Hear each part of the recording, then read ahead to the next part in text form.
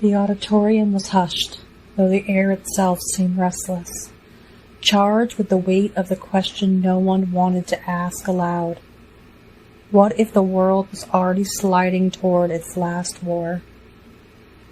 She spoke first. Her voice was steady, deliberate, the kind that carried conviction without needing to rise. I think there will be something new, she said. Some military or political group will take advantage of global chaos to tighten the reins over larger regions. I could see a situation where global superpowers like the US, China, and Russia control entire continents. The words landed like a gauntlet. The audience shifted, waiting for the counter-strike. He leaned forward, not with aggression, but with a kind of solemn urgency, as though the stakes were not abstract, but personal. That's exactly the danger, when chaos becomes the excuse for control. But I don't believe the future belongs to empires. History shows us that every empire eventually collapses under its own weight.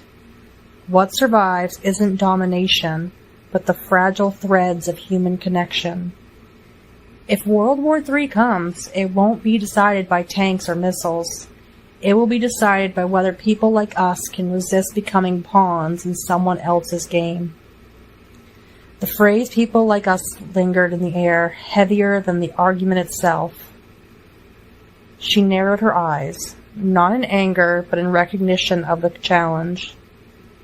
Of course every empire falls, but it is always replaced by a newer, stronger one. And there will always be those who resist.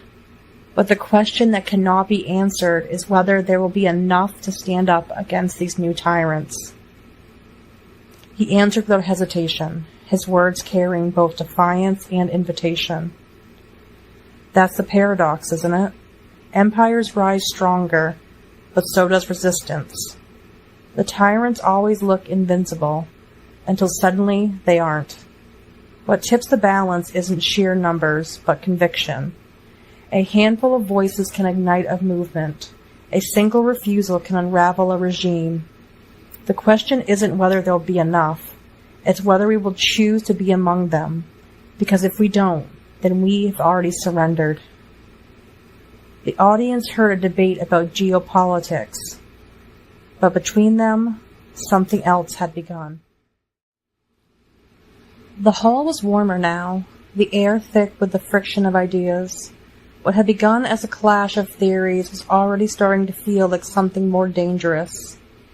Two wills circling, testing, refusing to yield. She leaned forward, her eyes bright with certainty. Most people prefer to live in the illusion of freedom, she said. They'll follow whoever delivers it in the prettiest package. Whoever delivers that wins. It's not a battle of bombs. It's a battle of propaganda. Her words cut clean, and the audience murmured in agreement, but he didn't flinch. He let the silence stretch just long enough to feel like defiance, then answered with a voice that carried both steel and invitation. You're right. Propaganda is the modern arsenal. But illusions only last as long as no one dares to look behind the curtain. The moment someone tears the veil, the whole spectacle collapses. That's why the real war isn't for continents. It's for perception, for truth. And truth doesn't need bombs or banners. It needs voices willing to risk being heard. If most people prefer illusions, then the few who refuse them become dangerous. The question is, are we willing to be dangerous together? The last word lingered. Together.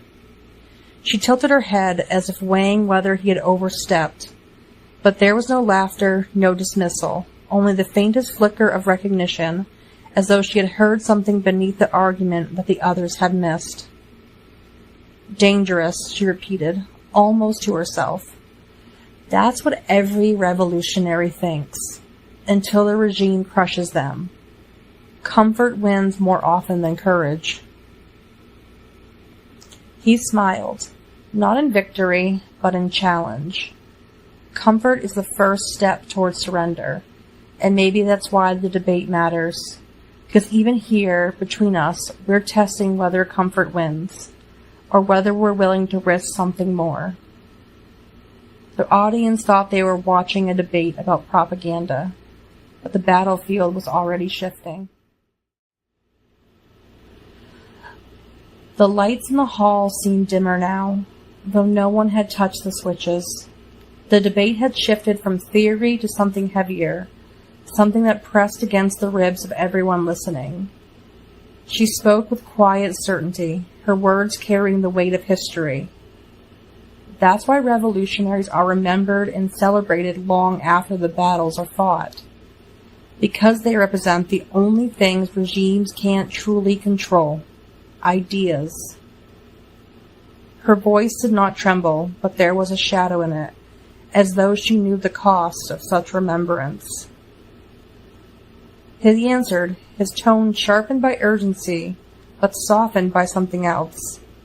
Something that seemed to reach for her across the gulf of the stage. Exactly. Regimes can crush bodies, silence voices, even burn books. But they can't kill the spark once it's lit. Ideas outlive tyrants. That's why revolutionaries are remembered. Not because they fought, but because they dared to imagine something different. And maybe that's the real battlefield now. Not continents, not armies, but the space between two people daring to imagine a different future. That's where the revolution begins. The audience shifted, sensing the debate had slipped into dangerous territory. Not politically, but personally. She did not retreat.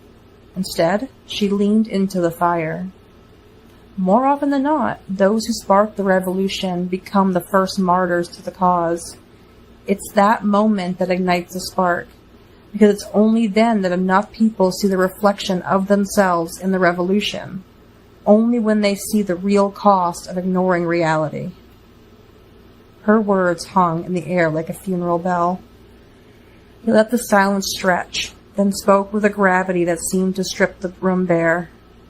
Yes, and that's the tragedy and the triumph. The first to fall become the mirror in which everyone else finally sees themselves. But martyrdom isn't just about death. It's about the willingness to risk everything for something greater. And maybe that's the question we're circling here. Not whether empires rise or fall, but whether we're willing to risk being seen, to risk being changed. Because the real revolution doesn't begin with nations. It begins the moment two people stop ignoring reality and face it together.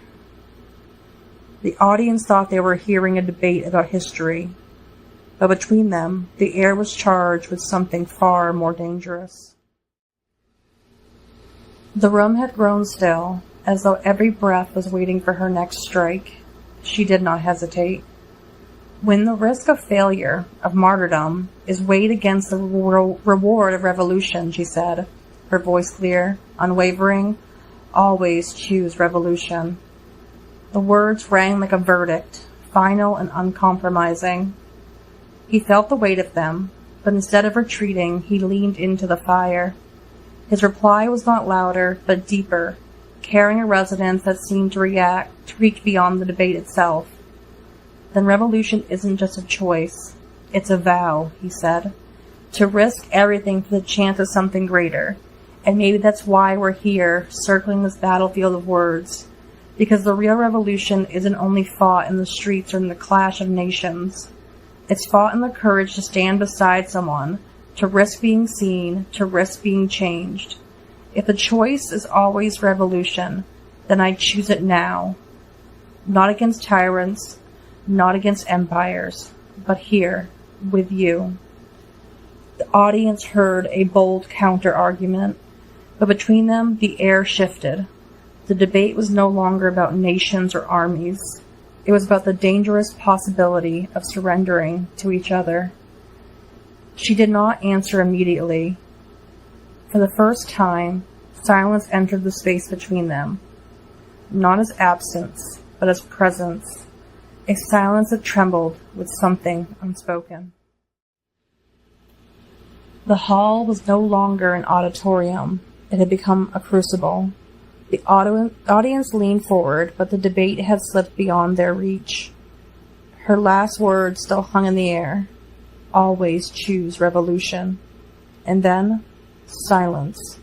It was not the silence of hesitation, nor of defeat. It was the silence of recognition, of two voices circling something neither dared to name. He let the pause stretch, his gaze fixed on her as though the rest of the world had fallen away. When he finally spoke, his voice was lower, almost intimate, though it carried across the room. Then the silence itself becomes part of the revolution, he said, because silence is where the illusions crack. It's where we hear what we've been afraid to say, and maybe that's the most dangerous battlefield of all. Not the clash of armies, but the quiet between two people who refuse to look away. Her eyes flickered, not with doubt, but with something sharper. Curiosity, perhaps even recognition. She leaned back as though to put distance between them, but her words betrayed the pull. Silence can be dangerous, she said softly. It leaves too much room for truth. He smiled, not in triumph, but in surrender. Exactly. And truth is the one weapon no regime, no empire, no propaganda can control. It's the one thing that can't be silenced. Which is why, in this moment, I'd rather risk truth with you than comfort with anyone else. The audience thought they were watching a debate about politics, but the silence between them had already become its own revolution. The debate had grown heavier, as though every word carried the weight of centuries. The audience leaned in, sensing that what was unfolding was no longer just theory, but something raw and dangerous. She spoke with conviction, her voice steady as stone. Revolutions are never bloodless. Sacrifice is inevitable. It's the cost of tearing down illusions. Without it, nothing changes. Her words struck like iron, final and uncompromising. He let them hang in the air, then answered with a voice that carried both defiance and something softer, almost tender. Yes, sacrifice is inevitable, but it isn't always measured in blood. Sometimes the greater cost is vulnerability. To risk being seen, to risk being broken open, to risk losing the armor that keeps us safe. That's the kind of sacrifice regimes can't control. Because it's not about death. It's about daring to live without illusions. A murmur rippled through the audience, but his gaze never left hers. You call it sacrifice, he continued, but I call it intimacy. Because the moment we risk ourselves, our truths, our fears, our unguarded selves, that's when the revolution begins. Not in the streets, not in the slogans, but in the courage to stand exposed before another human. For the first time, she faltered, not in her argument, but in her composure. Her eyes narrowed, but not in dismissal, but in recognition of a danger beneath his words. You're turning revolution into something personal, she said quietly. Because it is, he replied. Every great revolution begins with two people daring to face reality together. The audience thought they were hearing a debate about sacrifice, but between them, the spark of something far more dangerous had been struck. The air was taut, as though the room itself had stopped breathing. Her words, always choose revolution, still reverberated like a commandment. He did not retreat. He let the silence sharpen, then spoke with a voice that carried both defiance and surrender. Then revolution is not only a choice, it's a vow, he said. A vow to risk everything for the chance of something greater. And if that vow is absolute, then I make it now. Not against nations, not against tyrants, but against the walls between us. If the choice is always revolution, then I choose it here. I choose you. The audience shifted, hearing only the rhetoric of conviction, But between them, the words landed differently, like a confession disguised as philosophy. She held his gaze, her expression unreadable. For a moment, it seemed she might dismiss it, turn the vow back into abstraction. But instead, her voice softened, almost imperceptibly. "Revolution is dangerous," she said. "It consumes those who dare to claim it." "Then let it consume me," he answered, "so long as it consumes us together." The hall was silent. The debate had ended, though no one had declared it. Remained was not argument, but the dangerous intimacy of two voices daring to risk the truth. The debate had raged like fire, each word a weapon, each counter-strike a spark. But now, silence. The audience shifted uneasily, unsure if the debate had ended or if something unseen was unfolding. Between them, the air was taut, charged not with argument, but with something far more dangerous, the possibility of truth. She spoke with conviction first, her voice softer than before, though still edged with steel. "Martyrdom is inevitable. Revolution consumes those who dare to claim it. That's why it matters, because it demands everything." Her words were steady, but her eyes betrayed a flicker of something else. Doubt, or perhaps recognition. He leaned forward, his voice low, intimate, as though speaking only to her despite the crowd. "And maybe that's what terrifies us most. Not the fall of nations, not the collapse of empires, but the cost of being seen. To risk everything, not for a cause, but for another person. That's the revolution no one prepares us for." The silence returned, heavier now, but it was no longer absence. It was presence. It was the space where the debate had ended and something unspoken had begun. She did not answer immediately. Her gaze lingered on him, searching, as though she was weighing whether to strike again or surrender. And in that pause, the audience realized they were no longer watching a debate. They were witnessing the birth of something else entirely. The debate had burned through certainty, through defiance, through the sharp edges of rhetoric. What remained now was raw, stripped of ornament. She spoke first, her voice quieter than before, though no less resolute. "The cost of truth is always higher than anyone expects. It doesn't just topple regimes, it topples lives. Families fracture, friends betray. The ones who dare to see reality are the ones who pay for it." Her words carried no triumph, only the weight of lived inevitability. He let them settle, then answered with a voice that seemed to reach not for the audience, but for her alone. "You're right. Truth is merciless. It doesn't ask permission, and it doesn't spare anyone. But maybe that's why it matters. Because once you've seen it, you can't go back. And maybe the real cost isn't the betrayals, or the fractures, or even the losses. Maybe the real cost is the risk of being changed, and the risk of letting someone else see you changed." Her gaze flickered, caught between resistance and recognition. "You make it sound like truth is intimacy," she said, almost accusing. "Because it is," he replied. "Every revolution begins with an idea. But the most dangerous revolution begins when two people stop hiding, stop pretending, and dare to face reality together. That's the cost of truth, and it's the only cost worth paying." The audience thought they were hearing a debate about politics. But between them, the battlefield had already shifted into something far more personal. The hall had grown unbearably still. The audience, once eager for spectacle, now seemed like intruders in a conversation that had slipped beyond their reach. She broke the silence, her voice low, almost reluctant.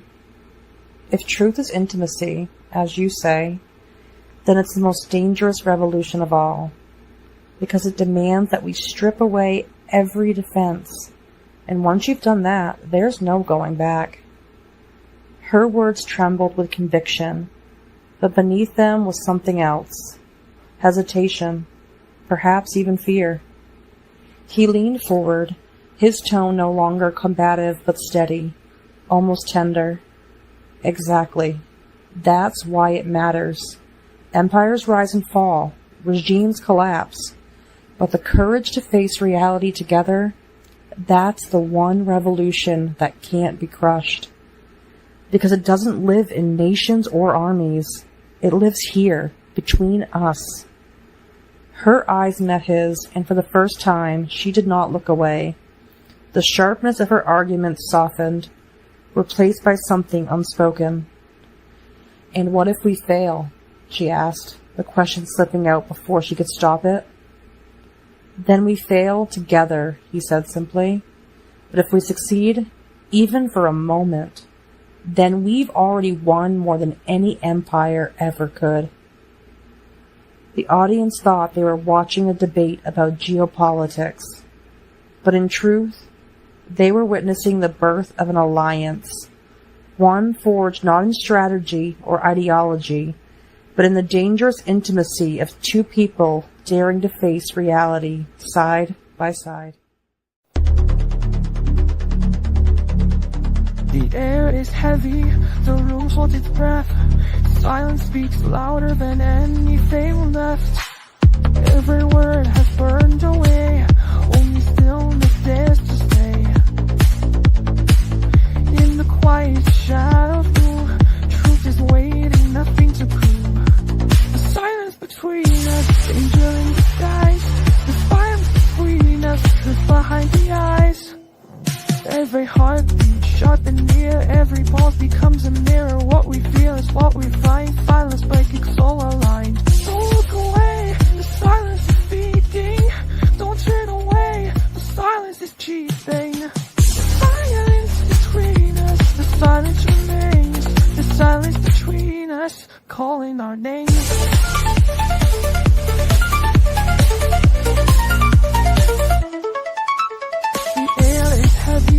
The room holds its breath.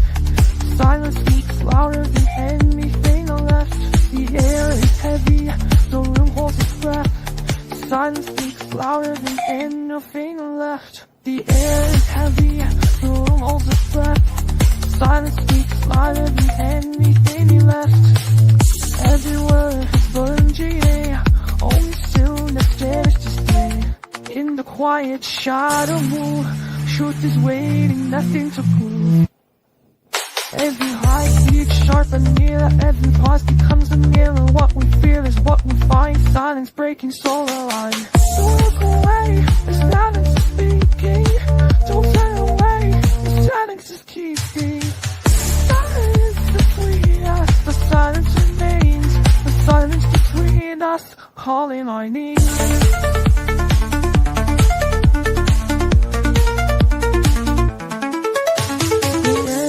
The room holds its breath. Silence speaks louder than anything left. The air is heavy. The room holds its breath. Silence speaks louder than anything left. Every word has burned away. Only stillness days to stay. In the quiet shadows move. Truth they wait and nothing should prove. The silence between us. Danger in disguise. The silence speaks louder than anything left. Every word has burned a war. Only stillness dares to stay. In the quiet shadow blue. Truth is weighing, nothing to crow. The silence between us. The silence remains. The silence between us. All we are needs.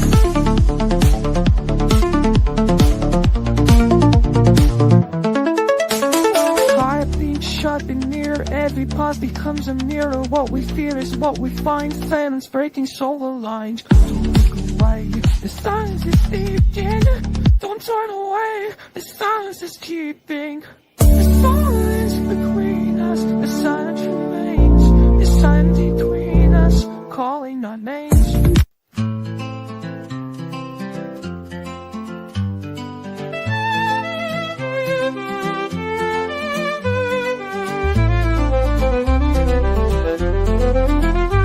silence breaks, the shadows fall. Truth is a blade that cuts us all. Families fracture, friends turn away. The cost of truth is what we pay. But once it's seen, it will not hide. It burns the armor from inside. Truth topples kingdoms. Truth breaks the bold. Once you have seen it, you are never alone. It asks for more than blood or breath. It asks for life beyond the death. To stand unguarded, stripped, revealed, to risk the wounds that never heal. Truth topples kingdoms. Truth breaks the bold. Once you have seen it, you are never alone. You make it sound like intimacy, but what's the cost? It's changing me. Truth topples kingdoms. Truth breaks the bold. Once you have seen it, you are never alone. The silence breaks, the shadows fall. Truth is a blade that cuts us all.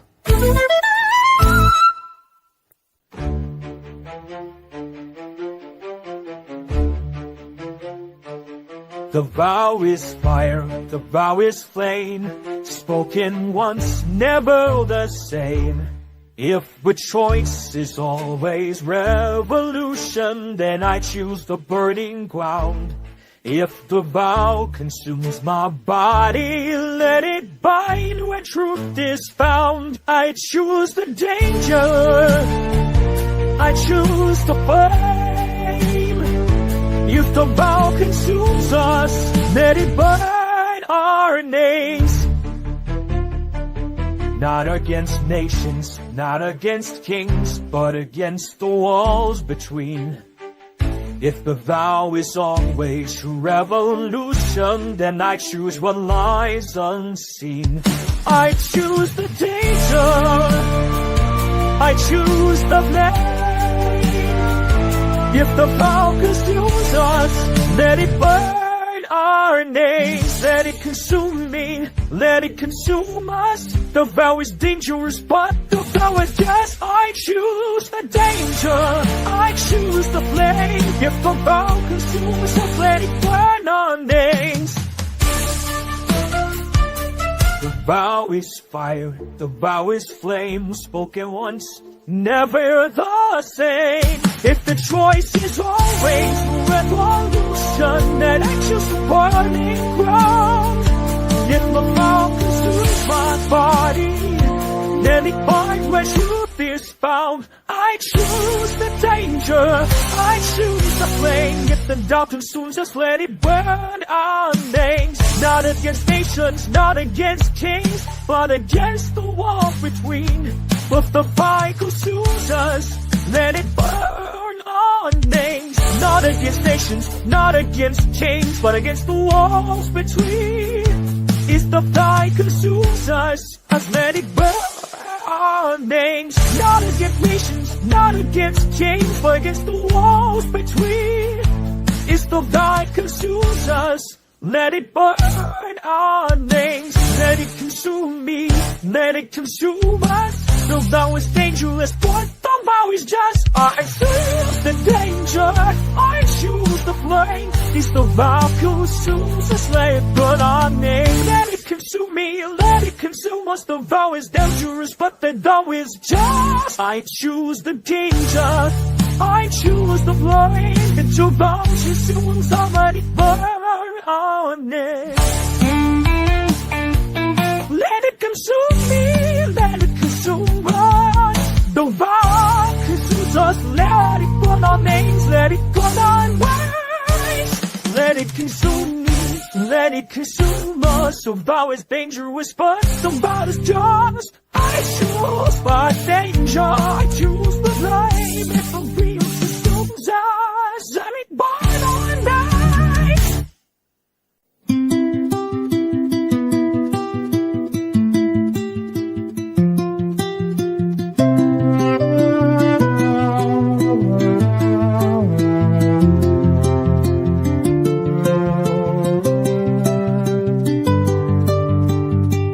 Fail together, then we fall as one. But even in failure, the revolution's begun.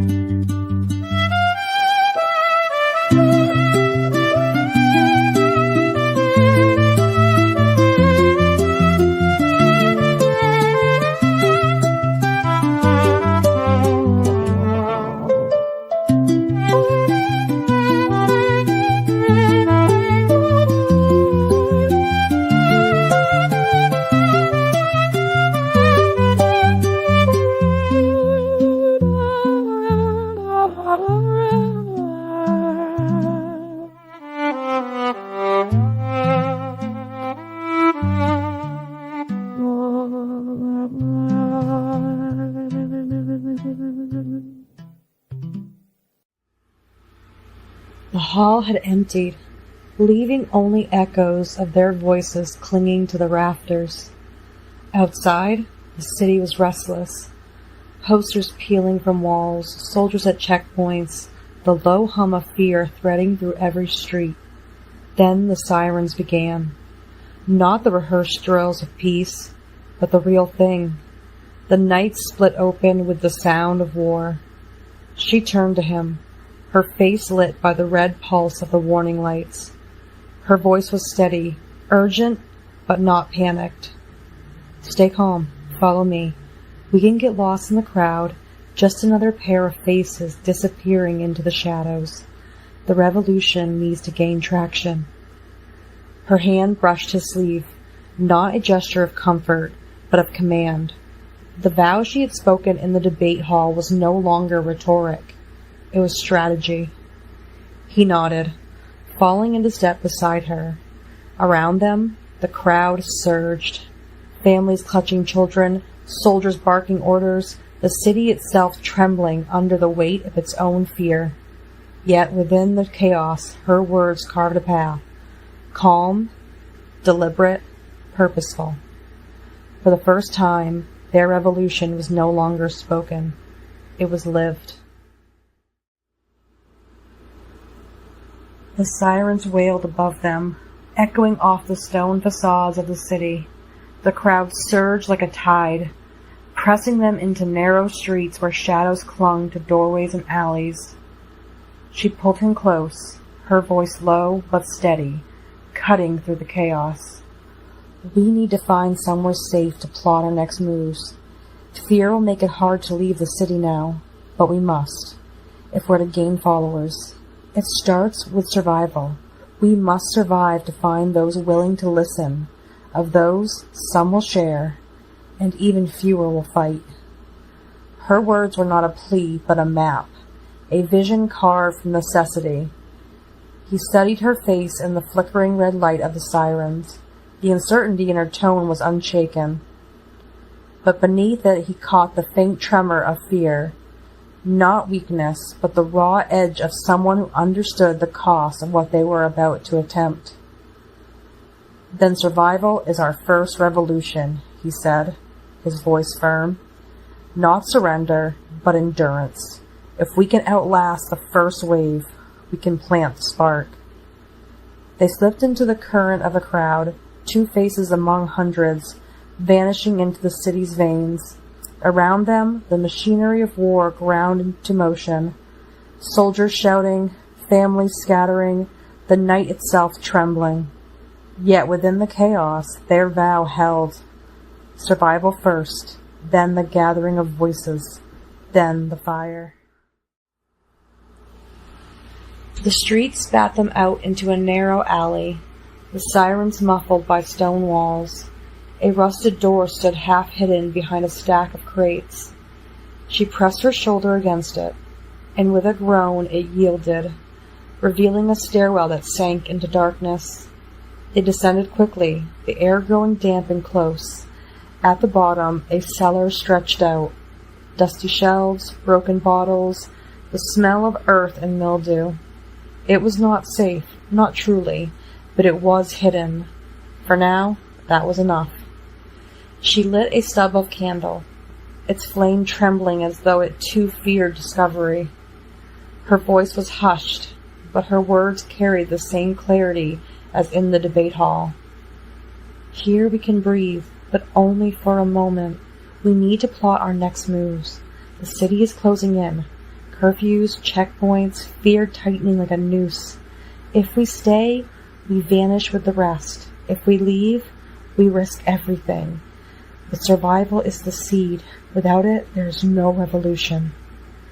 He sat across from her on the cold stone floor, watching the candlelight flicker across her face. Then this cellar is our first battlefield, he said. Not against soldiers, but against despair. We survive tonight, and tomorrow we begin to gather voices. The candle guttered, shadows stretching long across the walls. Above them, the city groaned under the weight of war. But in that cellar, the revolution had already begun. 2 voices, 1 vow, and the fragile flame of survival. The cellar became their first sanctuary, but not their last. By the second night, the city above was a cage. Streets patrolled, windows darkened, whispers carrying more weight than shouts. She moved with precision, guiding him through alleys and back streets, always a step ahead of the soldiers' boots. Her voice was low, urgent, but steady. We can't stay hidden forever. The revolution doesn't grow in silence. It grows in whispers passed from one to another. We need to find those who will listen. They began with the baker, whose shop had been shuttered since the first bombardment. He listened, eyes darting to the door, and said nothing. But the next morning, a loaf of bread appeared at their cellar door, wrapped in paper scrawl with a single word: tomorrow. From there, the circle widened. A schoolteacher who had lost her students to evacuation, a mechanic whose tools had been seized by soldiers, a mother who had buried her son in the first wave of fighting. Each one listened. Some shared. A few whispered back. Most will stay silent, she told him one night, her face lit by the stub of candle. Some will pass the word, and fewer still will fight. But those few are enough. Revolutions don't begin with armies. They begin with the ones who refuse to look away. He watched her as she spoke, realizing that the vow she had made in the debate was no longer just words. It was a map, and she was already walking it. Above them, the city groaned under the weight of war. But below, in the cracks and shadows, something else was stirring. The underground was alive. The cellar was no longer safe. Word had spread too quickly, and the underground's whispers had drawn the attention of soldiers. Boots echoed in the streets above, heavy and deliberate. The air itself seemed to tighten, as though the city were holding its breath. She turned to him, her face pale in the candlelight, but her voice steady. We stay as long as we can to save the others. We save as many as we can. If we are caught, then at least some will carry our message. If we are caught, then we go together. Her hand trembled as she reached for his, but her words did not falter. I am afraid. I want to see the end of this, the final results. We cannot live in this world as it is, and must do what we can to see the idea blossom into reality, even if we don't get to see it. The candle guttered, shadows stretching across the stone walls like bars of a prison. Above them, the boots grew louder. He squeezed her hand, his voice low but fierce. then this is our vow. If we fail together. But even one voice survives to carry the spark, then we have already won. The door above creaked. The underground held its breath. This was the breaking point, not of their revolution, but of themselves. The soldiers had come and gone, leaving the city scarred but not silenced. The underground was fractured. Some captured, some fled, some vanished into the smoke of war. Yet in the cellar, in the shadows, two voices remained. She leaned against the wall, exhaustion etched into her face, but her eyes still burned. We stayed. We saved who we could, and if we are caught tomorrow, then at least the message has already taken root. But tonight, we are still here, and that is enough. He sat beside her, their shoulders touching, the silence between them no longer a battlefield, but a bond.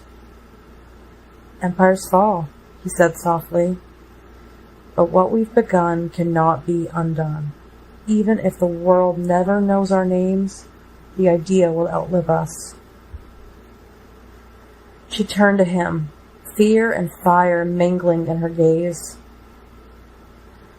Then let it be this, not a revolution of nations, but a revolution of two.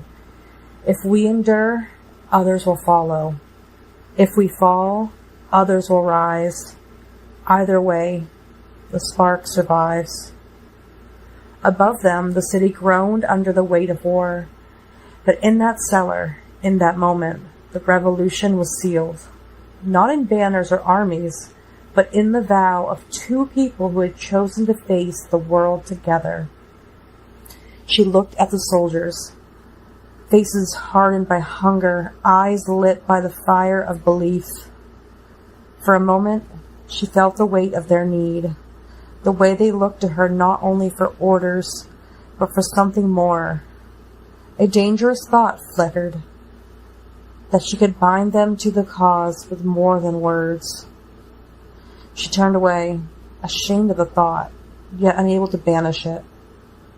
Was loyalty born of conviction enough, or did revolutions demand every part of a person, even the parts they swore were untouchable?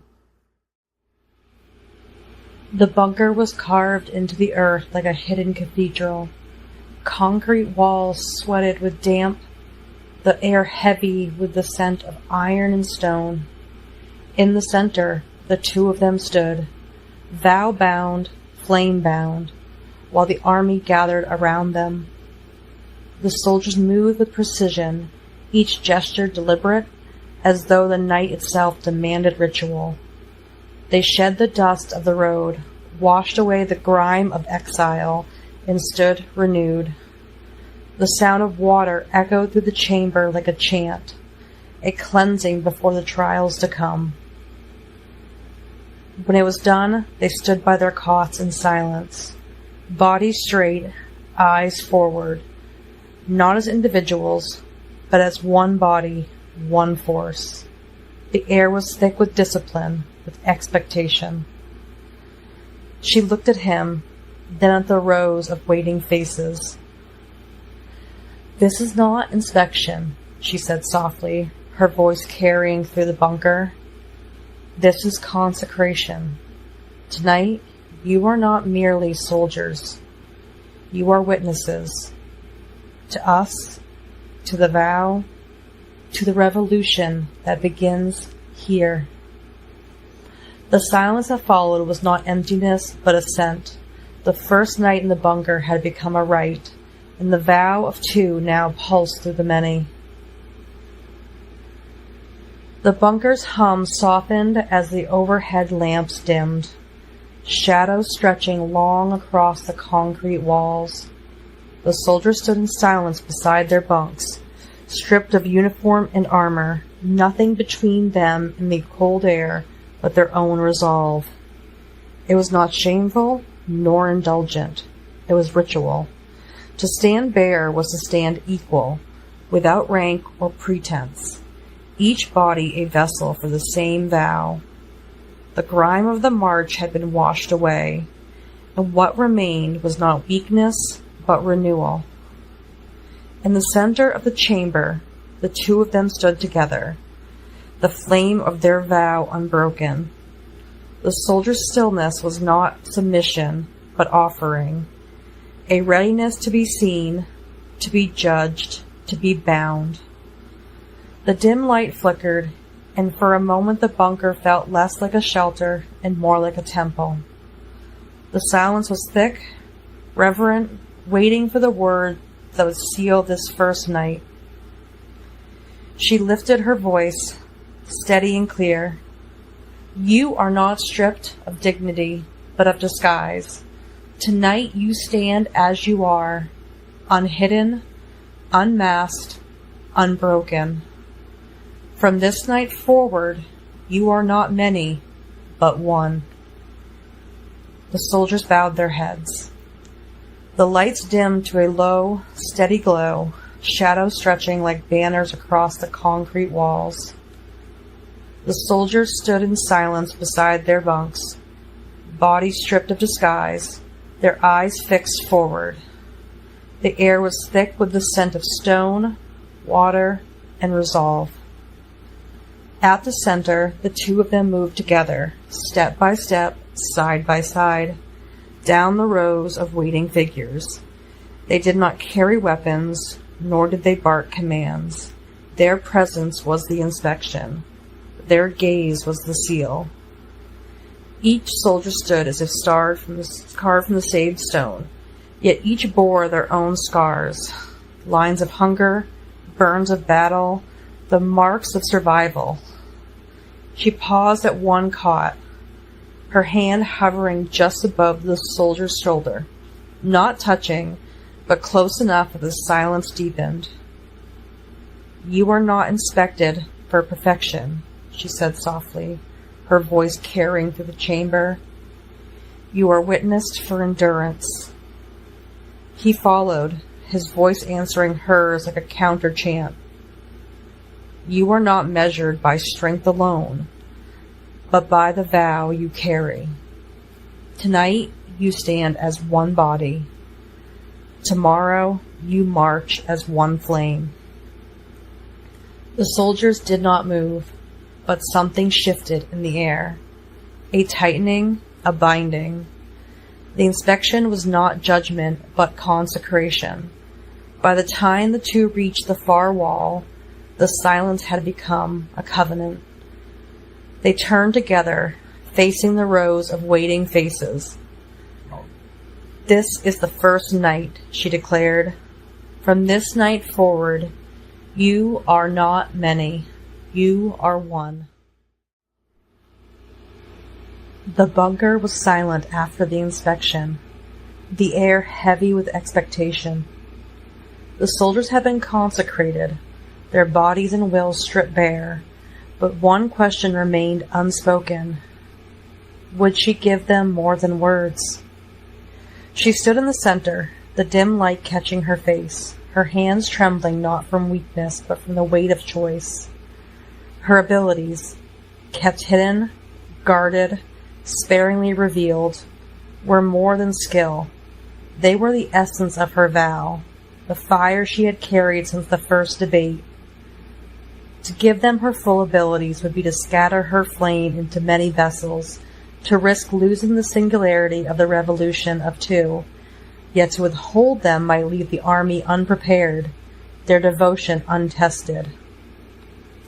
She turned to him, her voice low but steady. This is my first battle, not against the enemy, but against myself. If I give them everything, I risk losing what makes us sacred. If I hold back, I risk their lives. Tell me, do I give them my full strength, or do I keep it sealed between us? The soldiers stood motionless, waiting. The bunker itself seemed to lean in, listening. She stood in the dim light of the bunker, her thoughts a storm. Temptation whispered at the edges of her mind. Seduction as a weapon. Intimacy scattered like sparks to bind the many. But she clenched her fists, steadying herself. No. The vow of two must not be cheapened. Then he moved. Without a word, he stripped away the grime of command, stepping into the showers as the soldiers had done. The water struck his skin, cold and cleansing, echoing through the chamber like a drumbeat. He did not hide himself from them. He showed them he was no different, no higher, no safer. When he emerged, he did not stand apart. He walked the length of the bunker, meeting each soldier face to face. Some he clasped by the shoulder, others he embraced, others he gripped by the hand. One by one, he looked into their eyes, not as a commander inspecting the troops, but as a man binding himself to them. The soldiers stood straighter, their silence deepening into something reverent. By the time he reached the far wall, the air had changed. They were no longer waiting for orders. They were waiting for destiny. She watched him, her storm quieting. Temptation dissolved, replaced by something fiercer. Conviction. Their vow had not been scattered. It had been multiplied, not by seduction, by solidarity. This is how we lead, she whispered to herself, not by taking from them, but by standing among them. The inspection ended, the silence still humming in the walls of the bunker. Then he moved again, not as commander above them, but as one among them. With a simple gesture, he beckoned the soldiers forward, leading them down the narrow corridor toward the mess hall. The room was stark. Long steel tables, benches bolted to the floor, the smell of bread and broth rising from battered pots. Yet when they entered, it felt less like a dining hall and more like a sanctuary. He did not sit apart. He took his place at the head of the first table, then rose again, carrying his tray down the line. One by one, he set his hand on each soldier's shoulder, guiding them to sit, to eat, to share. No rank, no distance, only the vow of endurance made flesh and bread and salt.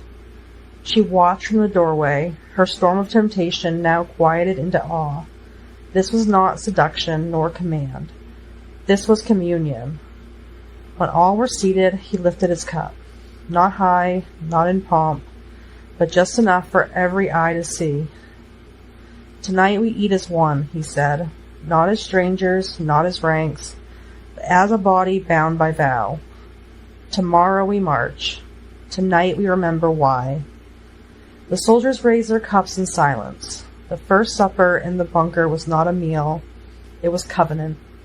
The mess hall filled with the sound of spoons against tin, the low murmur of men and women who had marched too long in silence. Steam rose from bowls of broth, the smell of bread and salt filling the air. Yet beneath the ordinary rhythm of eating, something else pulsed, a sense that this was no common meal. She sat at the far end, watching. The temptation that had haunted her earlier, the thought of scattering herself among them, was gone. What she saw now was stronger, the way his presence bound them without seduction, the way their hunger was answered not only with food, but with belonging. Later, when the lamps were dimmed, and the soldiers lay in their bunks, the two of you remained awake. The bunker was quiet, save for the slow breathing of those who had given themselves to sleep.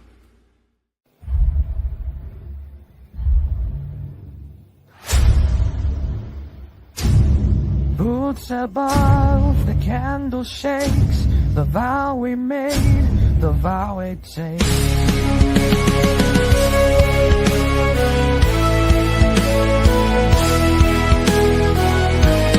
Shadows stretch across the stone, We are together, yet alone. If they find us, if we fall, let the spark outlive it all. If we fall together. If we break, the vow remains. Even silence holds forever. Even ashes speak our name.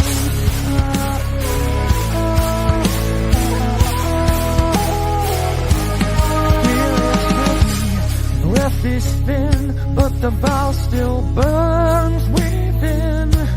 Every heartbeat, every sound is the cost of sacred ground. I am afraid, but I will stay. The vow will not be torn away. If we fall together, if we break, the vow remains. Even silence holds forever. Even ashes fight our names. Roots of on, the candle shakes. The vow we made, the vow it takes.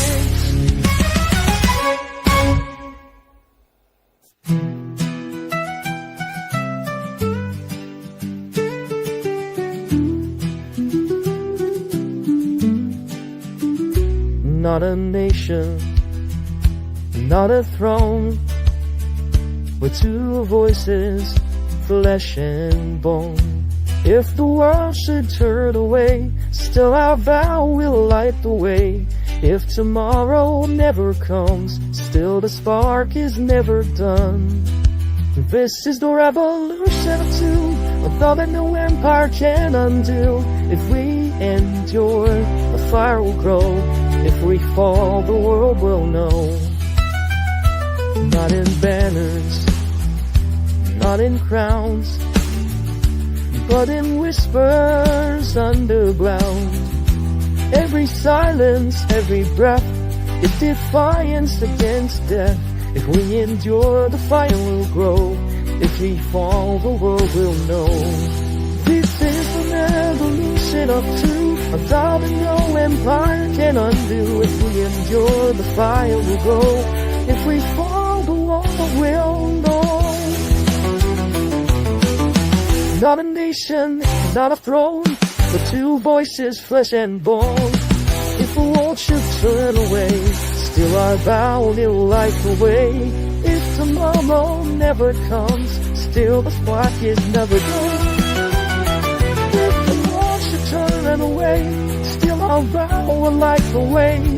If tomorrow never comes, still the spark is never done. This is the revolution of truth, a vow that no empire can undo. If we endure, the fire will grow. If we fall, the world will know.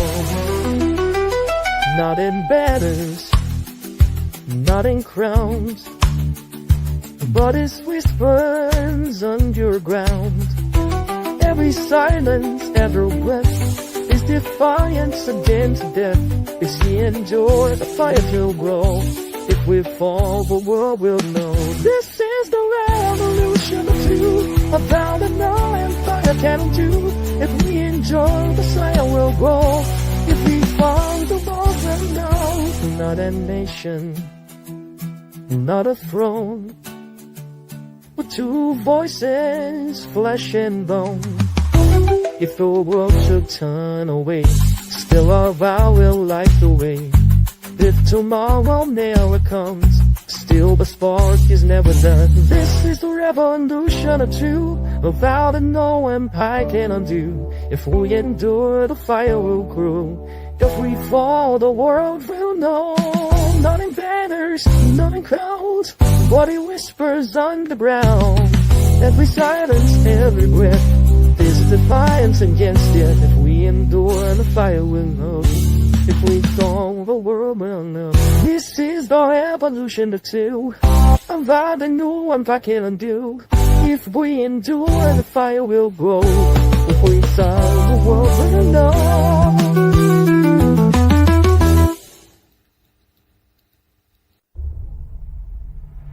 Do I scatter? Do I keep Do I sow or do I reap?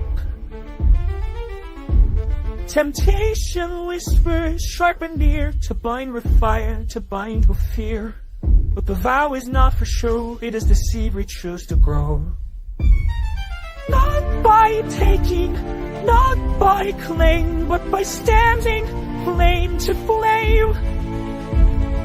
Not by scattering, not by loss, but by bearing every cost.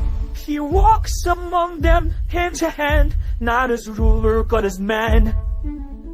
Every silence, every stare binds the vow that we now share. This is how the vow survives, not in power, but in life. Not by taking, not by claim, but by standing flame to flame. Not by scattering, not by loss, but by bearing every cost. Do I scattering, not by loss, but by bearing every cost. Do I scattering, not by flame, but by standing flame to flame. Not by scattering, not by loss, but by bearing every cost. Do I scatter, do I keep, do I sow, or do I hurt? Temptation whispers sharp and near, to bind with fire, to bind with fear. But the vow is not for show, it is the seed we choose to grow. Not by taking, not by claim, but by standing flame to flame. Not by scattering, not by loss, but by bearing every cost. She walks among them hand to hand, not as ruler, but as man. Every solace, every stare binds the vow that we now share. This is how the vow survives, not in power, but in life. Not by scattering, not by loss, but by bearing every cost. Do I scattering, not by claim, but by standing flame to flame. Not by scattering, not by loss, but by bearing every cost. Do I scattering, not by loss, but by bearing every cost. Not by taking, not by claim, but by standing flame to flame. Not by scattering, not by loss, but by bearing every cost. You watch them on them hand to hand, not as ruler, but as man. Every silence, every stare finds the bill that he now shares. This is how the vow survives, not in power, but in life. Not by taking, not by claim, but by standing flame to flame. Not by scattering, not by loss, but by bearing every cost. You are scattering, not by claim, but by standing flame to flame. Not by scattering, not by loss, but by bearing every cost. You are scattering, not by claim, but by standing flame to flame. Not by scattering, not by loss, but by bearing every cost.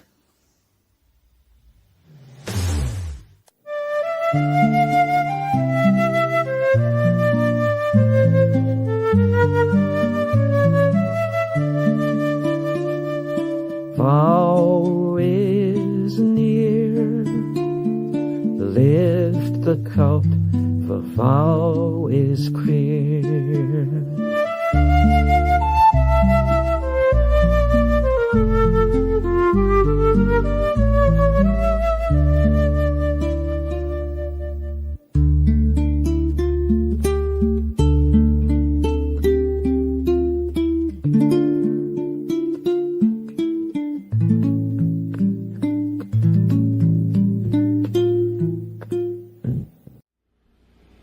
The war had not changed her. It had revealed her. For too long she had been measured against shadows, weighed against what men expected of women in battle.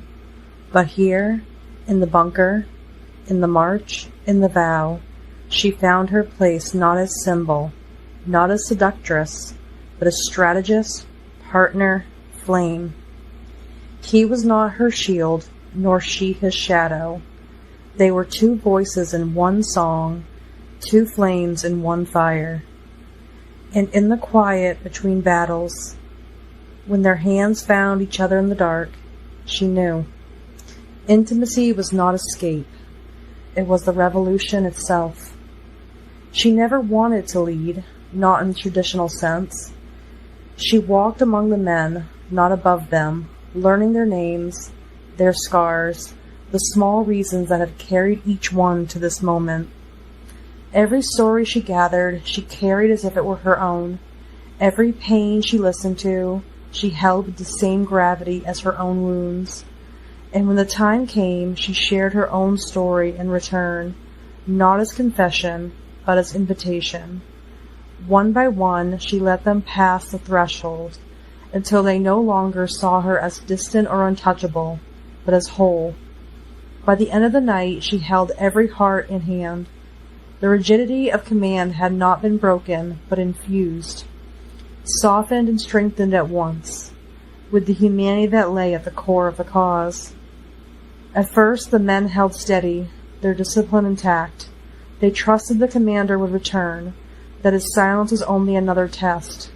But as the days stretched into weeks, the certainty frayed. The barracks grew louder at night, jokes turned body, and laughter spilled into shouts, and the rigid lines of command softened into something more primal. They wrestled for sport, sang old songs off-key, carved dice from scraps of wood. The air thickened with sweat, hunger, and the restless energy of men too long contained. She did not fear them. These were gentle men at their core, elegant even in their roughness, open-minded enough to follow a vow unlike any other. But without the commander's presence, their needs surfaced. Companionship. They wanted to be seen, touched, reminded they were still human.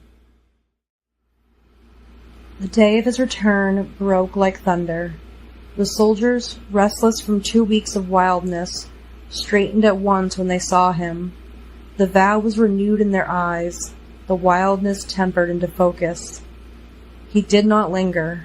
Orders came swift, and the army moved out, boots striking the earth in rhythm, banners snapping in the wind. Their first true campaign had begun. By dusk they reached the town. It was no fortress, no garrison, only a small city, its gates unbarred, its streets eerily quiet. And when they entered, they found it, women only, old and young, faces lined with fear and defiance, eyes watching from windows and doorways. The soldiers froze. This was not the enemy they had imagined. Margaret stepped forward, her voice steady. "This is the test," she said, "not of strength, but of restraint, not of conquest, but of covenant. If we are to be more than every army before us, then we must show it here." The commander looked at her, and in that glance the vow of two became the vow of many. Together they walked into the square, not as conquerors, but as witnesses. The women of the town gathered, wary but unbroken, and in that moment the revolution shifted. It was no longer about taking, but about binding, about proving that intimacy, partnership, and equality could survive even in the heart of war. The commander's order was simple, unadorned. Hot water, nothing more. Buckets were carried, fires stoked until the water steamed. The women of the town were gathered, not as captives, but as witnesses to a strange rite. There were no perfumes, no silks, no disguises of finery, only the heat of water and the steam rising into the night. No new clothes were given. The soldiers watched in silence. Women stood together, not adorned, not disguised, but ready. The steam still hung in the air, curling like incense above the square. The soldiers, who had stood in silence, now shifted, not in restlessness, but in recognition. They had witnessed something they could not name, and Margaret's words gave it shape. The women did not bow their heads. They lifted them. Some clasped hands, some stood alone, but all of them stood straighter than before. They were no longer merely the inhabitants of a captured town. They were a people revealed, counted, and unafraid. The commander's gaze lingered on Margaret. In her voice, the revolution had spoken with a new tongue, one that bound not by command, but by affirmation. The night closed around them, but the square glowed with a strange light. The sense that something had shifted, that the war was no longer only about armies and battles, but about the dignity of those who would rise within it. The commander listened to every report, but his face betrayed nothing. By the week's end, the decision was made. The town could not hold them. It was too unstable, too uncertain. The women, stripped of memory, could not anchor themselves there. So the order came, back to the bunker. The march was slow, deliberate. When they reached the bunker, the air was different. It was not safety, but it was known. The walls had once held only soldiers, now held women too, their presence raw, immediate, unanchored. The evidence was gathered, the whispers silenced. The commander stood in the bunker as the findings were read aloud. The cause is chemical, a weapon dispersed in the air, designed not to kill but to weaken. Its residue lingers in the lungs, in the blood, in the mind. The woman's memory loss is not ongoing. The exposure has passed. Their recovery is expected. Margaret's eyes moved across the women gathered in the bunker. Their faces were still clouded, their voices hesitant, but the knowledge that their forgetting was not permanent changed everything. They were not broken, only marked, not erased, only delayed. It began quietly, almost unnoticed. Then the signs spread among the women, the rhythm of their bodies returning, unsoftened by comfort, unhidden by cloth. In the bunker, there were no supplies, no soap, no spare garments, only stone, fire, and water. The soldiers grew restless, unsure where to look, unsure how to act. Some turned away in embarrassment, others in unease. But Margaret did not flinch. "This is not weakness," she said. "This is life itself, arriving in its own time. We will not hide it. We will not shame it. We will endure it together." So the woman improvised. Hot water was carried in buckets, rags torn from what little fabric could be spared, ashes from the fire used to scrub stone floors clean. The bunker filled with the smell of iron and smoke, a mingling of blood in war. The commander gave no speeches, only orders. Fires kept burning, water kept hot, space kept clear. The soldiers obeyed, learning to move with quiet respect. By the end of the week, the bunker had changed. What might have been humiliation became endurance. What might have been shame became ritual. The women stood unbroken, their bodies marking time not by the war outside, but by the deeper rhythm within. And the soldiers, who had thought themselves hardened, learned a new kind of discipline: to witness without judgment, to serve without command. The women did not remember their past, but their bodies remembered something deeper. In the silence of the bunker, they began to speak not of history, but of future. "We will not be erased," one said. "If memory fails, then blood will carry what we cannot."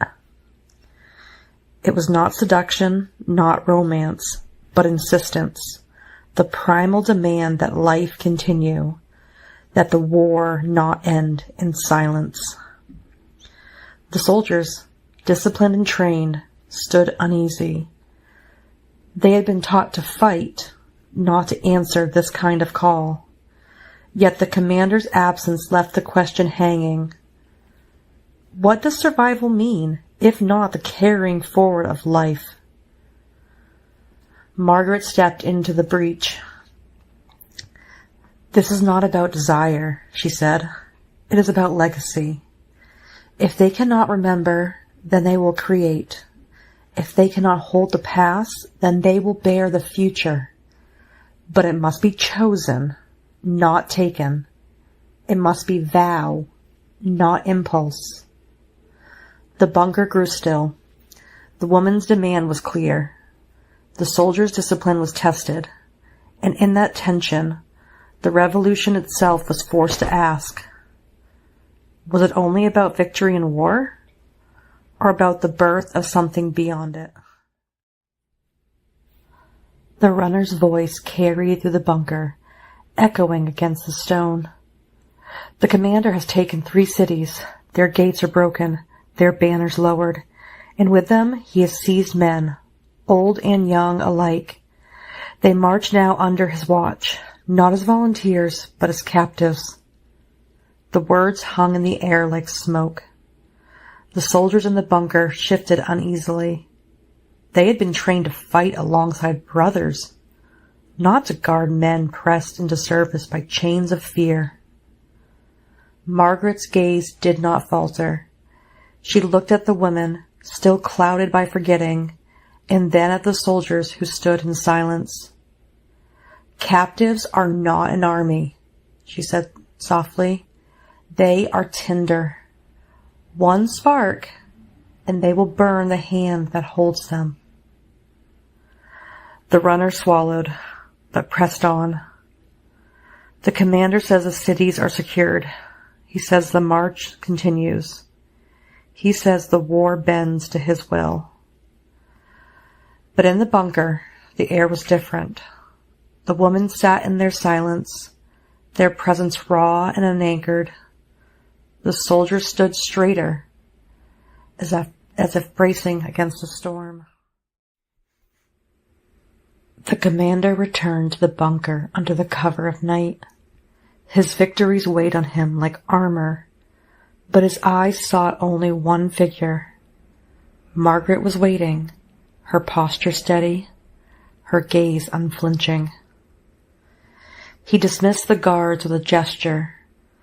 The chamber narrowed to just the 2 of them, the firelight flickering against stone. "I have taken cities."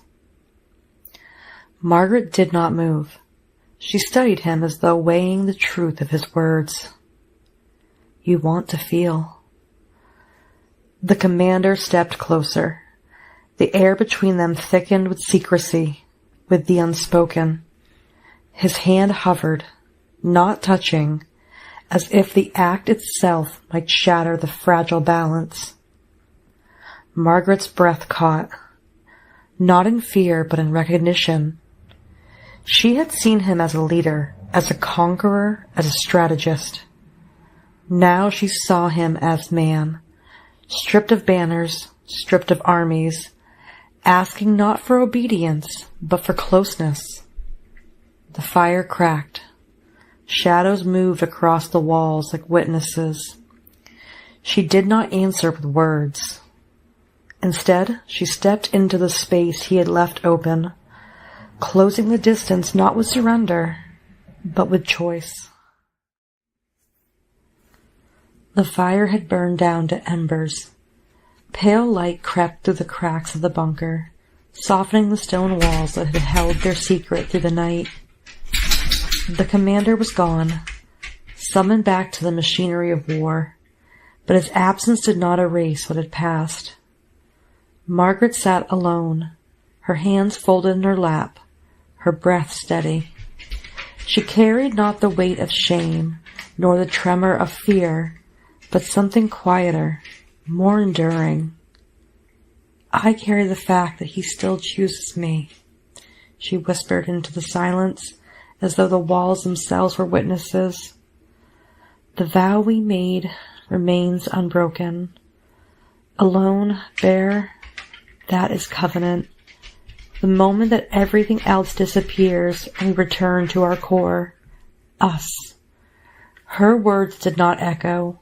They settled into the stone, into the air, into her own chest. She rose and walked the length of the bunker. The women stirred in their half-sleep, their memories still clouded, their presence raw. The soldiers kept their distance, disciplined, silent. None of them knew what had transpired in the night, but Margaret felt no need to explain. This was not for them. This was for her. At the threshold, where the first light of dawn touched her face, she spoke again, firmer now. "And I vow to choose it all again today." The words were not a confession, but a declaration. They bound her not only to the commander, but to herself, to the discipline of choosing again and again, even when the world demanded surrender. Outside, the war pressed on. Cities captured, captives marched, banners raised. Inside, in the bunker, Margaret carried a different banner, one unseen, one unbroken. The covenant was not written in treaties or carved into stone. It was written in the act of choosing, in the vow renewed each morning. And as the day began, Margaret knew this truth, that even in the shadow of conquest, intimacy could be covenant, and covenant could be resistance. Margaret sat in the bunker, her eyes moving across the women, the soldiers, the silence between them. She had seen enough to know that war was not only fought with weapons, but with glances, with words, with the fractures that open between people. Women get jealous of men's attention toward another woman. She had watched it spark like flint, small and sharp, capable of igniting bitterness even in the shadow of greater battles. Men get turned against each other over women. Brothers in arms could become rivals in an instant, their discipline undone by desire, their loyalty tested by envy. Disrespect. It lingered in the air like smoke, sometimes subtle, sometimes open. A tone, a gesture, a dismissal. Each act small, but together corrosive. Assaults. The word itself was a wound. She did not need to name the acts. The threat was enough. The possibility always present, shaping how women moved, how they guarded themselves even among supposed allies. Struggling to communicate effectively. Orders barked, feelings swallowed, truths left unsaid.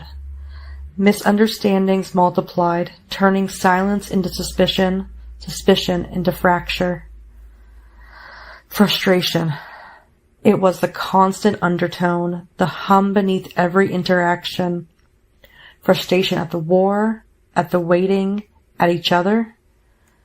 Margaret gathered these truths like stones, heavy but undeniable. She did not weep over them, nor did she excuse them. She named them because naming was the first act of power. So many things, she whispered to herself. So many ways we break each other before the enemy even arrives. And in that naming, she began to see her role more clearly, not only as guardian of the women, not only as the commander's chosen, but as witness to the fracture that could undo them all. The commander stood over the map, its surface scarred with ink and ash. Cities marked in red, rivers in black, supply lines traced like veins. Victory was his, but he measured it not in pride, only in probabilities. 3 cities taken, but each could have broken differently. He noted the risks of tallying accounts. The captives. Old men and young boys pressed into ranks. They could have revolted, turned the march into chaos.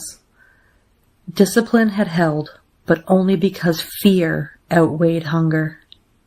The supply lines, too long, too exposed. A single ambush could have starved his advance. He would shorten them, fortify them, bleed the land if he must. The bunker, a liability and a strength. The women, fragile yet symbolic, could have been lost. Their survival steadied morale. Their loss would have shattered it. Margaret. Not weakness, but variable. Her presence bound the bunker, but her defiance could have fractured it. He calculated her loyalty as carefully as any garrison. He did not dwell on what had been felt, only on what had been avoided. An army is not broken by what it wins, he thought, but by what it fails to anticipate. The map glowed in the firelight. He saw not triumph, but a thin line between order and collapse. Every victory was provisional, every city a risk, every ally a potential fracture. He closed the ledger of his thoughts with the same precision he closed a campaign. It could have gone wrong, he admitted, and it still might. That is why I remain. The commander awoke before the others, the bunker heavy with the heat of bodies and the stale air of stone. Mornings always brought with it a surge. Blood quickened, breath sharpened, the body reminding each soldier that it was still alive, still animal beneath the armor of discipline. He did not linger on it. He rose, steadying himself, and began the ritual of order.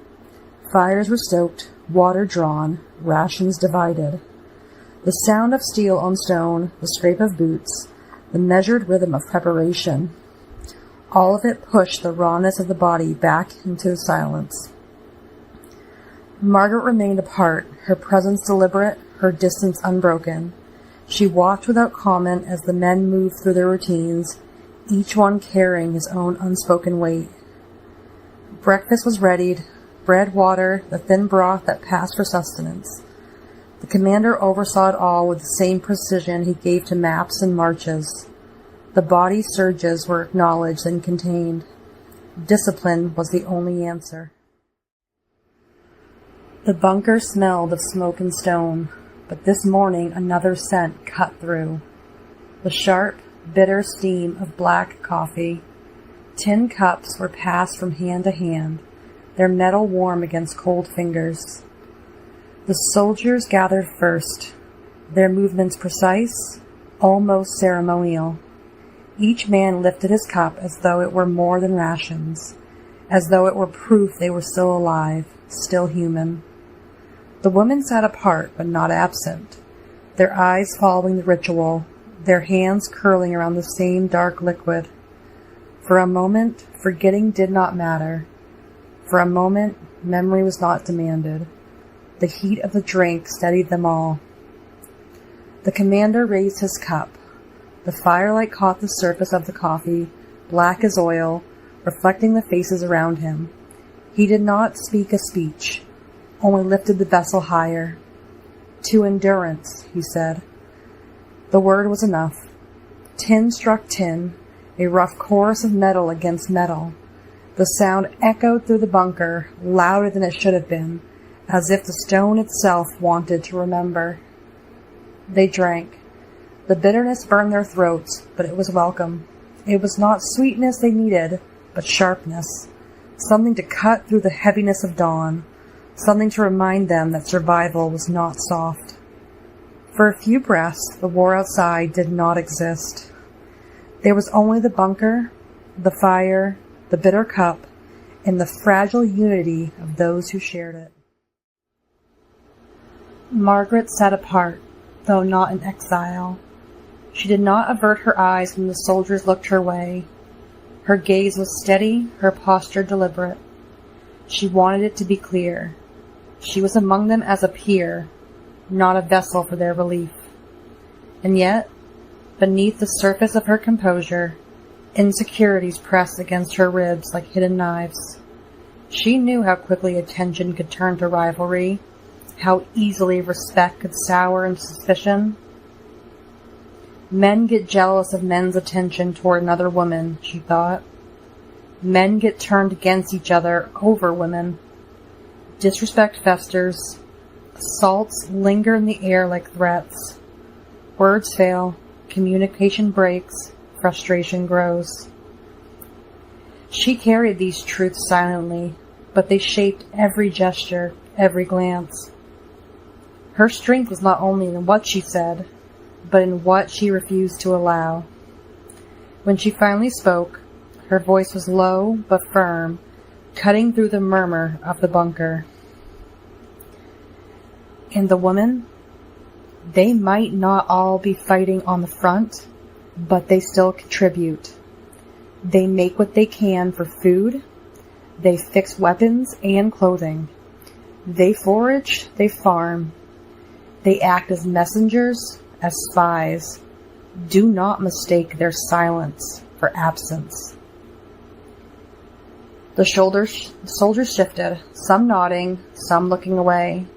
Margaret's words were not a plea, but a reminder. She was not asking for permission to belong. She was naming the truth, that women's work was woven into the war as tightly as steel into a blade. Her insecurities did not vanish. They remained sharp and real.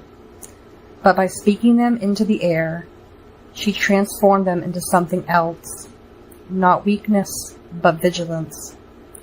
And in that vigilance, she found her place. The soldiers did not think as Margaret feared. They were not civilians, untrained and careless.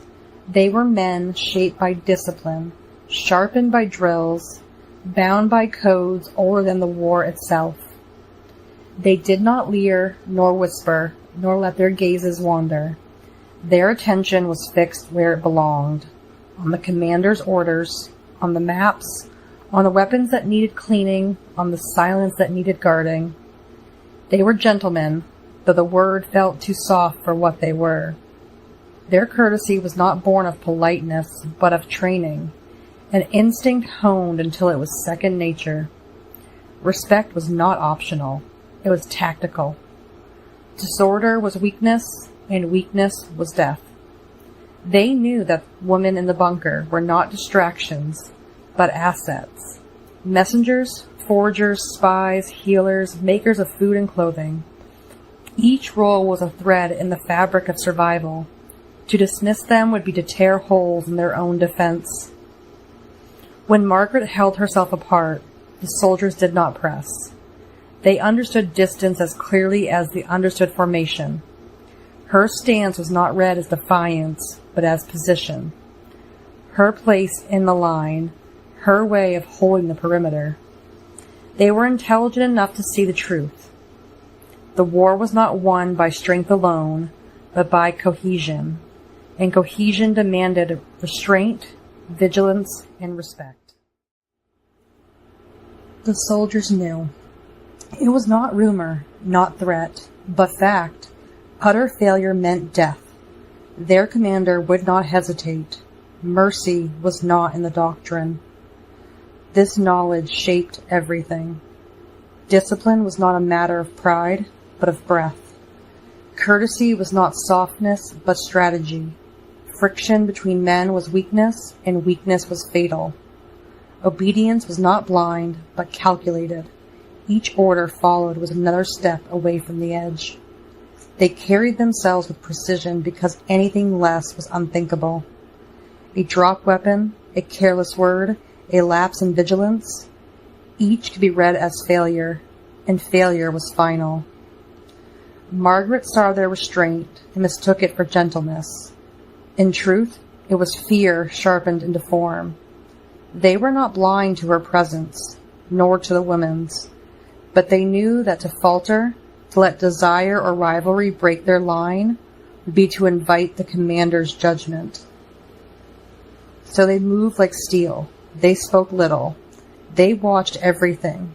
They lived in the narrow space between survival and execution, and in that space they became more than men. They became instruments. The women gathered in the dim light, their voices low, their hands busy with the quiet work of survival. The war pressed outside, but within these walls, something else was taking shape. They felt relief, that the night had passed without loss, that the stone still held. They felt calm, the kind that comes not from safety, but from endurance. They felt trust in one another, in the unspoken bond that had grown between them. There was pride in the task they carried out, mending torn cloth, sharpening blades, stirring thin broth into sustenance. Confidence in knowing that their hands, though not on the front lines, still shaped the war's outcome, They felt empowerment, not in speeches or banners, but in the simple fact that they endured, that they contributed, that they were not erased. Solidarity bound them, each woman a thread in a fabric stronger than stone. There was affection in the way they shared food, in the way one hand steadied another's trembling, gratitude in the warmth of fire, in the rare moments of laughter that broke the silence. They felt hope, fragile, flickering, but alive. Curiosity about what lay beyond the bunker, about what would become of them when the war's tide shifted. There was joy, too, in small things. The taste of coffee, the sound of a remembered song, the sight of dawn pressing through cracks in the wall. They felt purpose, that their presence mattered, that their labor was not invisible. Resilience hardened them, not into stone, but into something more flexible, something that could bend without breaking. And above all, they felt sacredness, that even here, in the shadow of war, their lives were not merely survival, but testimony. The women in the bunker were not silent witnesses. They were the quiet pulse of the war itself, carrying within them the emotions that no map could chart, no commander could command. I will not pretend I am unshaken. The war presses on us all, and the stone walls do not erase fear. But here, in this bunker, I have found something I did not expect. I feel relief when I wake and see the others still breathing. I feel calm when the fire burns steady, when the commander's voice carries order instead of chaos. I feel trust in the woman beside me. We share food, we share silence, we share the weight of waiting. Pride comes when I mend a torn sleeve, when I sharpen a blade, when I know my hands have kept someone alive. Confidence grows in me, though I never asked for it. Empowerment, too. Not because I fight on the front, but because I endure here, and endurance is its own weapon. Solidarity binds us, affection softens us, gratitude steadies us. Hope flickers, but it does not die. I feel curiosity about what comes after. Joy in the small things. A sip of bitter coffee, remembered song hummed in the dark. Purpose in knowing that my presence matters.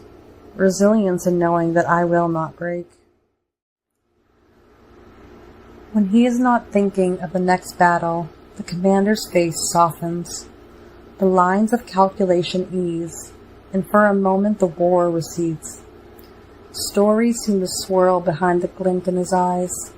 Memories, visions, fragments of a man who once lived outside of maps and orders.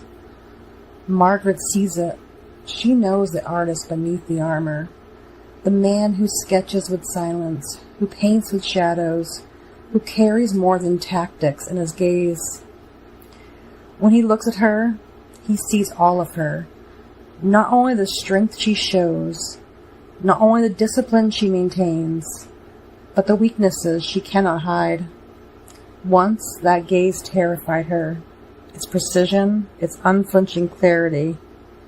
Now it comforts her, to be seen fully, and still chosen, in its own kind of sanctuary. In the firelight, she sees only him. The bunker, the soldiers, the women, the war, they all fall away. His shadow stretches larger than himself, blocking out the periphery, as though the world itself narrows to the space between them. Being chosen as a soldier is to be chosen for a lack of weakness, she thinks. But being chosen as a woman is to be loved in spite of them. The bond between them is not conquest, not surrender. It is devotion. True, unyielding, forged in the firelight and carried into the dawn.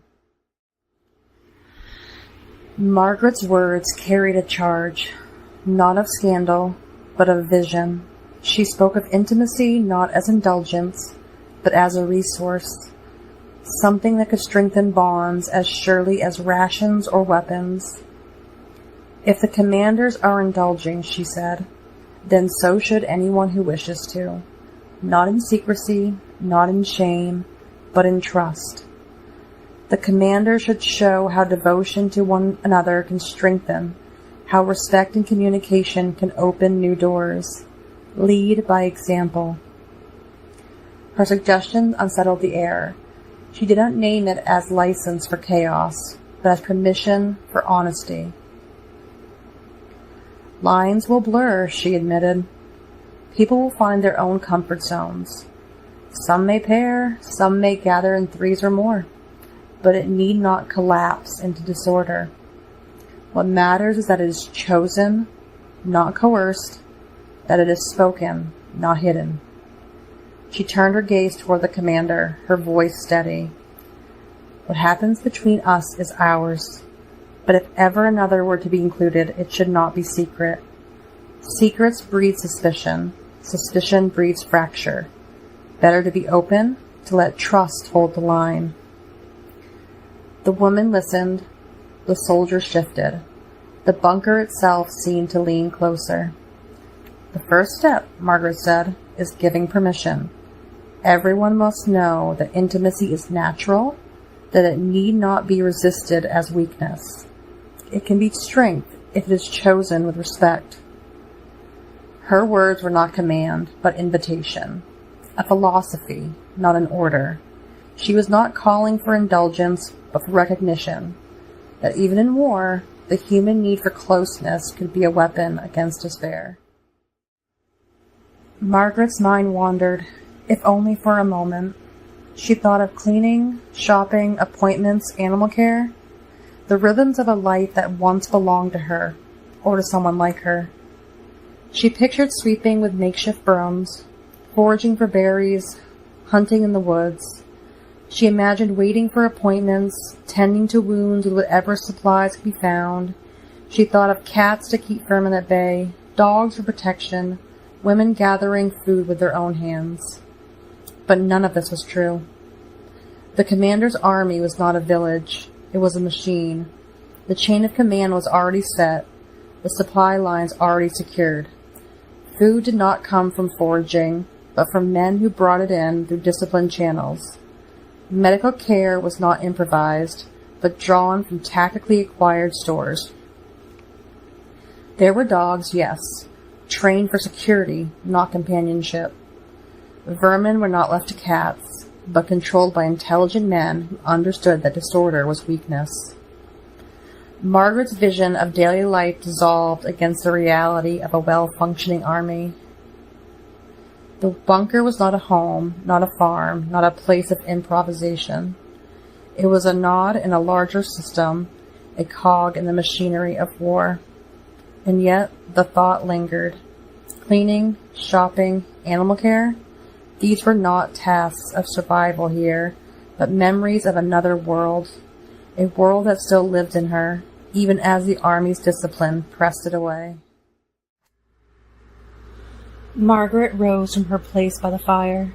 The bunker quieted, the scrape of spoons and the shuffle of boots falling still. She did not avert her eyes.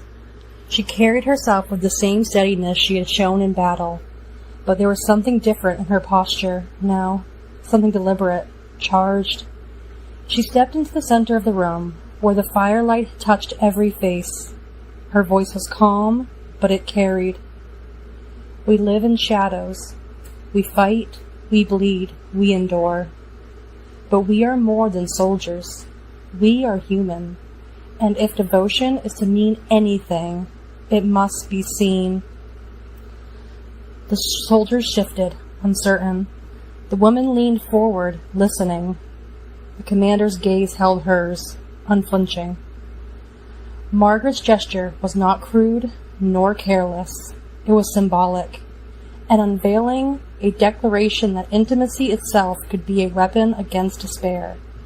She was not offering herself as object, but as example, that closeness, chosen and unashamed, could exist even here, in the heart of war. The air thickened. Some looked away, others could not. The silence was heavy, but it was not empty. It was filled with the recognition that a line had been crossed, or perhaps redrawn. Margaret stood in that silence, unbroken. Her act was not about indulgence, but about permission. Permission to be human, to be vulnerable, to be more than instruments of war. Margaret moved deliberately into the center of the bunker. The firelight caught her face, her posture, her choice. She did not hide, and she did not ask permission. The soldiers fell silent. The woman leaned forward. The commander did not flinch. What she offered was not secrecy but exposure, not indulgence but demonstration. She was saying, without words, intimacy is not weakness, it is strength.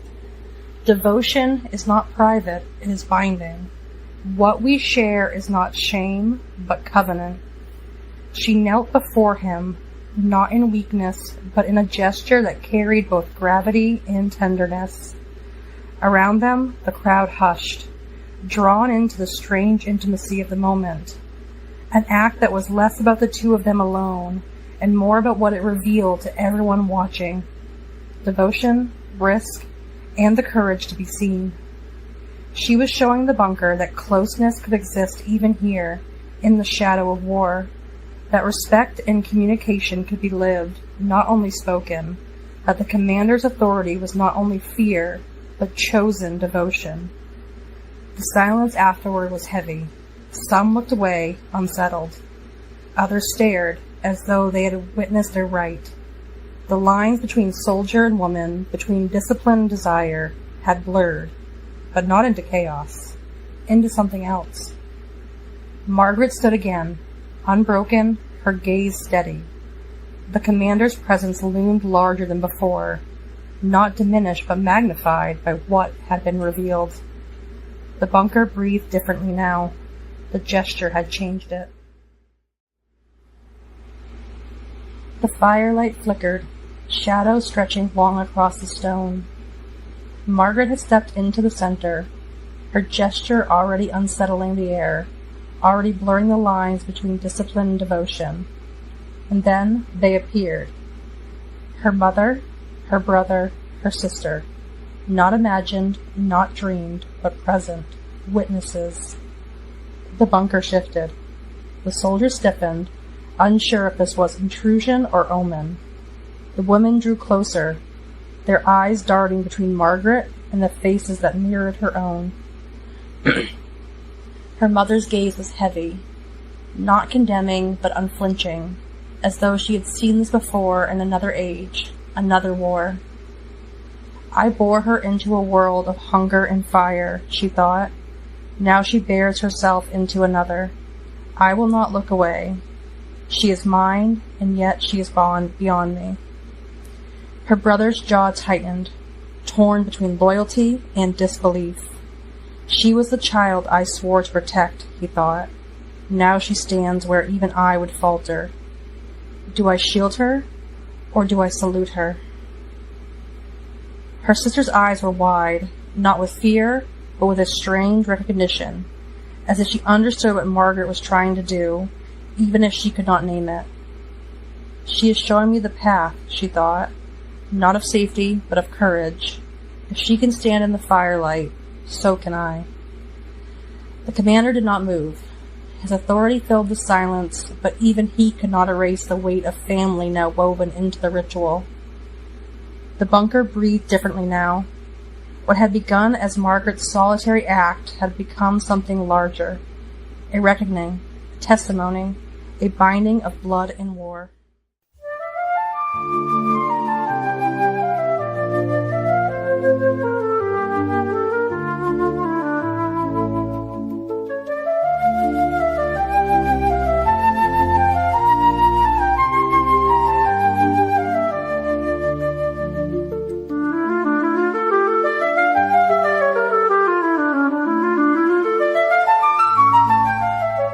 Behind the steel, a shadow glows. A man remembered a story no one knows. Lines of war etched on his face, but in his eyes another place. sketches hidden, silence strong, a softer world that still lives on. The artist beneath the armor, the fire behind your gaze, to be seen, still be chosen, this sanctuary in the blaze. Not for conquest, not for pride, but for the flame he cannot hide. She sees the man, the shadow's hue, and in his gaze she's chosen to. The artist beneath the armor, the fire behind your gaze, to be seen and still be chosen, his sanctuary in the blaze. Behind the steel, a shadow goes. A man remembered a story no one knows. Lines of war etched on his face, but in his eyes, another place.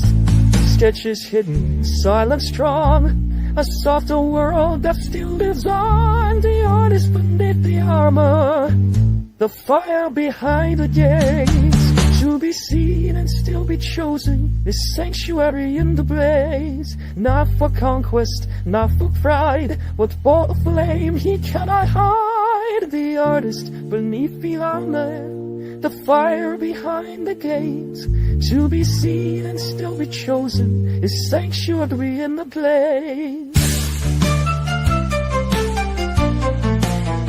Behind the steel, the shadow flows. A man remembers a story no one knows.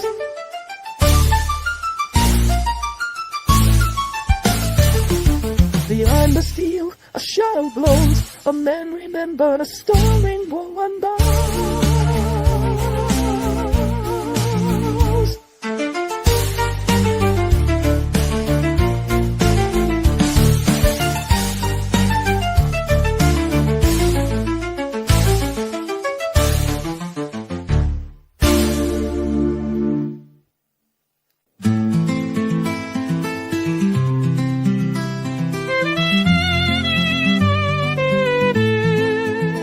Not indulgence, not disguise, but devotion lived with open eyes. Secrets fracture, silence breaks. Trust is stronger than what it takes. If devotion is to stand, let it be chosen hand in hand. Open vow, unhidden flame, not in shadows, not in shame. Lead by trust, let all be known. Intimacy can bind the storm. Night is dull, some will care and some will roam, but trust will hold the line as home. Not command, but invitation. Not indulgence, but foundation. Some will dare and some will know, but trust will hold the line as home. Not command, but invitation. Not indulgence, but foundation. Open vow, unhidden flame. Not in shadows, not in shame. Lead by trust, let all be known. Intimacy can bind the stone.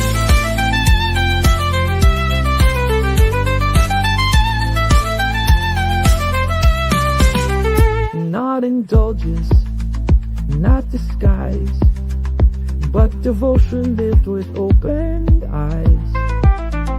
Secrets fracture, silence breaks.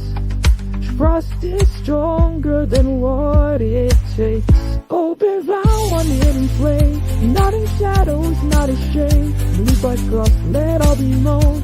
Intimacy can bind the stone. Some will care and some will roam, but trust will hold the light as home. Not command, but invitation. Not indulgence, but foundation. Some will care and some will roam, but trust will hold the light as home. Not command, but invitation. Not indulgence, but foundation. Open vow, unhidden flame. Not in shadows, not in shame. Lead by trust, let all be known. Intimacy can bind the stone. Not indulgence, not disguise, but devotion lived with open eyes. Secrets fracture, silence breaks. Trust is stronger than what it takes. open vow, unhidden flame, not in shadows, not in shade. Need by trust, let all be known. Intimacy can bind the stone.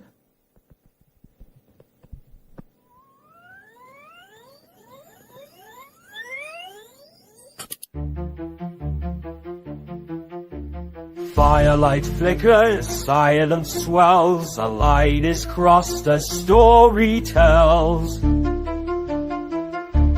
Not indulgence, not disguise, but devotion me lived before all eyes. She steps forward, steady, true, the vow revealed, the vow made new. This is the gesture, this is the flame. Not for conquest, not for shame. Kneeling not in weakness, but in strength to be seen. The vow is not private, but a covenant between. This is the gesture, this is the flame. Not for conquest, not for shame. Firelight flickers, silence swells, the line is crossed, a story tells. Not indulgence, not disguise, but devotion lived before all eyes. You step forward, steady, true, the vow revealed, the vow made new. This is a gesture, this is the flame. Not for conquest, not for shame. Kneeling not in weakness, but in strength to be seen. The vow is not private, but a covenant between. This is the gesture, this is the flame. Not for conquest, not for shame. Firelight flickers, silence swells, a line across the story tells. Not indulgence, not disguise, but devotion lived before all eyes. She steps forward, steady, true, the vow revealed, the vow made new. This is the gesture, this is the flame. Not for conquest, not for shame. Really not in weakness, but in strength to be seen. The vow is not private, but a covenant between. This is the gesture, this is the flame. Not for conquest, not for shame. Really not in weakness, but in strength to be seen. The vow is not private, but a covenant between. This is the gesture, this is the flame. Not for conquest, not for shame. Kneeling not in weakness, but in strength to be seen. The vow is not private, but a covenant between. This is the gesture, this is the flame. Not for conquest, not for fame. Kneeling not in weakness, but in strength to be seen. The vow is not private, but a covenant between.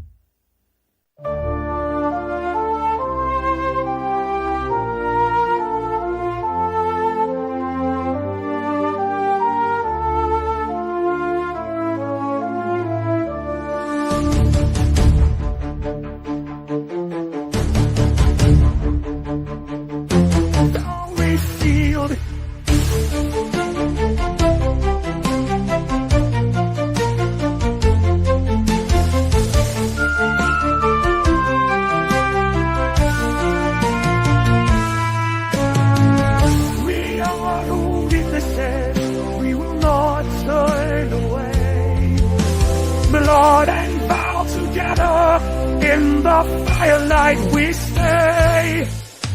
Not imagined, not a dream, but testimony in the gleam. What was private now is more, a covenant the world implores. We are the witnesses, we will not turn away.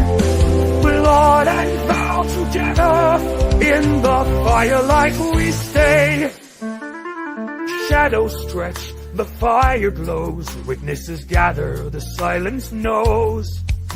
Mother's gaze, unflinching, strong, brother torn where he belongs. Sister's eyes, a path revealed, family vows, the vow is sealed. We are the witnesses, we will not turn away. Blood and now together in the firelight we stand.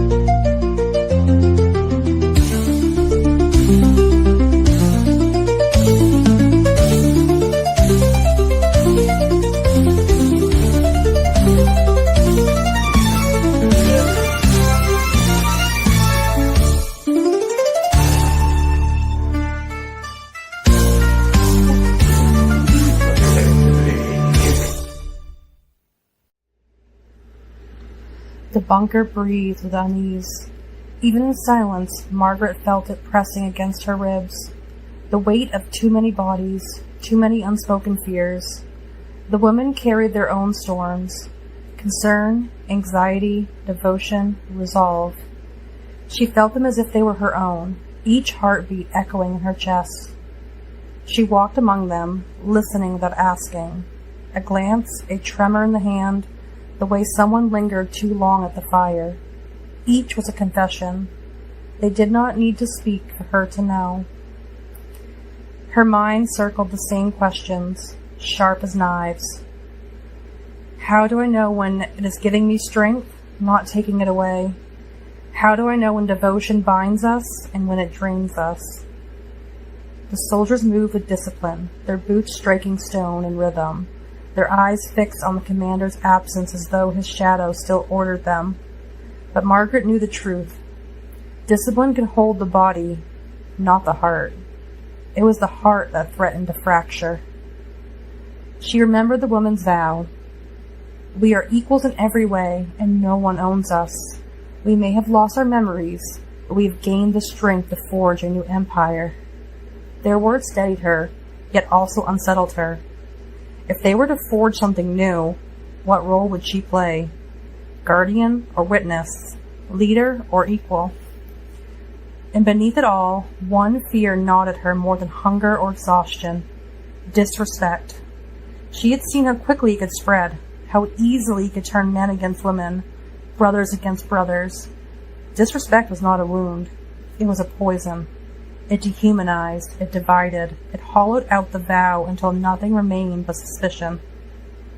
Margaret pressed her hand against the cold wall of the bunker, steadying herself. Concern, anxiety, resolve, devotion, they were not hers alone. They had belonged to all of them. She carried them because someone had to. And yet, in the quiet of her own chest, she whispered a vow. I will not let us be undone from within. If the war outside does not break us, then neither will the fractures inside. The bunker was never quiet, not truly. Even in the stillness of dawn, he heard everything. The scrape of boots, the shift of weight on stone, the faint catch of breath when someone thought themselves unseen. To him, these were not distractions, they were signals. Where Margaret carried the pulse of the women, their concerns, their anxieties, their whispers, questions. He carried the axis. His mind did not bend toward fear, but toward order. He rose before the others, as he always did. Fires were stoked, water drawn, rations divided. Each act was not routine, but discipline, and discipline was survival. He did not need to speak it aloud. The soldiers knew. They moved because he moved, and in that rhythm, the army held. He thought of the maps, the supply lines, the captives. He thought of probabilities, not emotions. Concern was not his burden. Calculation was. Where Margaret named fractures, he measured outcomes. Where she asked if intimacy gave strength or drained it, he already knew. Strength was proven only by endurance. If it endured, it was strength. If it faltered, it was weakness. The soldiers looked to him not for comfort, but for certainty. And certainty he gave them. His presence was enough. He was not swayed by rivalry, nor unsettled by desire. He was a gentleman, but also a general. Courtesy was not softness, it was strategy. Margaret's voice carried the storm of the bunker. His voice carried its silence. Together they formed the balance. Her testimony, his ledger. He did not doubt her. He did not doubt himself. The war would test them both, but he would remain what he'd always been, stable, focused, unflinching. And when the time came, he would not ask whether strength was given or taken. He would already know. The night pressed down on the bunker like a second ceiling, heavier than the stone above their heads. The fire had burned low, its embers pulsing faintly, red as the last heartbeat of a dying animal. Smoke clung to the air, mingling with the sour tang of sweat and dampness of stone. The women lay scattered across the floor, wrapped in thin blankets, their bodies curled against the cold. Margaret could not sleep. Sleep belonged to others, not to her. She sat upright, her back against the wall, her eyes tracing the uneven lines of mortar between the stones. The silence was not silence at all. It was filled with the sound of breathing, uneven, restless, each woman carrying her own storm. One murmured in her sleep, words half-formed, slipping back into the void of forgetting. Another shifted, her hand twitching as though she still held a weapon. A third gasped suddenly, as if struck by a dream she could not name. Margaret listened to them all, and in their sound she heard confession. Concern, anxiety, resolve, devotion. The words rose in her chest like a litany. They were not abstractions. They were the pulse of the bunker, and she carried them as if they were her own. She rose quietly, her bare feet whispering against the stone. The air was thick, heavy with the smell of bodies pressed too close together. She walked the length of the chamber, her hand trailing along the wall, grounding herself in the cold solidity of stone. Every glance, every silence, every unspoken rivalry weighed on her.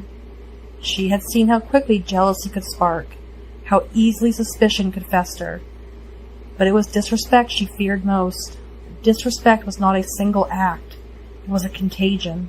A careless word, a mocking tone, a gesture that reduced another to less than human.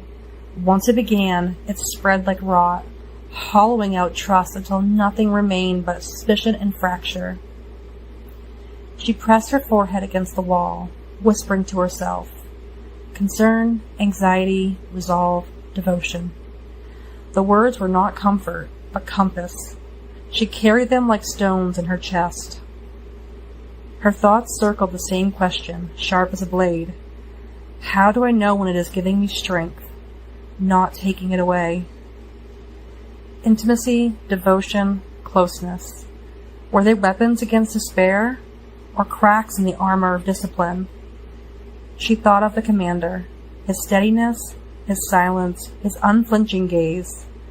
He seemed untouched by the currents that pulled at her. Was that strength, or was it armor so thick that nothing could pierce it? And which of them would the war demand more from? The one who felt everything, or the one who felt nothing?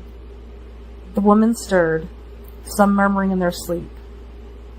Margaret whispered again, louder this time, as though to steady them all. Concern, anxiety, resolve, devotion. She turned back toward the fire, watching the embers pulse. The light caught the faces of the women, softening their features, making them look younger, almost childlike. She wondered what they dreamed of.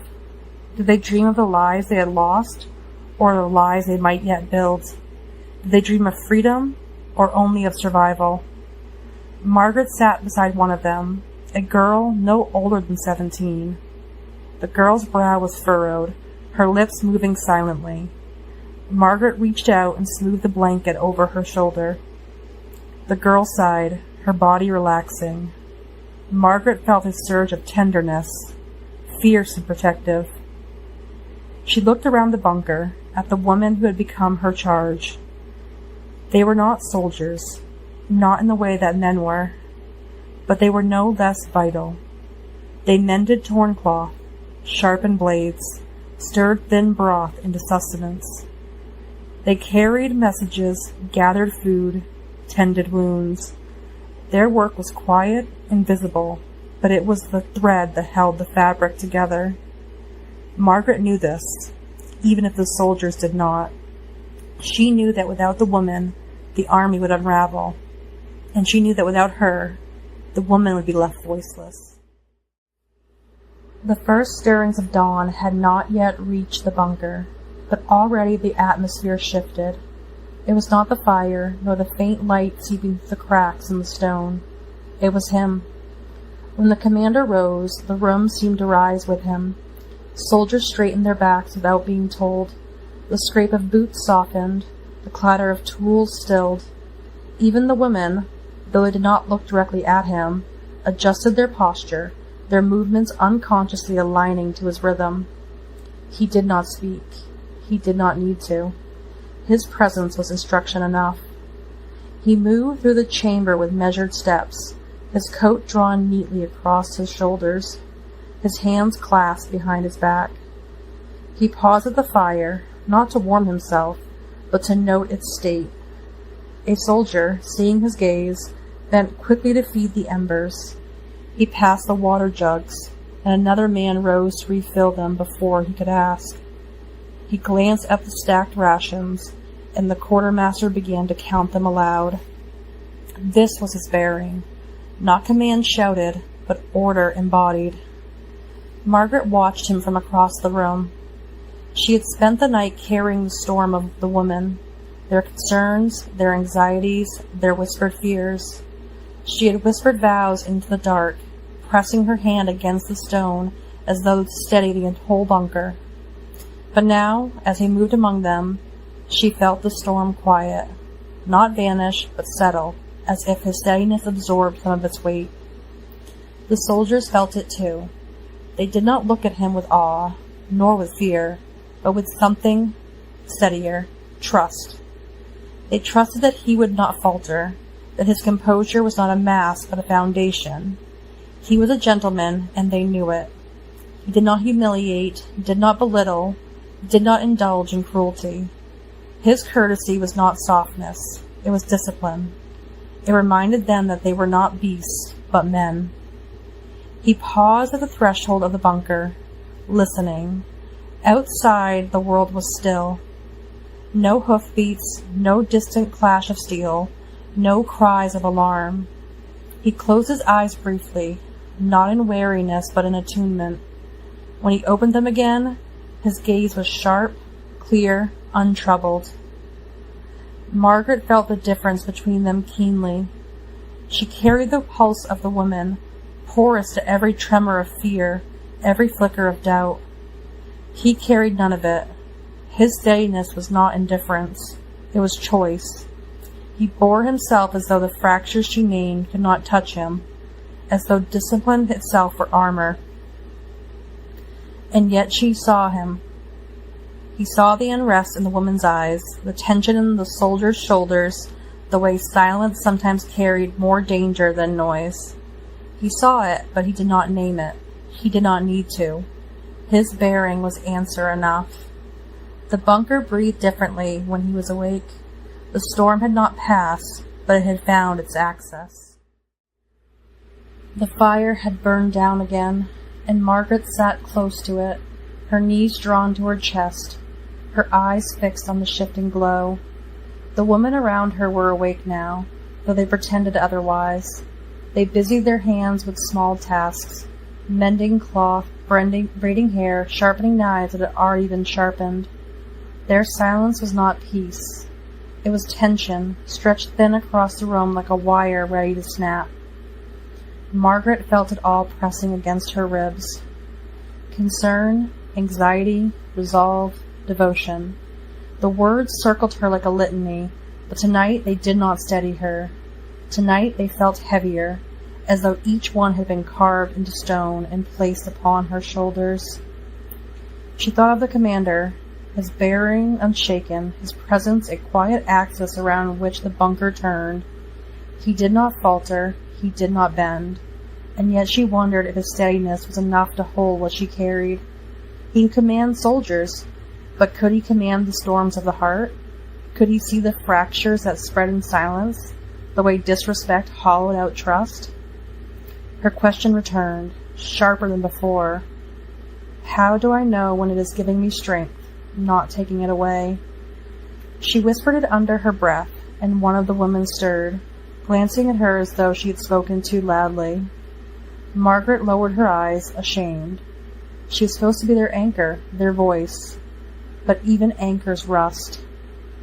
It was then that she felt it, a shadow in her thoughts, a presence not yet here but already pressing against her. She could not name it, but she knew it was coming. A figure who would not be content to follow, who would not be soothed by vows of equality or devotion. Someone who would look at her and see not a leader, not a witness, but a rival. The thought unsettled her. She had faced jealousy, rivalry, frustration before, but this felt different. This was not a fracture born of weakness. This was a challenge born of strength. She closed her eyes and saw him, not clearly, not in detail, but as an omen. A man whose voice would cut through the bunker like steel, whose presence would test her devotion not by undermining it, but by demanding it prove itself. He was not here yet. He belonged to the next station, the next part of the journey, but she already felt the weight of him pressing against her chest. Margaret shivered, though the fire was warm. She pressed her hand against her heart, whispering again, concern, anxiety, resolve, devotion. The woman looked at her, waiting for reassurance, for steadiness. She gave them a smile, though it did not reach her eyes. Inside, she knew the truth. Devotion would be tested, not by the commander, not by the woman, not by the fracture she already named, but by the one who was not yet here. And when he came, she would have to answer her own question. How do I know when it is giving me strength, not taking it away? The bunker stirred awake in fragments, boots scraping, water sloshing, the low murmur of men preparing for another day. The commander stood at the center of it all, his posture unbroken, his gaze steady. He had always been the axis, the one around whom the room aligned. But this morning something in his stillness carried a different weight. He moved through the chamber with the same precision as always, but his eyes lingered longer than usual. He noted the soldier's discipline, the woman's quiet labor, the way Margaret sat apart, her face shadowed by thought. He did not approach her, not yet, but he saw her. He knew she carried storms he did not name. He knew she bore the weight of the woman's concerns, their anxieties, their whispered fears. He did not dismiss it.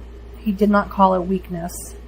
He understood that her role was different from his own. She was porous, absorbing the atmosphere of the bunker, giving it language. He was armored, calculating, holding the line. Together they formed the balance. But the balance was not enough. Not anymore.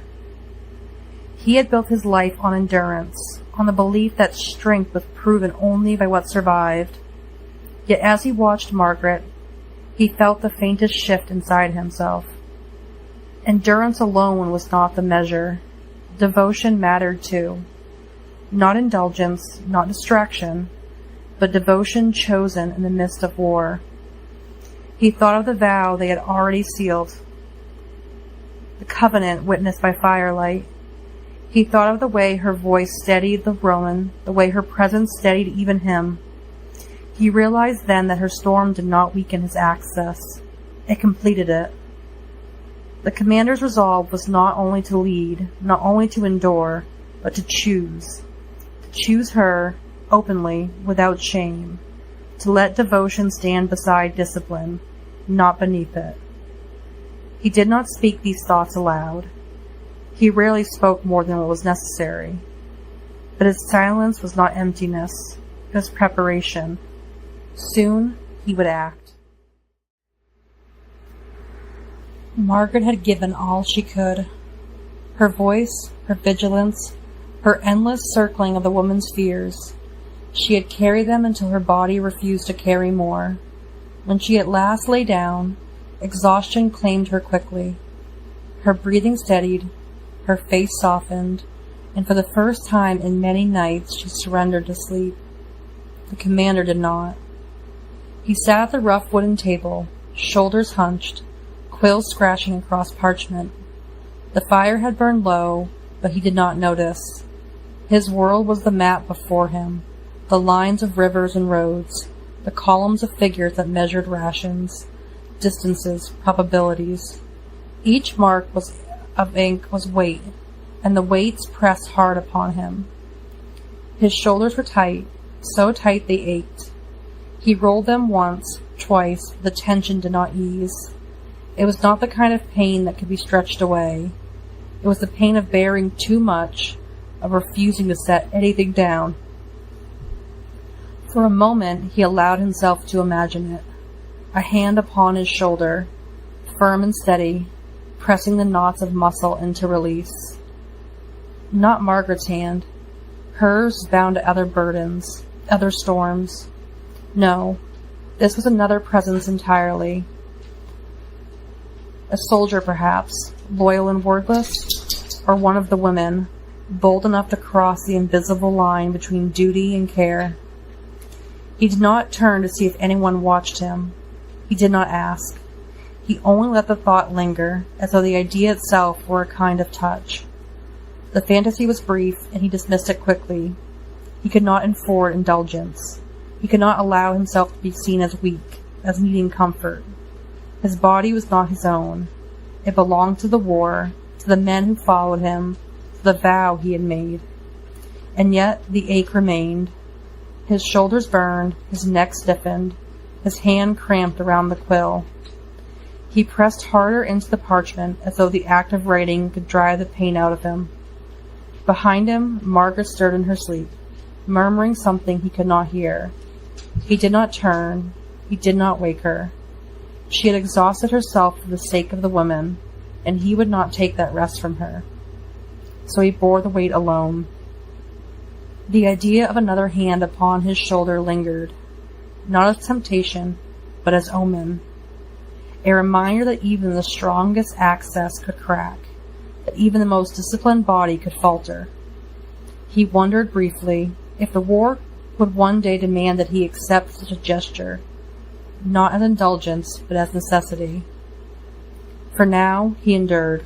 He always endured. The quill scratched on. The fire dimmed. The bunker breathed in sleep. And the commander, shoulders tight, carried the weight of war into dawn. The ink bled across the page, black rivers cutting through the map.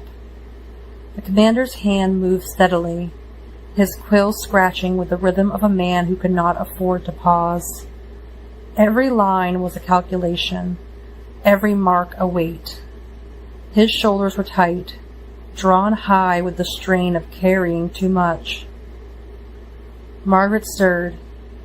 She had slept, but not deeply. Her exhaustion had claimed her, yet unrest had not released her. She rose from her blanket, her hair falling loose, her eyes shadowed with the remnants of anger. She watched him, hunched over the table, the firelight catching the hard lines of his face. He did not look up. The silence between them thickened until it was unbearable. She crossed the room, her steps sharp against the stone. When she reached the table, she slammed her palm down, scattering his papers. The ink jar toppled, spilling black across the map. "Do you even see me?" she demanded, her voice trembling with fury and hurt. Or am I just another line in your ledger? The commander froze. His hand still gripped the quill, but he did not move. Slowly, deliberately, he set it down. He lifted his gaze to hers, and for the first time, his bearing faltered, not in weakness, but in humanity. I see you, he said. His voice was low, steady, but there was something in it that had not been there before. Not command, not calculation. Something closer to confession. Margaret's breath caught. She'd expected denial, dismissal, silence. Not this. He rose from the table, his movements unhurried, deliberate. He crossed the space between them, the weight of his presence filling the room. The soldiers stirred, the women lifted their heads, but no one spoke. All eyes followed him. When he reached her, he did not speak again. He simply placed his hand over hers, steady, unflinching. The ink still stained her skin, black smudges marking both of them. It was not indulgence, it was covenant. Not secrecy, but devotion. The bunker breathed differently. The soldiers saw, the woman saw, and in that moment the war bent, not toward despair, but toward hope. Margaret met his gaze, her anger dissolving into something fiercer, something steadier. She did not look away. And in that silence, the storm and the axis held together. The commander's hand moved steadily across the page, but tonight his writing was not only of supply lines and probabilities. Beneath the columns of figures, beneath the maps of rivers and roads, another plan took shape. One he had not spoken aloud, one he had guarded even from himself. It was not a strategy of war. It was a strategy of intimacy. In the coming days, when the march slowed and the soldiers' vigilance softened, he would arrange it. A quiet dinner, away from the noise of the bunker, away from the eyes that watched them both. Not indulgence, not secrecy for its own sake, but a moment carved out of chaos. A table, a flame, a meal shared not as commander and witness, but as a man and woman. He imagined it with the same precision he gave to battle. The placement of the table, the choice of food, simple but deliberate, the way the firelight would fall across her face. The silence between them, not heavy with unspoken fears, but alive with possibility. He did not write these details, but he carried them in his mind as carefully as any campaign. He knew the risk. To be seen together in such a way would invite whispers, perhaps even fracture. But he also knew the truth. Devotion was not weakness. It was strength, if chosen. Margaret slept nearby, her breathing steady, her body finally surrendered to rest. She didn't know of his plan. She did not know that even as he bore the tremendous weight of war, his shoulders tight with strain, he was also preparing something else. Something gentler, something that might remind them both why they endured. The ink dried on the page. The map lay before him. But in his mind, another map unfolded, not of rivers and roads, but of a path that led to her, across a table lit by firelight. He allowed himself one small thought, one indulgence he would never speak aloud. In the midst of war, we will make a place for hope. Margaret slept, her body curled against the stone, her breath uneven. She had exhausted herself again, carrying the storms of the women until her strength gave way. Or perhaps she only sulked, retreating into silence, unwilling to meet his eyes after the clash of words. Either way, she was absent from this moment. The commander was not. He sat at the long table, the map spread before him, but tonight the map was not of rivers and roads. Tonight it was a table of faces, new faces, dangerous faces. They had come across the world, emissaries cloaked in courtesy, their words polished, their smiles sharp. Men with rings heavy on their fingers, women with eyes that measured every gesture, every pause. They were not allies. They were not enemies.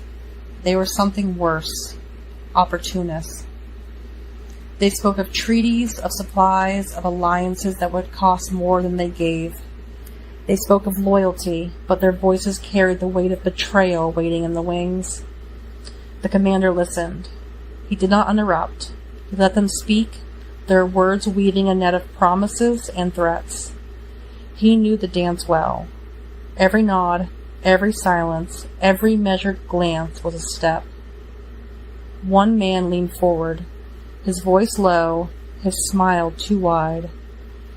Your army is strong, General, but strength without support is brittle. We can give you what you need. Food, weapons, men. All we ask is... The commander raised a hand, silencing him without a word. His gaze was steady, unflinching. All you ask is always too much. The room shifted. The emissaries exchanged glances, their smiles tightening. The commander had not refused them, but he had not yielded either. He had stepped into the dance, and they knew it. He spoke then, his voice calm, deliberate. He offered nothing, promised nothing, but every word was a move on the board. He gave them just enough to keep them close, just enough to make them believe they might win him, but he never gave them the truth. Behind him, Margaret stirred in her sleep, oblivious to the danger unfolding at the table. She did not see the knives hidden in smiles, the traps laid in words. She did not see the commander's shoulders tighten, the weight of diplomacy pressing as heavily as war. He bore it alone. The emissaries laughed, toasted, pressed their hands to their hearts, but their eyes betrayed them. They were dangerous, not to be trusted, and yet he would keep them close. Better a viper in the hand than in the dark. The commander leaned back, his expression unreadable. The dance would continue. He would not falter. And when Margaret woke, she would know nothing of it. The night pressed close against the bunker, heavy and watchful.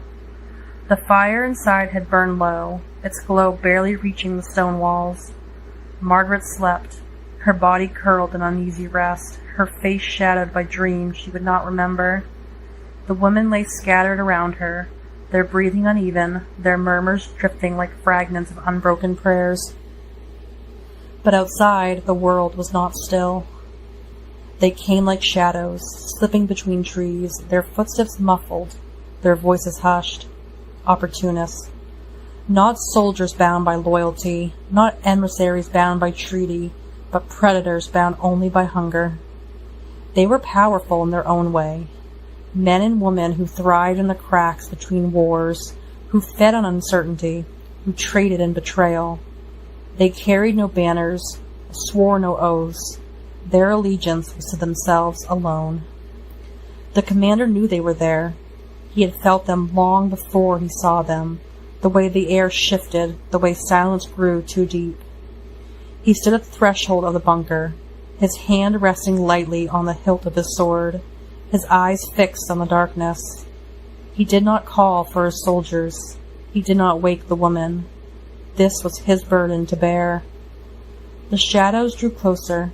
He could hear them now, the faint scrape of leather, the whisper of steel, the low murmur of voices testing the edges of courage.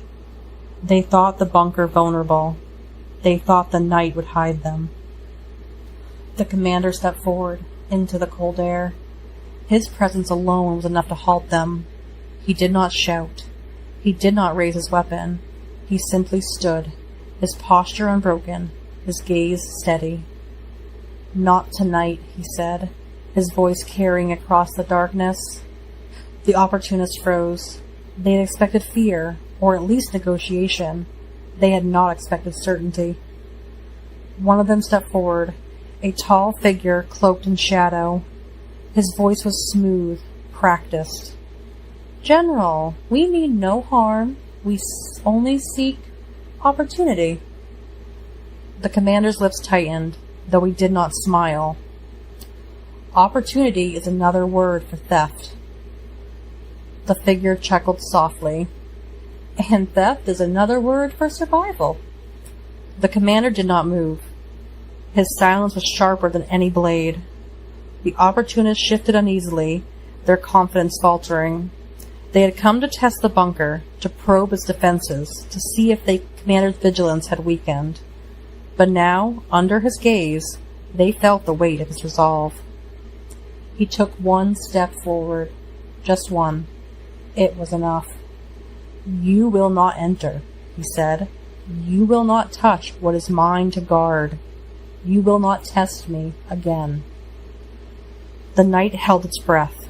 The opportunists hesitated, their shadows wavering.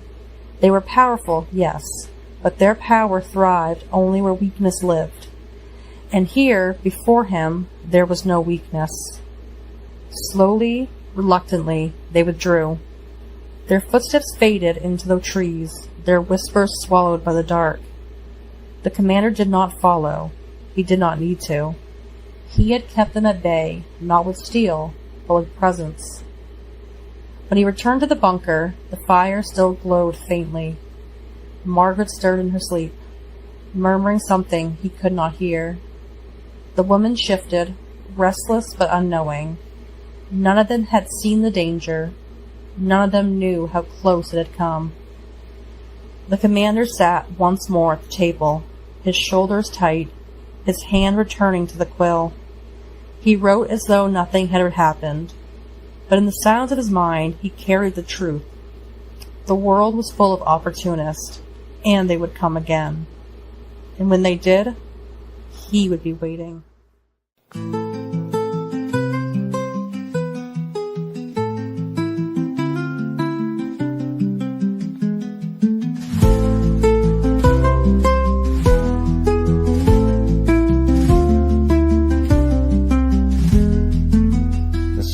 Is cold, the fire is low, the night is heavy, the hour slow. I hear their breathing, restless, torn, dreams unravel, vows unborn. Concern is carved into my chest, anxiety denies me rest.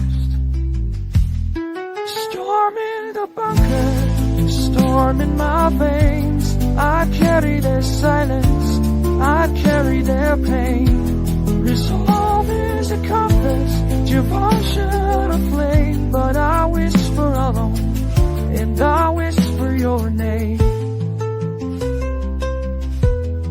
Blankets shiver, shadows fall.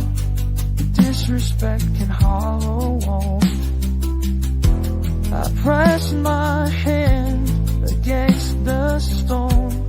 I vow we will not break alone. Storm in the bunker, storm in my veins.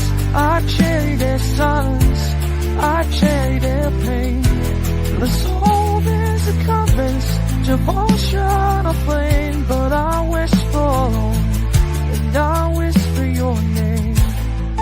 How do I know if it strengthens or drains? How do I know if devotion remains? Storm is my burden, the storm is my vow. I carry it always, I carry it now. Storm in the bunker, storm in my veins. I carry their silence, I carry their pain.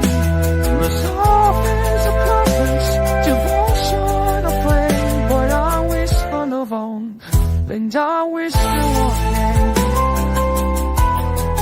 The stone is cold, the fire is low, the night is heavy, the hour slow.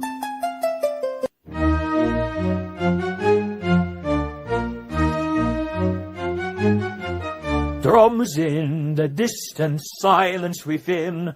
Order is discipline, order's kin. I do not shout, I do not bend. My silence orders men. Courtesy is my discipline, restraint my only friend. The commander's bearing steady and true. The storm may rage, but I'll see it through. No weakness, no falter, no shadow disguise. My presence commands, my silence replies. Maps and measures, ink and steel. Probability is what I feel. I weigh the risks, I count the cost. I hold the line, though all seems lost. The commander's bearing steady and true. The storm may rage, but we'll see it through. No weakness, no falter, no shadow disguise. My presence commands, my science flies. They look to me for certainty. They look to me for ground. I give them not indulgence, but the strength of silence found. The commander's bearing steady and true. The storm may rage, but I'll see it through. No weakness, no falter, no shadow disguise. I presence command, my silence replies. They look to me for certainty. Probability is what I feel. No weakness, no falter, no shadow disguise. My presence commands, my silence with my drums in the distance, silence within. Order is discipline, order is chin. I do not shout, I do not bend. My silence orders men. Courtesy is my discipline, restraint my only friend. The commander is very steady and true. The thorn may rage, but I'll see it through. No weakness, no falter, no shadow disguise. My promises commands, my silence with my life.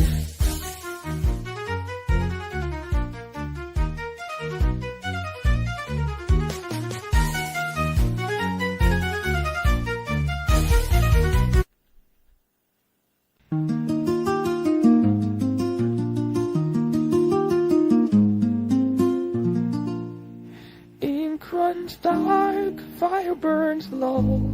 Maps blur where the rivers go. Do you even see me, or am I just a line? A shadow in your margins, a vow you'll never sign. I carry storms in silence, I whisper through the night. But you are lost in paper, and I am lost in fight. Spills across the firelight. Our hands are stained the same. The war may write its history, but covenant has a name.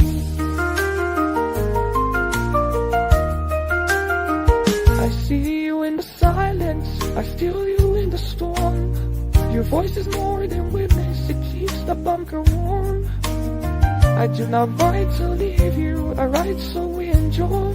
But when you break my armor, I know my vow is sure. Ink spills across the firelight. Our hands are stained the same. The war may write its history, but covenant has a name. Do you even see me? I see you in the storm. Will devotion break me? Devotion keeps us warm. The fire writes its covenant, the ink becomes our vow. The storm and ice hold as one, and we are steady now. Ink spills across the firelight. Our hands are staying the same. The war may write history. The covenant has a name. Ink runs dark, fire burns low. Now blur where the rivers go. Do you even see me, or am I just a line? A shadow in your margins, a vow you'll never sign. I cherish storms in silence, I whisper through the night. But you are lost in paper, and I am lost in fight.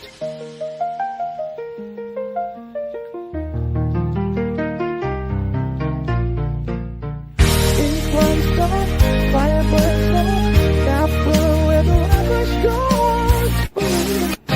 But am I just a line? A shadow in your margins, a vow you'll never sign.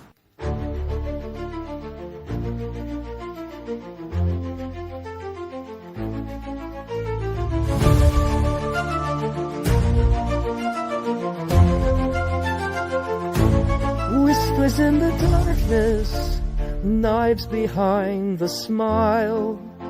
They circle in the silence, they linger for a while. They come with promises, they come with lies. They hide their daggers in their eyes. They speak of treaties, they speak of peace, but every word conceals the leash. Dance of shadows, game of lies. The night will test the strong, but presence keeps the vipers back, and silence is the song. They circle closer, they test the gate. They measure patience, they measure fate. I do not falter, I do not yield. My bearing is the shield. Dance of shadows, game of lies. The night will test the strong, but purpose keeps the vipers back, and silence is the song. Better a viper and a hand than hidden in the dark. Better a whisper faced with steel than poison in the heart. Dance of shadows, game of lies. The night will test the strong, but presence keeps the vipers back, and silence is the song. Whispers in the darkness, knives behind the smile. They circle in the silence, they linger for a while. They come with promises, they come with lies. They hide their daggers in their eyes. They speak of treaties, they speak of peace, but every word conceals the leash. Dance of shadows, game of lies. The night will test the strong. The pot simmered low on the stove, filling the small house with a fragrance both humble and rich. Onions softened into sweetness, chives brightened the air, bacon crackled, and sausage lent its weight to the broth. Margaret stirred slowly, tasting, adjusting, her movements deliberate. This was not just soup, it was offering, devotion disguised as nourishment. The table was already set. The commander had cleared it of papers and maps, laying instead a simple cloth and 2 bowls. Around them, candles burned in mismatched holders. Each flame carried its own scent: lavender, cedarwood, vanilla, pine. The air was layered with fragrance, herbs and smoke, sweetness and earth, an atmosphere both ordinary and sacred. When Margaret brought the pot to the table, the commander rose and pulled out her chair. She ladled the soup, steam rising in fragrant curls. They sat across from one another, the candlelight flickering between them. They ate slowly. The soup was hearty, grounding, each spoonful carrying warmth deeper than the body. The commander broke the silence first, his voice low, steady. "You've made a feast," he said. Margaret shook her head, smiling faintly. "It's only soup." He set his spoon down, meeting her eyes across the candlelight. "It is everything." The words lingered, heavier than the meal, gentler than any vow. Margaret lowered her gaze, but her smile deepened. The candles burned lower, their scents mingling with the broth, until the room itself seemed consecrated. Outside, the town moved on. Cars passing, voices drifting from porches, the hum of neon down the street. But here, in the small kitchen, they were hidden in plain sight. Ordinary to the world, extraordinary to each other. And in the warmth of onion, chive, bacon, and sausage, in the glow of mingled candlelight, their covenant was renewed. The roar of the falls grew louder as they stepped onto the slick rocks. Mist clung to their skin, cool and sharp, the air alive with spray. Margaret moved ahead, her eyes fixed on the white torrent, her hand brushing the moss-covered stone for balance. Then it happened, too quickly to stop. Her foot slipped. The world tilted. She fell hard against the rock, the sound of her body striking drowned by the thunder of the water. The commander was at her side in an instant, his hand steady on her shoulder, his eyes sharp with fear he did not voice. Margaret gasped, pain searing through her back, her breath caught in her throat. For a moment she could not move. But then, as quickly as the pain had come, it began to fade. She drew in a breath, deeper this time, and shifted. The ache was there, but it did not hold her. She sat up slowly, her face pale, but her eyes fierce. "I thought," the commander began, but she cut him off with a shake of her head. "I'm not broken," she whispered. "Not for long." He helped her to her feet, his hand firm at her elbow. She stood, unsteady at first, then straighter, her breath evening. The waterfall roared on, relentless, as though mocking the fragility of bodies. But Margaret's body, fragile as it seemed, had already begun to mend. She stepped closer to the edge again, this time slower, her hand brushing his. The commander did not stop her. He only stood beside her, silent, steady, the access to her storm.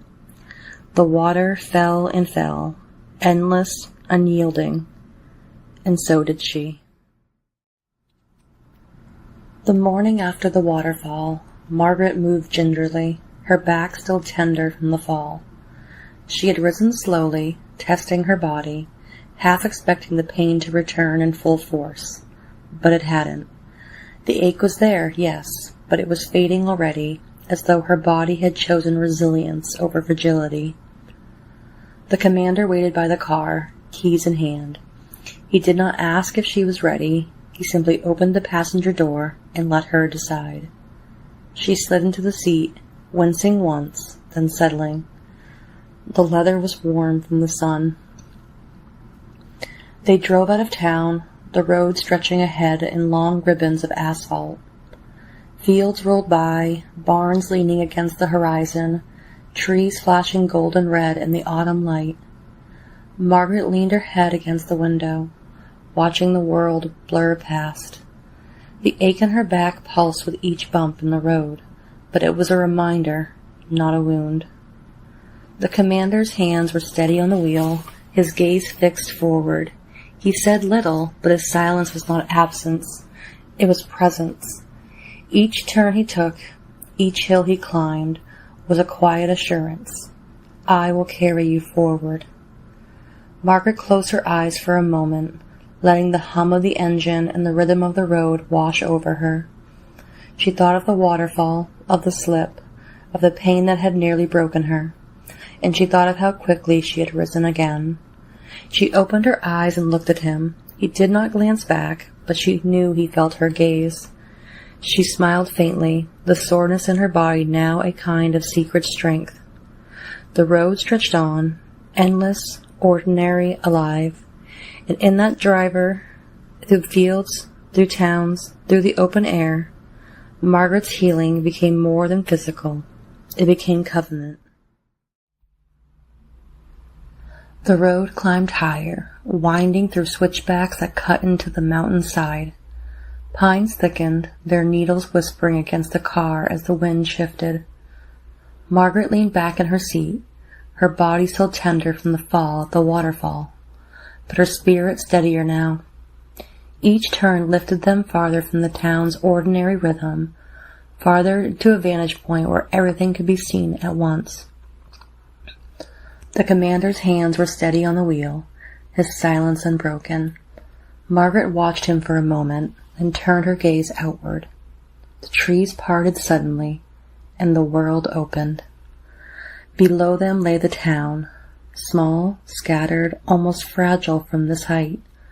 Houses clustered like shells along the shore, streets winding like threads between them. Beyond the town stretched the ocean, vast and silver in the late light. The horizon glowed faintly, as though the sea itself carried fire beneath its skin. And there, dotting the water, were sailboats. White sails caught the wind, tilting and gliding, their movements both delicate and sure. From above, they looked like fragments of parchment drifting across a blue page, each one carrying a story unseen. Margaret pressed her hands against the glass, her breath catching. "It's all so small," she whispered. The commander did not answer at once. He pulled the car to a stop at a lookout, gravel crunching beneath the tires. They stepped together, the air cooler here, sharper, carrying the salt of the sea even at this height. Margaret stood at the edge. The town and ocean spread beneath her. The sailboats moved slowly, steadily, their white sails bright against the dark water. She thought of her own storm, of her fall, of her fast healing. She thought of how fragile she had felt, and how quickly she had risen. The commander stood beside her, his presence anchoring her as always. He did not need to speak. The view itself was his answer. The world was vast, the town small, the sea endless, and yet here they stood, hidden in plain sight, unbroken, unyielding. Margaret turned to him, her eyes reflecting the ocean's light. "I feel as if I could endure anything," she said. He met her gaze, steady, silent. And in that silence, she knew he believed her. The silent sailboats drifted on. The town breathed below. The ocean stretched beyond.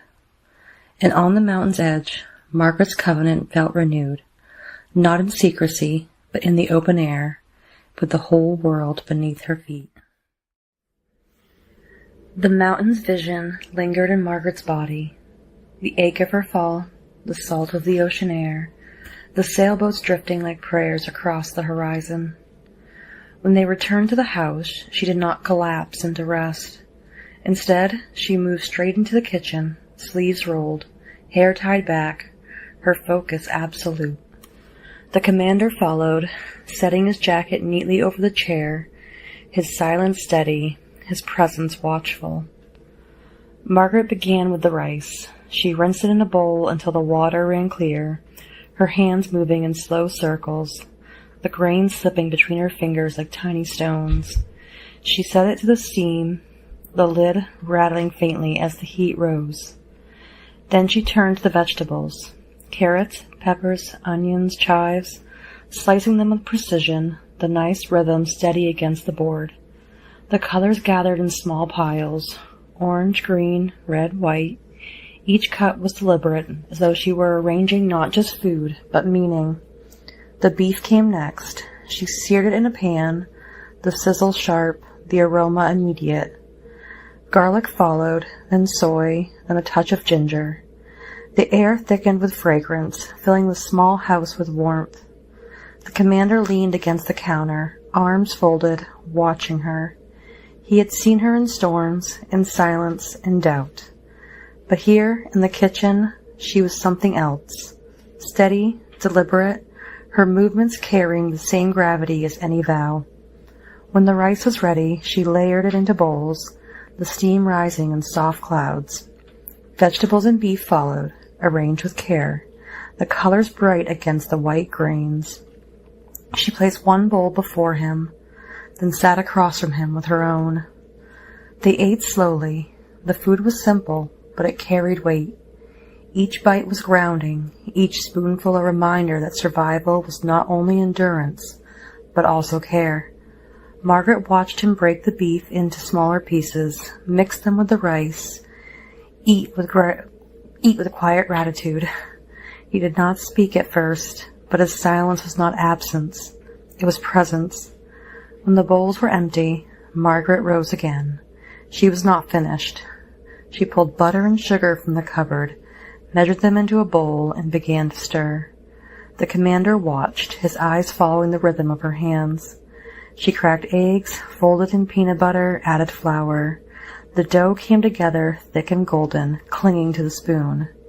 "Here," she said, sliding the bowl toward him. He hesitated, then dipped the spoon in, his movements too forceful at first. The dough clung stubbornly, refusing to yield. Margaret laughed, an unguarded sound that startled even her. "Gentler," Sheila said, guiding his hand. "It's not a battle." He adjusted, slower now, his movements awkward but earnest. Flour dusted his sleeves, clinging to his hair. Margaret's laughter deepened, and soon her own hands were covered as she worked beside him. The kitchen filled with warmth, not just from the oven, but from the rare ease between them. They rolled the dough into small rounds, pressing each with the back of a fork, leaving the crisscross marks like signatures. The tray slid into the oven, and soon the smell filled the house, warm, nutty, comforting. Margaret leaned against the counter, arms folded, watching the commander as he wiped flour from his hands. He looked at her with the same intensity he gave to maps and orders, but here it softened into something else, something closer to reverence. When the cookies emerged, golden and fragrant, she set them on the table between them. The commander reached for one, broke it in half, and offered her the larger piece. Their fingers brushed, the gesture as intimate as any vow. Margaret laughed again, softer this time, the sound lingering in the air like the scent of sugar.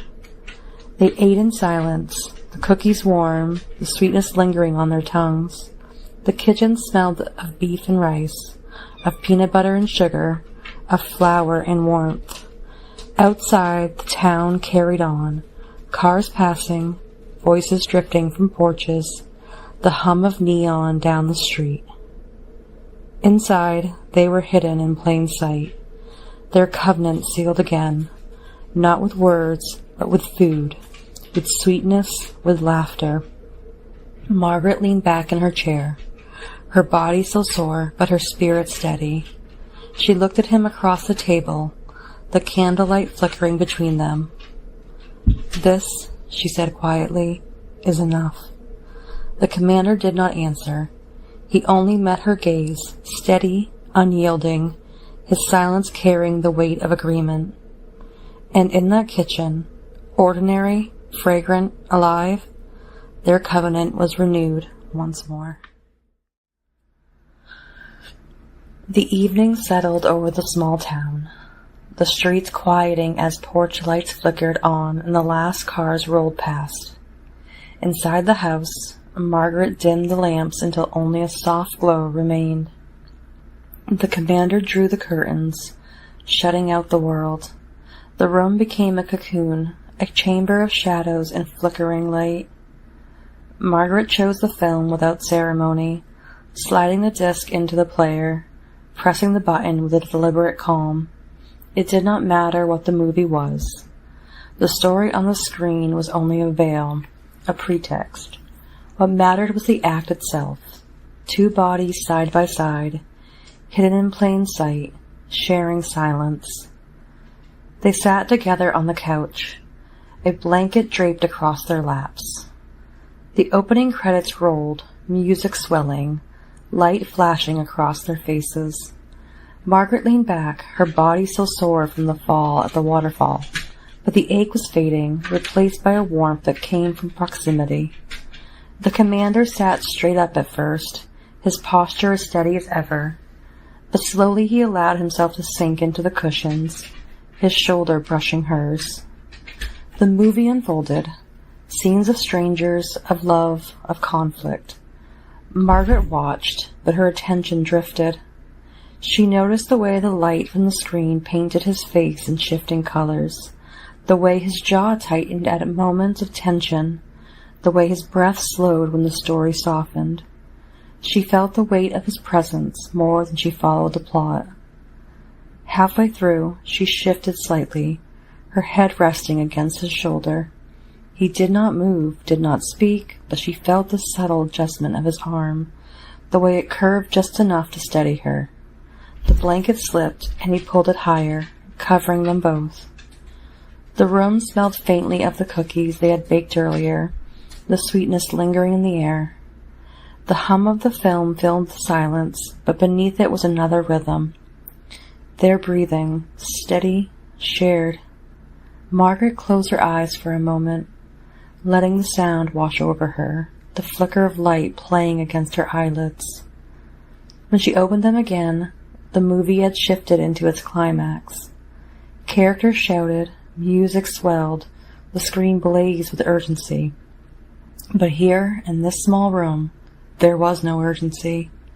There was only the quiet covenant of two people sitting together, unseen by the world, their intimacy disguised as ordinary leisure.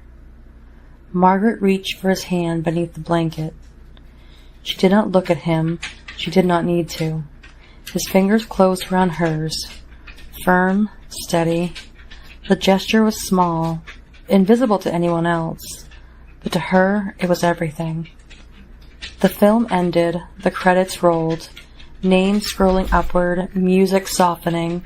Neither of them moved to turn it off. They sat in the fading light, the screen casting its glow across their faces. Margaret felt the weight of the day, the dinner, the waterfall, the mountain, the bacon, settle into her body. She was tired, but it was a good tired, the kind that came from endurance, from intimacy, from covenant. Finally, she spoke, her voice low. I don't even remember what the movie was about. The commander turned his head slightly, his eyes still on the screen. It doesn't matter. She smiled faintly, leaning closer into him.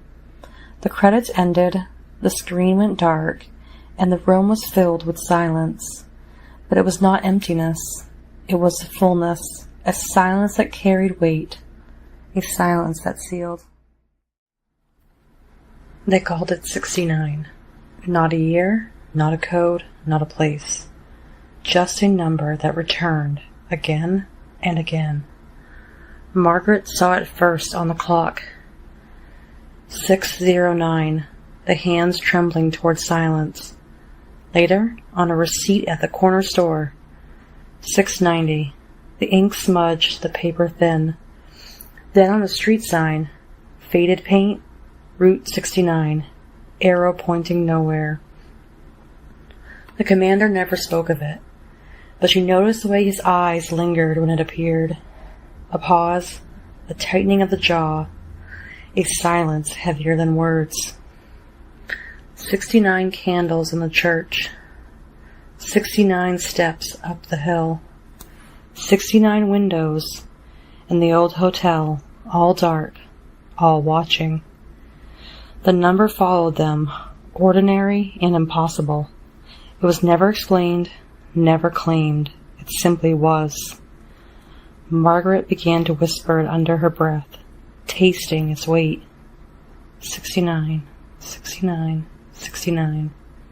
The sound was both hollow and full, both meaningless and absolute. It carried no story, and yet it carried them. That night she lay awake, the commander's breathing steady beside her. The number pulsed in her mind, not as threat, not as promise, but as presence. 69, 69, 69. And in the dark she understood. Some things are not spoken, not confessed, not revealed. They are only endured. And the number endures. The air in the room was heavy, though no words had been spoken.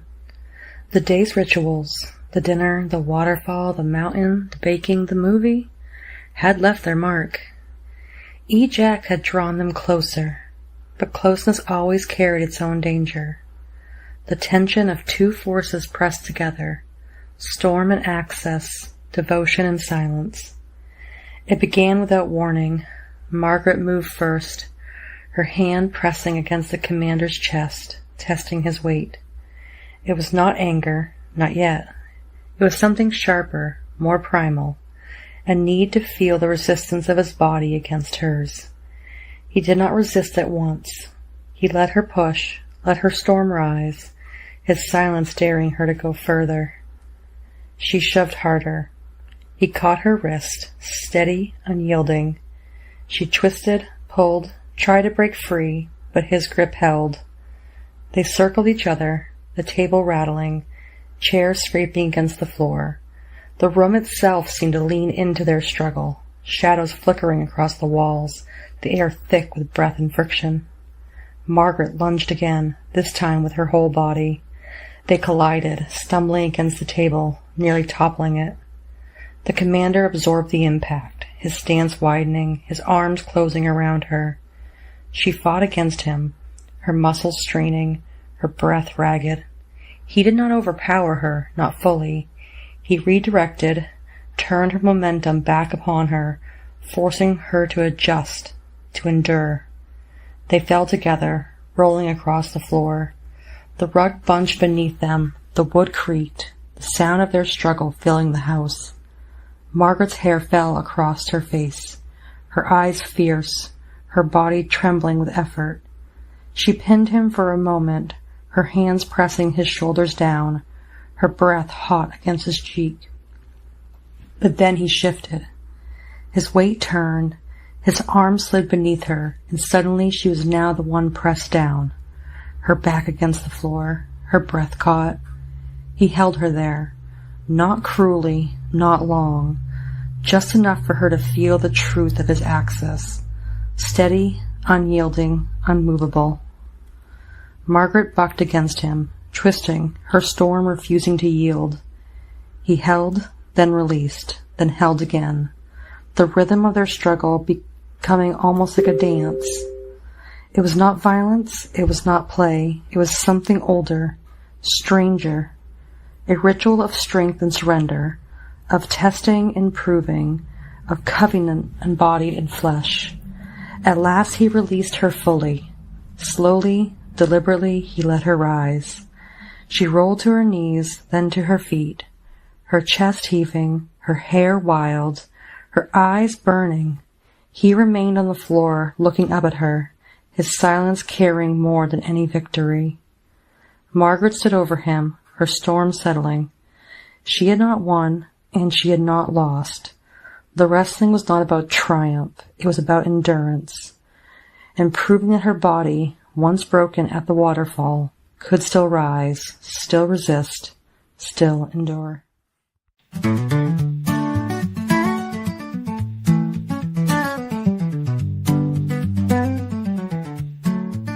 Candles flicker on the table.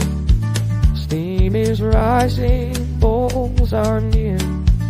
Every gesture feels unstable, yet devotion keeps us here. It is everything, more than hunger, more than flame. It is everything, ordinary yet never the same. Onion shy, the broth is singing. Hands are steady, eyes are kind. Every silence softly bringing what no words could ever bind. It is everything, more than hunger, more than flame. It is everything, ordinary yet never the same. Outside town, jeeps moving on, but here the world is small and strong. Two shadows leading in the light, a covenant disguised tonight. It is everything, more than hunger, more than flame. It is everything, ordinary and never the same. Candles flicker on the table. Steam is rising, bowls are near. Every gesture feels unstable, yet devotion keeps us here. It is everything, more than hunger, more than flame. It is everything, ordinary and never the same. Onion child, the ball is sane. Hands are steady, eyes are kind. Every silence softly bringing what no words could ever buy. Hey, that is everything more than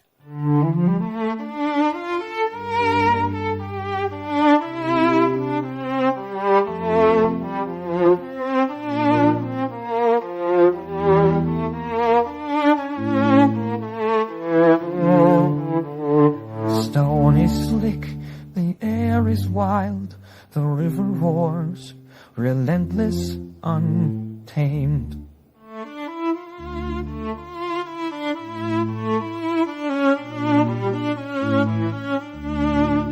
I slip, I break, I fall, I rise, the torrent drowns my fragile cries, but bones remember, flesh renews, the water heals, the storm subdues. Endless water, endless sound.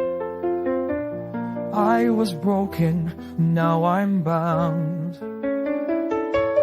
Endless water, endless songs. I was fragile, now I'm strong. Mist is cold against my skin, the roar outside, the calm within. Every drop a vow retold, every wound turns into gold. Endless water, endless sound. I was broken, now I'm found. Endless water, endless sound. I was fragile, now I'm strong. Falling, falling, never ceasing. Breaking, breaking, then releasing. What was shattered, now is whole. What was fragile, now is so. Endless water, endless sound. I was broken, now I'm bound. Endless water, endless song. I was fragile, now I'm strong. Stone is slick, the air is wild, the river roars, relentless, untamed.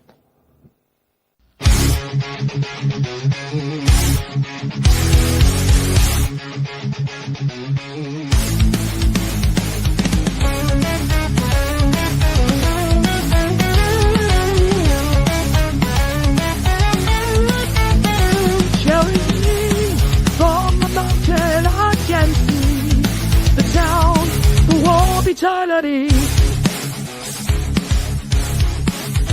Winding roads and autumn fire, engines hum, the hills climb higher. Through the trees the world unfolds, ocean's silver, horizon gold. Sailboats scattered on the sea, tiny threads to carry me. From a mountain I can see down, the world is harmony. Windows down, the air is colder. Every mile, the view grows bolder. Fields and houses fade away. The ocean calls, the sky turns gray. Sailboats scattered on the sea, flying crazy coming deep. From the mountain I can see down, the world is unity. Above the noise, above the fear, the world is small, the sky is clear. Every sail about time, every wave a coin in life.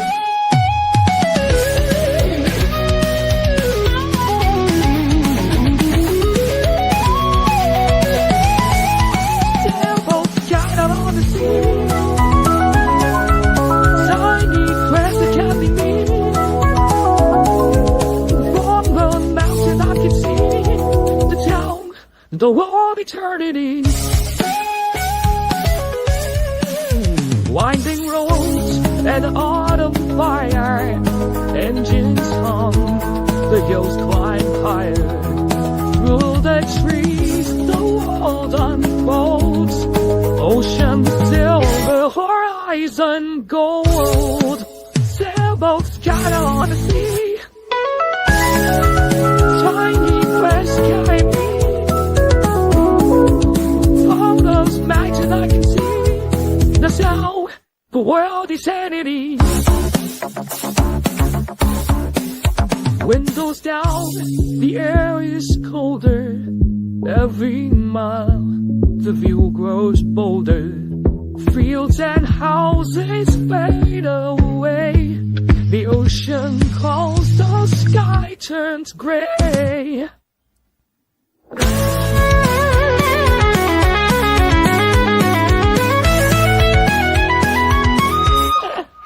Sailboats scatter on the sea. Tiny press to carry me. Down the mountain out to sea. But now the world is turning.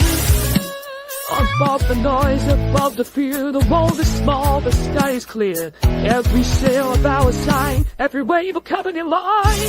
Sailboats scatter on the sea. Tiny the press to carry me. On the mountain, I can see the town, the wall of eternity.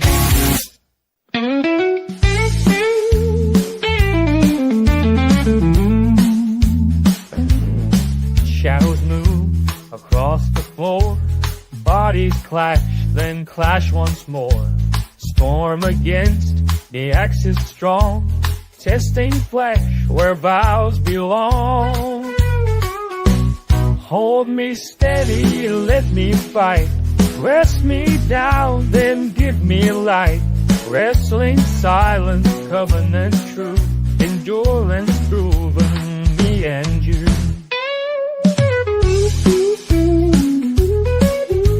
Laughter breaks between strain.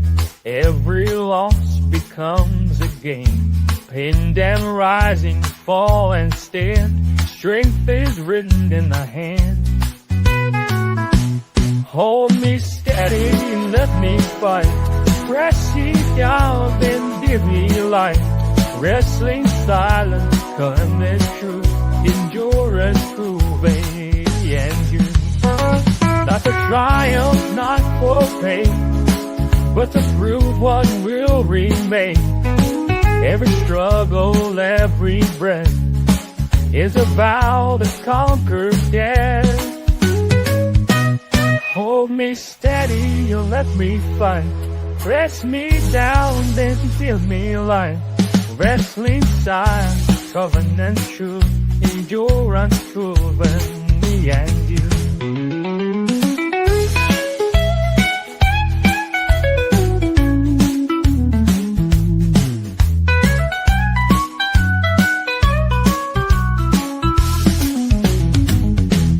Shadows move across the floor. Bodies clash, then clash once more. Storm against the axis strong. Testing flesh where vows belong. Hold me steady, let me fight. Let me down, then give me light. Wrestling silent, covenant truth. Endurance proven, and young. Laughter breaks between strain. Every loss becomes a gain. Pinned and rising, fail and stand. Strength is written in the hand. Hold me steady, let me fight. Press me down, then give me light. Wrestling silent, covenant truth. Endurance proven, and you.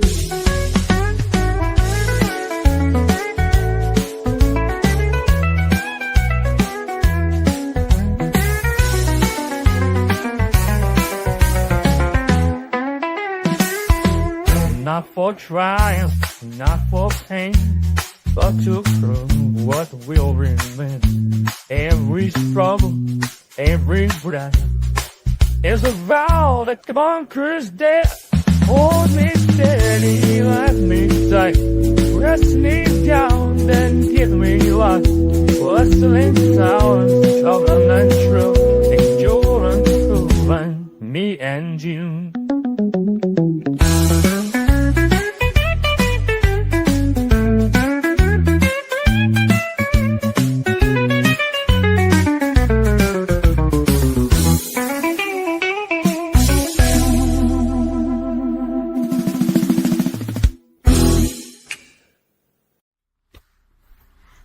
Margaret's house stood on the hill, its windows catching the last of the autumn light.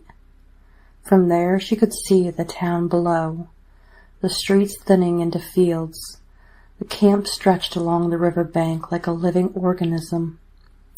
Fires burned low, smoke rising into the dusk. The river itself moved steadily, its surface catching the moonlight, carrying reflections downstream like omens. At the center of it all stood the barracks, General Frank's quarters. But here, the barracks were not a fortress apart. They were the camp itself, canvas and timber, tents and watchfires, soldiers moving in rhythm with the current. His quarters were marked only by a single lantern, brighter than the rest, a steady flame at the heart of the river's edge. Inside, maps were spread across a rough-hewn table, stones weighing down the corners. Frank studied them in silence, his ears tuned to the river's constant rush. The water was both shield and threat, a barrier to the enemy, but also a line that could be crossed in the night. He trusted it no more than he trusted men. The camp pulsed with life, boots on earth, voices raised, the clatter of weapons being checked and rechecked. Yet within his quarters, silence held. He had learned long ago that command required a distance, that silence was as much a weapon as steel. Still, tonight, as he bent over the maps, he felt the weight of Margaret's lamp burning on the hill. 2 flames, 2 silences, bound across the dark. Margaret pressed her hand against the glass of her window, watching the faint glow of the campfires by the river. She could not see him, but she knew he was there, his silence steadying the men, his presence anchoring the camp. The distance between them was no longer just town and hill. It was river and camp, water and stone. When dawn came, it came with both warmth and chill. The sun rose over the horizon, spilling across the river, warming the canvas of the tents, softening the faces of weary soldiers. Yet with the light came a cool breeze, sweeping down from the hills, carrying with it the scent of earth and water. The warmth pressed against their skin, the breeze cut against it, and together they steadied the men for the march. Margaret stepped outside her house, the sun touching her face, the breeze tugging at her hair. She closed her eyes for a moment, feeling both forces at once, the comfort of light, the vigilance of air. Down below, General Frank emerged from his quarters, the sun striking his shoulders, the wind stirring his coat. He stood at the river's edge, silent, immovable, as the camp stirred awake around him. The march had not yet begun, but already the covenant was shifting. She bore the house, he bore the camp. She carried silence in the hilltop rooms, he carried silence in the river's flow. And both knew, soon the silence would break. The camp slept, but Frank did not. The river moved beside him, steady and unbroken, its current whispering against the stones. The lantern in his quarters burned low, its light steady against the canvas walls, casting long shadows that swayed with the night air. He sat at the table, pen in hand, paper spread before him. He wrote in silence. The silence was not emptiness, it was weight. It pressed against him as surely as armor, as surely as the river pressed against its banks. He welcomed it. Silence was his companion, his discipline, his shield. In silence he could hear the truth of things, the scrape of boots outside, the restless turning of soldiers in their sleep, the faint murmur of women's voices carrying through the camp. And beneath it all, the river, eternal, unhurried, bearing fragments of the world downstream. Frank's words came slowly, each one deliberate. He did not write orders tonight. He did not write reports. He wrote meditations. His handwriting was measured, each letter carved as though it might outlast him. He wrote of endurance, of the burden of bearing, of the strange covenant between silence and storm. He wrote of the body as axis, of discipline as shield, of silence as command. At times he paused, pen hovering, eyes fixed on the flame. He thought of Margaret, though not by name. In his pages she was the storm, the force that pressed against his axis, testing it, proving it. He wrote of her as one writes of weather, not to control it, not to resist it, but to endure it, to let it shape the land. He wrote of how storm and axis were not enemies, but opposites bound together, each meaningless without the other. He wrote of names, how a man could be commander in whispers, faceless, nameless, a figure of myth. Then how he could become General Frank in the mouths of soldiers, a name that could be followed, remembered, written into history. He felt the weight of that shift. A name was not only a banner, it was a burden. It demanded that he live not only for himself, but for those who spoke it. The river's voice filled the pauses between his sentences. It reminded him that nothing held still, not even silence. The water carried silt, leaves, fragments of branches, ordinary things made eternal by motion. He thought of the covenant in the same way, not fixed, not explained, but carried forward, endured. He wrote of the women in the camp, their whispered litanies rising like smoke. He wrote of their quiet labor, cooking, tending, watching, was not lesser than the soldier's steel, but equal to it. He wrote that revolutions were not carried by swords alone, but by hands that bore water, by voices that whispered prayers in the dark.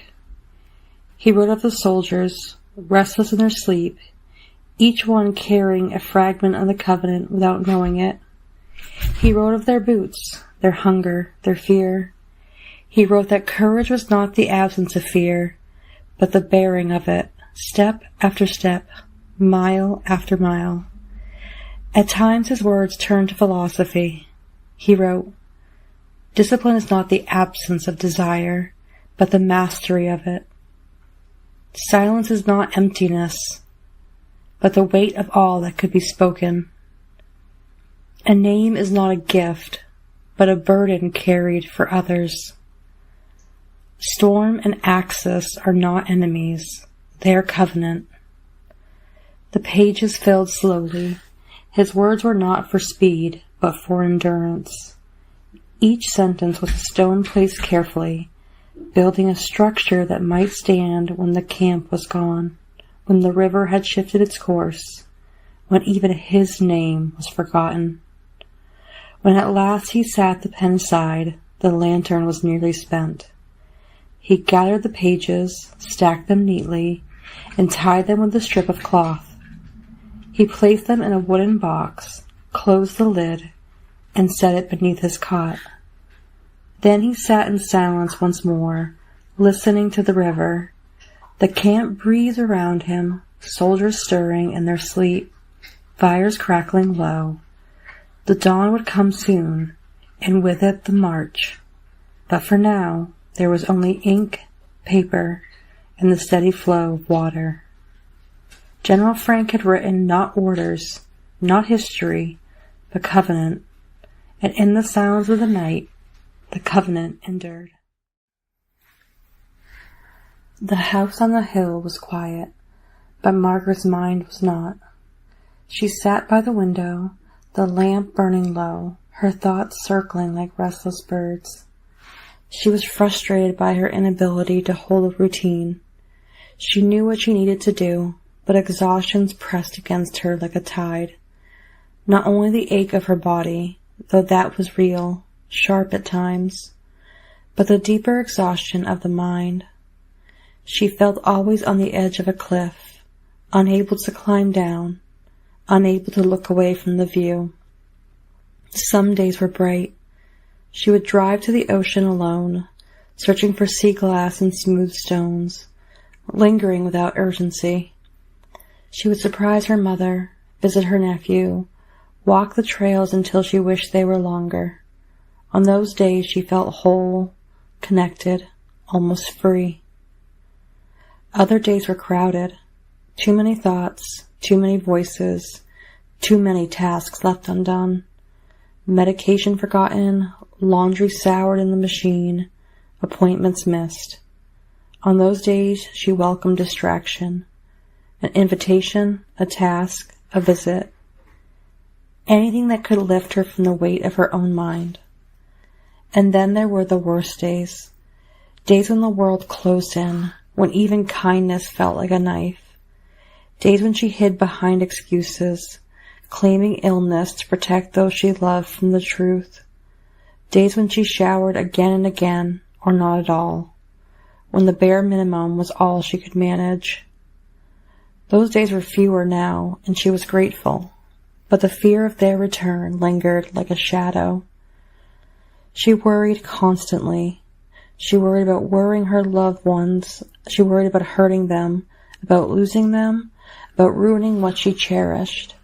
She worried she was too much to be loved, that her growth was too slow, that the people would not stay long enough to see her blossom. So she hid parts of herself, the fears, the anger, the sadness, tucking them away so others might see only her joy. And yet, joy was what she longed for most. Connection. To laugh when others laughed, to share in their light, to feel woven into something larger than herself. Now, she felt that connection stirring with someone new, stronger than before, deeper than she had ever known. It terrified her. She trusted him, but trust was a fragile thing. Was he truly trustworthy? Were his gestures genuine, or were they manipulation? She felt chosen, but also tested, as though she were being weighed for a role that might not even exist. She loved him, but did he love her back? The questions circled, sharp as blades, but she knew they could not be answered by thought alone. They would either happen or they would not. So she chose. She chose devotion. She chose to let her love outweigh her fear. She chose him. Margaret pressed her hand against the glass of the window, looking down toward the river where the campfires burned. She could not see Frank, but she felt him there, steady as the current. He wrote in silence. She thought in silence. 2 vigils, 2 flames, bound across the dark. And in that moment, her devotion became covenant. The camp was quieting. Fire sank into embers. The river glowed with the last light of day, and the breeze carried the scent of smoke and water. Frank sat in his quarters, lantern burning low, instrument in hand. His fingers tested the strings, coaxing sound from silence. The first notes rose, low and steady, like a heartbeat. Then his voice followed, deep, unyielding, carrying across the camp like a vow. The air is heavy, the room holds its breath, silence speaks louder than anything left. The words hung in the air, fragile yet unbreakable. Soldiers shifted in their sleep, women paused in their prayers. The river caught the sound and carried it downstream. The silence between us, danger in disguise. The silence between us, truth behind the eyes. His voice was not polished, but it was true. Each phrase struck like iron, each note steady as stone. The lantern flame flickered, shadows swaying across the canvas walls. Frank's shoulders were square, his jaws set, but his eyes softened as the melody deepened. His voice grew heavier, carrying the weight of the storm. The silence breaks, the shadows fall. Truth is a blade that cuts us all. The chords darkened, vibrating with force. His brow furrowed, his voice rose, not in anger, but in endurance. Truth topples kingdoms, truth breaks the bone. Once you have seen it, you are never alone. The chorus rang out like steel striking stone. The camp seemed to lean toward him, though no one stirred. Even the river hushed, folding it into the song. At last, the night began to pale.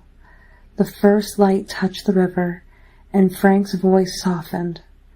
The melody steadied, returning to stillness. He sang not for the camp, nor for Margaret on the hill, but for the covenant itself. The vow is fire, the vow is flame, spoken once, never the same. His voice trembled, not with weakness, but with truth. I choose the danger, I choose the flame. If the vow consumes us, let it burn our names. The final refrain lingered, suspended in the air, before dissolving into silence. Frank lowered the instrument. His hands rested on the wood, his breath steadying. He did not need to applause, nor witness. The music had done its work. It had steadied him, as ink had steadied him, as silence always steadied him. Outside, the camp remained still. No one spoke, no one moved. Yet all had heard. The songs had entered them in sleep, in prayer, in silence. They had entered the river, carried downstream into the dark. And in the silence that followed, the covenant endured. The river camp was still, the embers of the fires glowing faintly. The soldiers sunk in uneasy dreams. The women's litanies had faded, but the air still carried their echo. In his quarters, Frank sat with his instrument, lantern burning low, shoulders squared, eyes fixed on the flame. He drew a breath, and the first song began. Song 1. If we fall together. The melody began softly, almost trembling, but his voice was steady. Boots above, the candle shakes, the vow we made, the vow it takes. The sound slipped through the canvas walls, carried by the river breeze. A soldier stirred, half dreaming, his breath falling into rhythm with the song. A woman at the edge of camp lifted her head, her lips moving silently as though echoing the refrain. If we fall together. If we break, the vow remains. Even silence holds forever. Even ashes speak our names.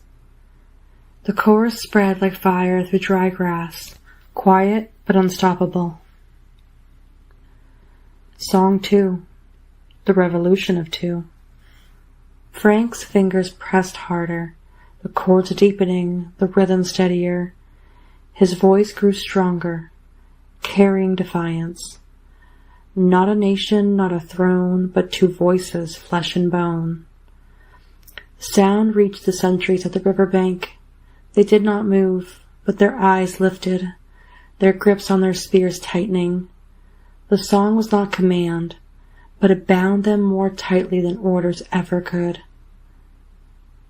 This is a revolution of two, a vow that no empire can undo.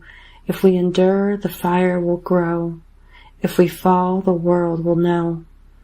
The chorus rang like steel striking stone. In the shadows, men and women alike mouthed the words, though they had never heard them before. Song 3. The Seed of the Vow. The lantern flame flickered, shadows swaying. Frank's voice softened, the melody turning inward, contemplative. Do I scatter, do I keep? Do I sow or do I reap? The camp grew utterly still. Even the horses shifted less, their ears pricked toward the sound. The song was quieter, but no less fierce. Not by taking, not by claim, not by standing flame to flame, not by scattering, not by loss, but by bearing every cost. The words fell like seeds into soil. The silence that followed was not emptiness, but waiting, as though the camp itself was holding its breath for the harvest. Song 4, Bread and Salt. At last, Frank's voice turned solemn, almost ceremonial. The melody slowed, his tone deepened, and the song became a ritual in itself. Bread and salt, the vow made flesh, cups are lifted, hearts enmesh. The chords were warm, steady, like the glow of embers. Soldiers rose quietly from their cots, drawn toward the sound. Women stepped from their tents, shawls wrapped tight, eyes shining. No one spoke, they only listened. Tonight we eat as one, the vow has just begun, not in banners, not in fight, but in bread and salt and night. By the final chorus, the camp was gathered in silence outside his quarters. They did not cheer nor cry out. They only stood together, bound by the song, as though the vow had passed from his voice into their very bodies. The night had not ended. The river still moved, the embers still glowed, and the camp still lingered in the hush of song. Frank, seated with his instrument, did not rest. His voice had steadied the camp, but something more pressed within him, something that demanded to be sung. He drew a breath, and the first song began. 1. The artist beneath the armor. The melody was low, almost secretive, as though he were confessing to the night itself. His voice carried both weariness and fire. Behind the steel a shadow glows, a man remembered, a story no one knows, lines of war etched on his face, but in his eyes another place. The soldiers who listened from the shadows felt the words cut the image of their commander. He was not only steel, not only command, he was a man who carried sketches in silence, a softer world hidden beneath the armor. The artist beneath the armor, the fire behind the gaze, to be seen and still be chosen, a sanctuary in a blaze. The refrain lingered, and for a moment the camp saw him not as general, but as man. Song 2, The Open Vow.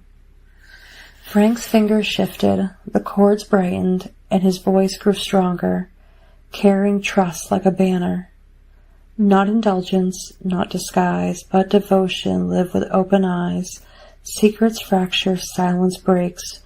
Trust is stronger than what it takes. The song was not about secrecy, but about revelation.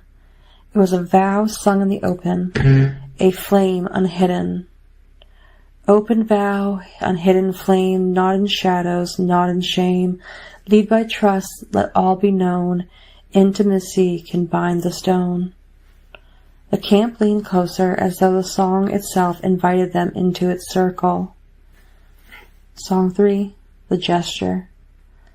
The lantern flame flickered, and Frank's voice slowed, solemn, ceremonial. Firelight flickers, silence swells, a line is crossed, a story tells. Not indulgence, nor disguise, but devotion live before all eyes. The melody was steady, his voice unwavering. It was not a song of conquest, but of offering. This is the gesture, this is the flame, not for conquest, not for shame. The words fell like a ritual act, made visible. The camp felt as though more than music, It was covenant embodied in sound. Song 4, The Witnesses. At last, Frank's voice rose into its final song of the night. The chords were strong, the melody solemn, and the refrain carried weight. Shadows stretch, the fire glows, witness gather, the silence knows, mother's gaze unflinching strong, brothers torn where he belongs. The camp itself becomes the witnesses, soldiers, women, children, all who heard were bound by the song. We are the witnesses, we will not turn away, blood and vow together, in the firelight we stay. The refrain was not his alone. The camp began to murmur it back, voices low, hesitant at first, then stronger. By the final chorus, Frank's voice was joined by dozens, then hundreds. We are the witnesses, we will not turn away, blood and vow together, in the firelight we stay. The covenant made public. When the last note faded, the camp stood in silence. No one moved. No one dared break the weight of what had been sung. Frank lowered his instrument, his hand resting on the wood. He had not commanded them, yet they had followed. He had not ordered them, yet they had joined. The covenant was no longer hidden. It was no longer private. It had been sung into the night, witnessed by all, sealed in firelight and silence. And in that silence, the vow endured. The room was dim, lit only by a single lamp and the glow of her device. Margaret sat before the easel, canvas black and waiting. The air smelled faintly of turpentine and wood, the brushes laid out like instruments before performance. She pressed play, and Frank's voice filled the room. It was not the first time she heard him sing, but tonight it was different. Tonight, the songs carried weight. They were not background. They were covenant. Preparation. She stood for a long time before touching the brush. The canvas was a void, a silence. She felt the same hesitation Frank must have felt before the first note, the same pause before the vow. Her hand hovered, then dipped into white. The first song began, his voice low, steady. If we fall together. Her brush moved. White blossoms bloomed against the black. Baby's breath, delicate and fragile, yet enduring. Each stroke was a response to his refrain, each petal a fragment of his vow. The first layer, flowers. The blossoms spread across the canvas, clustered in a glass vase. She painted them quickly, almost urgently, as though the song itself demanded speed. The petals were not perfect, but they were alive. They leaned toward the unseen light, just as she leaned toward his voice. The chorus rose. Even silence holds forever. Even ashes speak our names. Her hand trembled. He pressed harder, thickening the paint, making the flowers luminous against the dark. They were not fragile now. They were testimony. The second layer, the cup. The second song began, chord steadier, defiant. This is the revolution of two. She reached for yellow, dipped the brush, and shaped the ceramic cup. The color glowed against the black ground, a vessel of warmth. She painted it full, brimming with dark liquid, reflecting unseen firelight. The cup was not just an object. It was covenant. It was communion. It was the revolution of two, ordinary yet eternal. The third layer, the table. The third song whispered of seed and flame, of vows born in silence. Margaret slowed her strokes, grounding the scene. She painted the round wooden surface beneath the vase, tracing the grain with care. Each line of wood was a heartbeat, Each curve was endurance. The table became altar, the place where ordinary acts, bread, salt, flowers, drink, were transfigured into covenant. The fourth layer, the background. The final song rose, solemn, ceremonial. Tonight we eat as one, the vow has just begun. She deepened the black around the cup objects, thickening it, making it heavy. The darkness was not emptiness, it was silence. The silence that held the vow. Against it, the flowers, the cup, the wood glowed brighter. Her strokes slowed, deliberate, each one a seal. Memory floods. As she painted, memories rose unbidden. Days at the ocean, searching for sea glass. Trails walked until she wished they were longer. Laughter at her mother's table. The worst days, when even kindness cut. The fear of being too much, of being unlovable. But the songs pressed against those fears, reshaping them. Each lyric was a counterweight, each chord a reminder that devotion could outlast doubt. She painted not only what she saw, but what she remembered, what she feared, what she hoped. The canvas became not still life, but living testimony. Completion. When the last note faded, Margaret set down her brush. The painting stood complete. Vase, blossoms, cup, wood, all against the black. Simple, yet alive with the weight of song. She stepped back, listening to the silence that followed.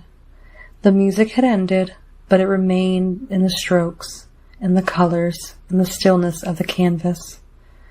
The flowers were covenant, the cup was communion, the table was altar, the black was silence. And in that silence, Margaret's vow endured, not only in thought, not only in word, but in paint. The aftermath. She sat before the painting long after it was finished. The room was quiet, but she could still hear his voice, still feel the vibration of the strings. She imagined the camp by the river, the soldiers stirring, the women pausing in prayer, the covenant spreading like fire. Here, in her small room, she had joined them. Her brush had answered his voice.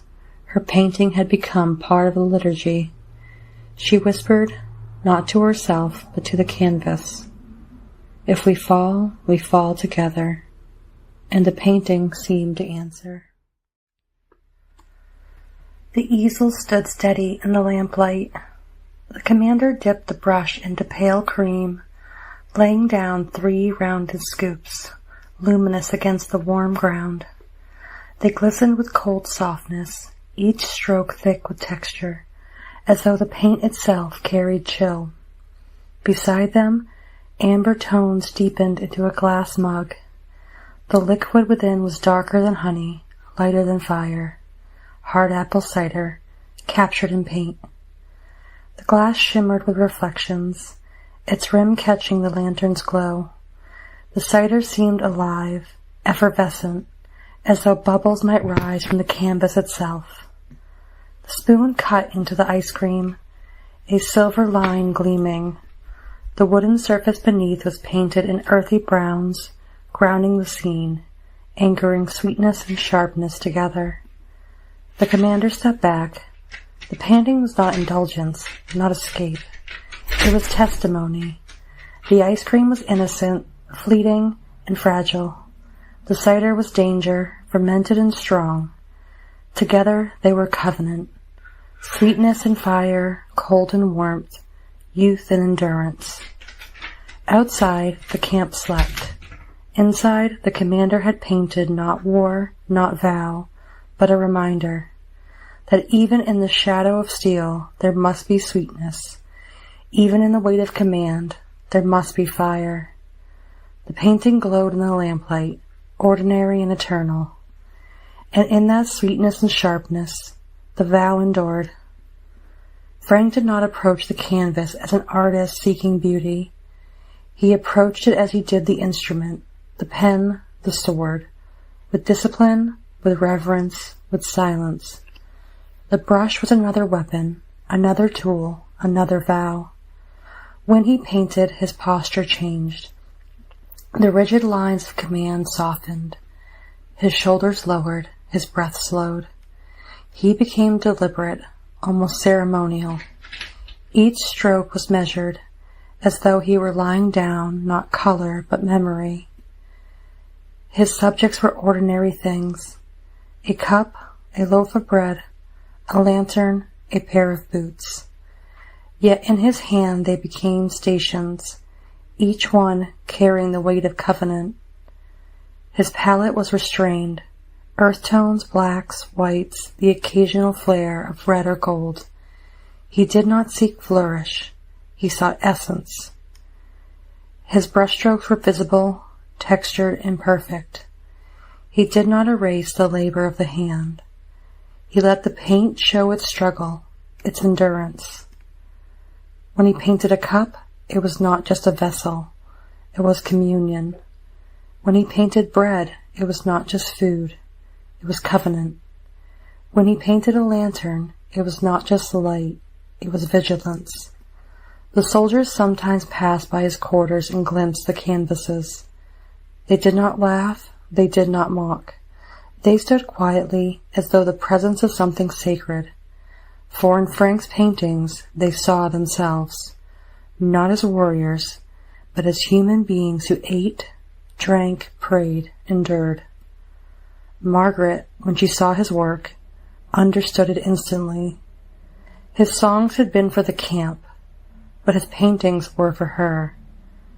They were his way of saying what words could not: that beneath the armor, beneath the command, there was still a man who remembered sweetness, who longed for ordinary things, who believed that even in war, beauty must be preserved. The tent was quiet, the night outside heavy with the hush of the river. Margaret sat near the lantern, a book open in her lap. Her lips moved silently as she read, her eyes steady, her posture upright. She read not for escape, but for endurance. Each line was a stone, each page a step. Across from her, Frank stood before the easel. His brush was already wet with color, his canvas waiting. He did not glance at her, but he felt her presence as surely as he felt the weight of the brush in his hand. Margaret turned a page. The sound was soft, like the turning of a leaf. Frank laid down a stroke of deep amber, bold and unhesitating. The canvas began to glow. She read of vows, of trials, of hidden sweetness. He painted a cup, brimming with dark cider, its rim catching the lantern light. The brushstrokes were thick, unapologetic, bold. She read of tenderness, of endurance, of love that survived silence. He painted beside the cup a bowl of ice cream, pale and luminous, softness against the dark ground, sweet. The room filled with two devotions, the rhythm of her reading, the rhythm of his painting, words and colors, vows and strokes, each answering the other without speech. Margaret paused, her finger resting on a line. Frank leaned back, studying the canvas. Their eyes met across the lamplight. No words passed between them, but the covenant was clear. Her vow was in the book. His vow was in the paint. The painting grew bolder, the colors richer. The book grew heavier, the words deeper. Together they built a scene that was not battlefield nor gallery, but sanctuary. When she closed the book, he set down the brush. The canvas stood complete, cider and cream, bold and sweet, ordinary yet eternal. Margaret smiled faintly, not at him but at the vow made visible. Frank nodded once, not at her, but at the vow made audible in her reading. The lantern flickered, the river moved, and in that tent, boldness and sweetness endured.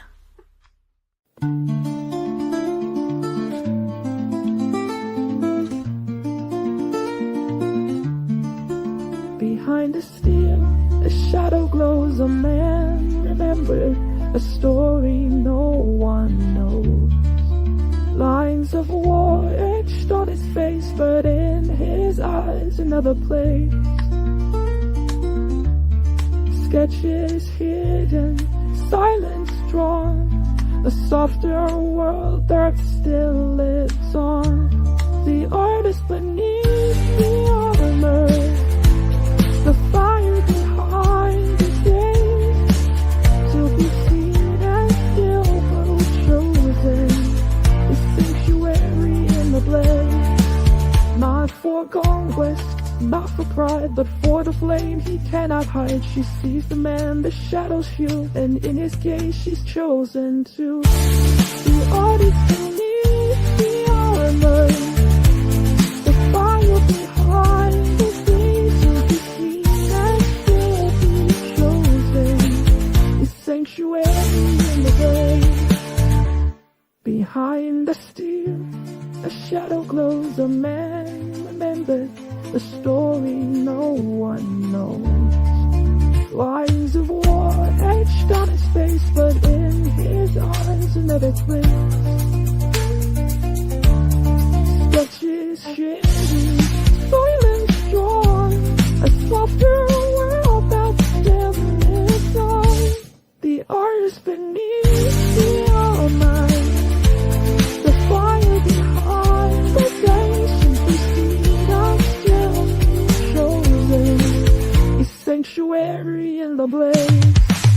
Not for conquest, not for pride, but for the flame. Reach out high, she sees the man, the shadows hew, and in his gaze she goes into the artist beneath the armor. It's fire behind the gaze, to be story and still be chosen, a sanctuary in the blaze. Behind us here, a shadow grows, a man remembered, a story no one knows.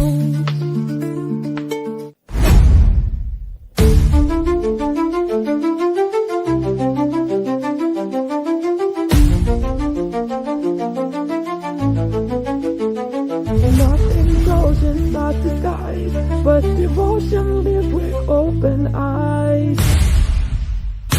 Secret fractures, silence breaks, trust is stronger than what it takes. If devotion is to stand, let it be chosen hand in hand. Open vow, unhidden flame, not in shadows, not in shade. Lead by trust, let all be known.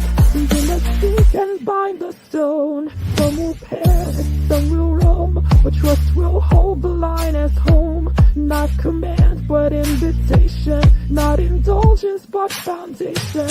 Open vow, hidden flame, not in shadows, not in shade. Lead by trust, let all be known. We must seek and bind the stone. Not indulgence, not disguise, but devotion lived with open eyes. Secret fracture, silence breaks, trust is stronger than what it takes. If devotion is to stand, let it be chosen hand in hand. Open down, unleashed, not in fire, not in shame. We must trust, let all be known. We must seek and bind the stone. Some will pair and some will roam, but trust will hold the line at home. Not command, but invitation, not indulgent, but foundation. Open down, unleashed, not in shadow, not in shame. We must trust, let all be known. If we must seek and bind the stone, not indulgence, not disguise, but division lived with open. Secret structures, silent breaks, trust is stronger than what it shakes. If devotion is to stand low, it shows in the end in hell. Open vow, unshading flame, not in shadow, not in shame. Lead by straw, let all be known. We can speak, don't guide the stone. Some will care and some will roam, but trust will hold the line as home. Not command, but invitation, not indulgence, but foundation. Open vow, unhanging flame. flame. Open shadows, not in shame. Merely by trying I will be known. Intimacy can't bind the stone. Some will care and some will hold. But trust will hold the line as whole. Not in that but invitation. Not indulgence by foundation.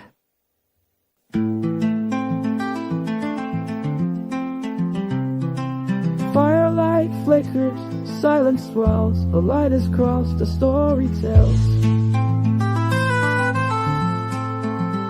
Not indulgence, not disguise, but devotion lived before our eyes. She steps forward, steady true, the vow revealed, the vow made new.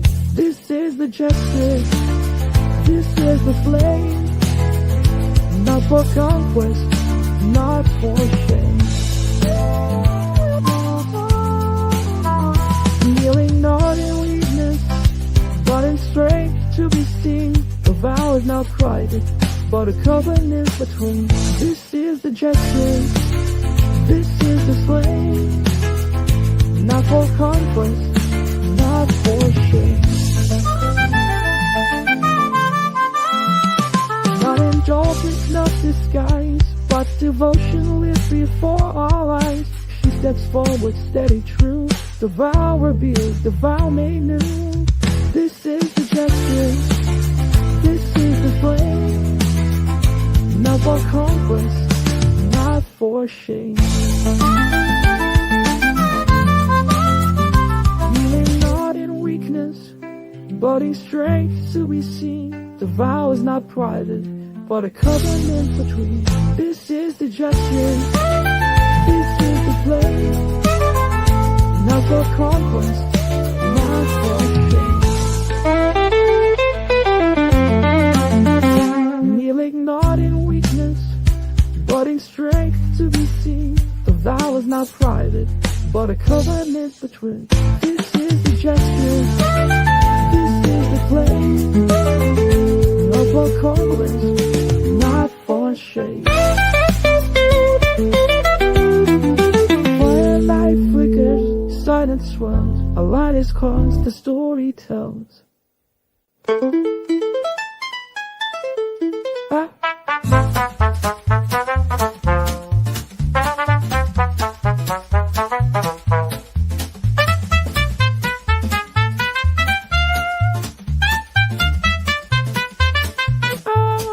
In the night, the covenant keeps. In the stillness, the vow still speaks. Her book grows heavy, his canvas glows. Each devotion the other knows. Eyes meet softly across the flame. Two vows spoken, one the same. Bold and sweet, the vow remains. Through the silence, through the chains.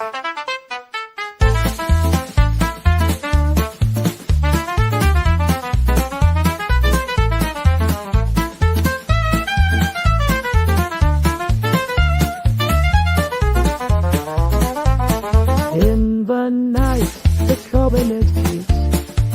In the stillness, the vow still speaks. Lantern flickers, river moves. In the hush, the covenant proves. Cider and cream, bold and sweet. Ordinary vows complete.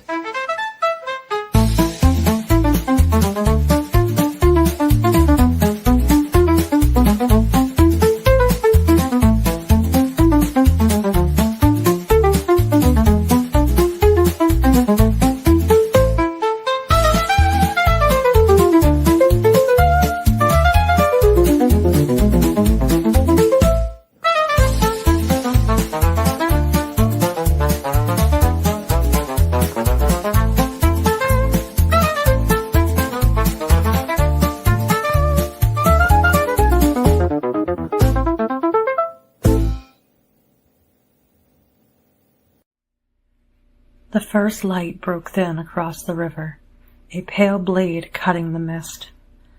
The commander mounted his fat tire bicycle without hesitation, as if the act were as natural as breathing. The frame was heavy, the tires broad, built for terrain that resisted ordinary wheels. Yet under his weight it moved easily, gliding forward with a confidence that mirrored his own. He did not ride for leisure. He rode because motion was the only language his body trusted. The wide tires whispered over gravel and mud, smoothing every obstacle. Where a narrow wheel would have faltered, his rolled steady, unyielding. Each turn of the pedals was a command obeyed, each breath a drill repeated. He leaned into the rhythm, shoulders squared, eyes fixed on the horizon. The ride was not escape. It was discipline in motion, the continuation of a soldier's training translated into balance and endurance. The river kept pace beside him, its current slow, its surface heavy with dawn. He felt the contrast, the water drifting, the wheels relentless. He had been raised to move forward, never to drift. To stop was to invite collapse. The camp still slept behind him, but he carried it in his muscles. The weight of orders given, the silence of those who would not return. The ride did not erase them. It only gave them shape, a rhythm he could endure. The dawn was not gentle. It arrived like a blade, slicing the mist into ribbons of pale fire. The commander felt it on his skin before he saw it, a chill that carried both promise and warning. He gripped the handlebars, leather worn smooth by years of use, and pushed off harder. The fat tires responded instantly, rolling over stones and roots as if they were nothing. He thought of the years that had shaped him. Where others learned to nurture, he learned to issue orders. Where others sought tenderness, he was trained to suppress it. Where others built futures, he was taught to prepare for death. These truths were not memories, but marrow, carried in every muscle that now drove the pedals forward. The road inclined, but the bike climbed easily, the wide tires gripping earth with certainty. Strain came not from the ground, but from within, his legs burning, his lungs rasping. He welcomed it. Strain was clarity. Strain stripped away hesitation, stripped away thought. In the ache of muscle, he found the only peace he trusted. Behind him, the camp lay silent. Rows of tents, the smell of smoke and sweat, the weight of decisions that never left him. He carried them all, though no one could see it. The ride did not absolve him, but it gave the burden a rhythm. Each rotation of the wheel was another order given, another silence endured. The sun crested the horizon, spilling gold across the river. For an instant, the world seemed almost tender. He felt it, but did not trust it. Tenderness was a language he had never been taught. He pressed harder on the pedals as if to outrun the softness. The ride stretched on, mile after mile. He did not count the distance. Distance was irrelevant. What mattered was the motion itself, the refusal to stop, the refusal to drift. The fat tire bike was not transport but testimony. It bore witness to the man he had been made to be.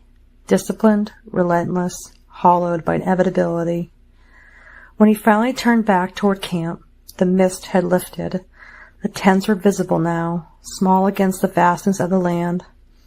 He slowed, not from fatigue but from recognition. The ride had carried him forward, but not away. There was no away.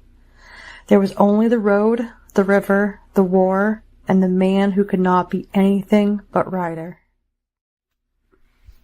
The river was swollen from the rains, its banks soft with mud. The commander rode beside it, the fat tire bike gliding over terrain that would have broken a lesser machine.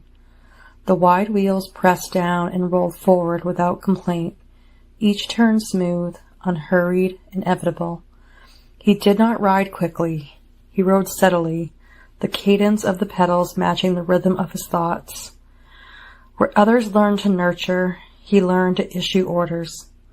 Where others sought tenderness, he was trained to suppress it. Where others built futures, He was taught to prepare for death. The words rose in him like scripture, not chosen but inherited. They were not lessons he remembered being taught. They were marrow, carried in every muscle that now drove the pedals forward. The fat tires absorbed the stones and ruts, but they did not erase the weight he carried. They only made the motion easier, smoother, more relentless. Thus, when war arrived, he did not question it. He stepped into it as if stepping into his own skin. The uniform was not a costume, but a second body, one he had been fitted for since childhood. To refuse it would have been to betray the scaffolding of his existence. The bike rolled over sand, over gravel, over roots, and never faltered. He thought of the orders he had given, the lives he had weighed, the silences that followed. Each decision was another scar, invisible but permanent. The ride did not absolve him, but it gave the burden a rhythm. Each rotation of the wheel was another order given, another silence endured. The ridge leveled, and the land opened wide. From here he could see the camp below, tents scattered like pale scars across the earth. He slowed, letting the bike glide, the fat tires whispering over the ground. For a moment he felt the hollowness waiting at the edges of his thoughts. The tragedy was not that he fought, but that he had been made to. His inheritance ensured that when the war ended, he would be left hollow, stripped of the only role he had ever been meant to play. The bicycle carried him forward, but toward what? Beyond the war there was no map, no command, no terrain to master, only the emptiness of a man who had been built. The commander pushed off hard, the fat tire bike lurching forward into the half-light. The wide wheels crushed gravel and spat it sideways, grinding over ruts and roots with a low growl. The machine rode easy, but he did not. His body was taut, jaw locked, breath ragged.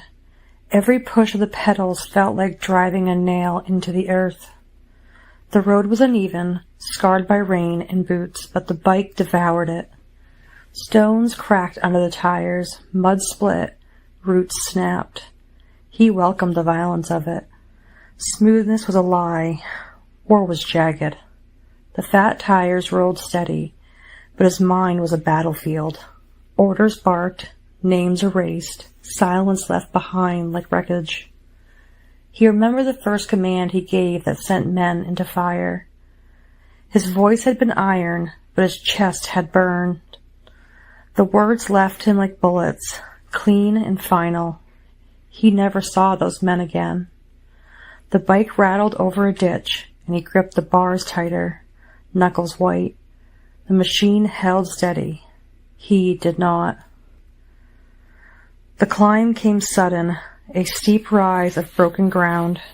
He stood on the pedals, legs straining, lungs tearing at the air. The fat tires clawed upward, gripping where nothing should grip. He thought of the machine of war, how it always climbed, always advanced, no matter the cost.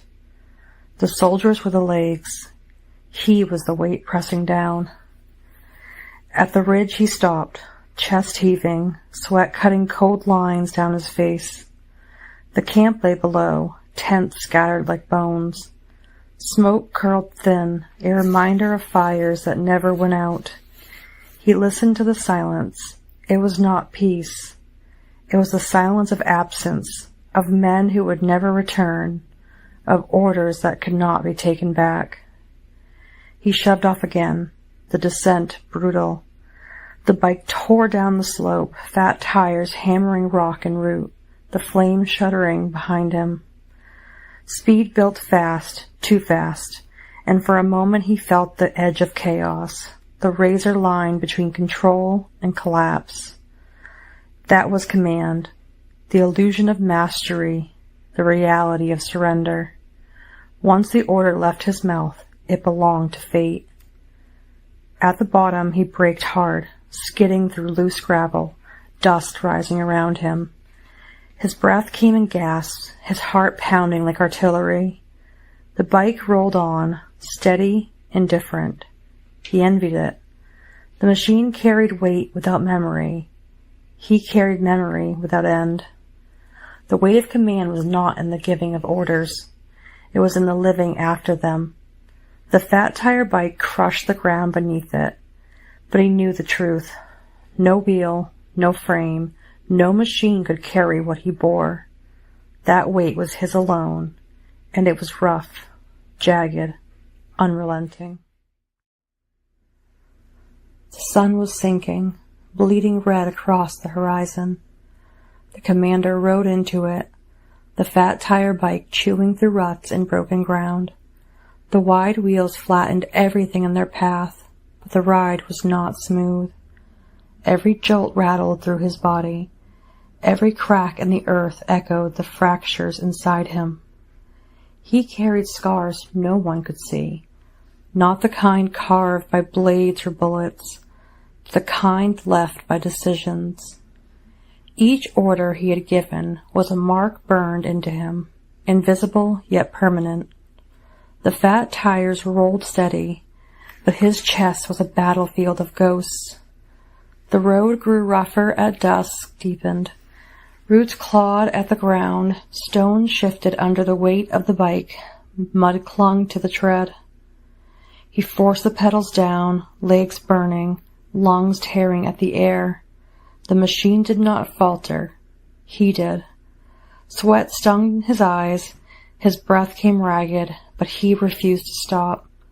To stop was to collapse beneath the weight of memory. He thought of the men who had not returned. Their faces rose in the half-light, flickering like shadows at the edge of vision. He had sent them forward, and they had not come back. The silence they left behind was heavier than any pack, heavier than the steel of his weapon, heavier than the bike beneath him. The descent came sudden, a slope of loose rock and sand. He let the bike go, fat tires hammering down, frame shuddering, handlebars jerking in his grip. The speed was violent, the ground unforgiving. He rode it out, teeth clenched, eyes narrowed against the rush. This was command, the illusion of control, the reality of chaos. Once the order left his mouth, it belonged to fate.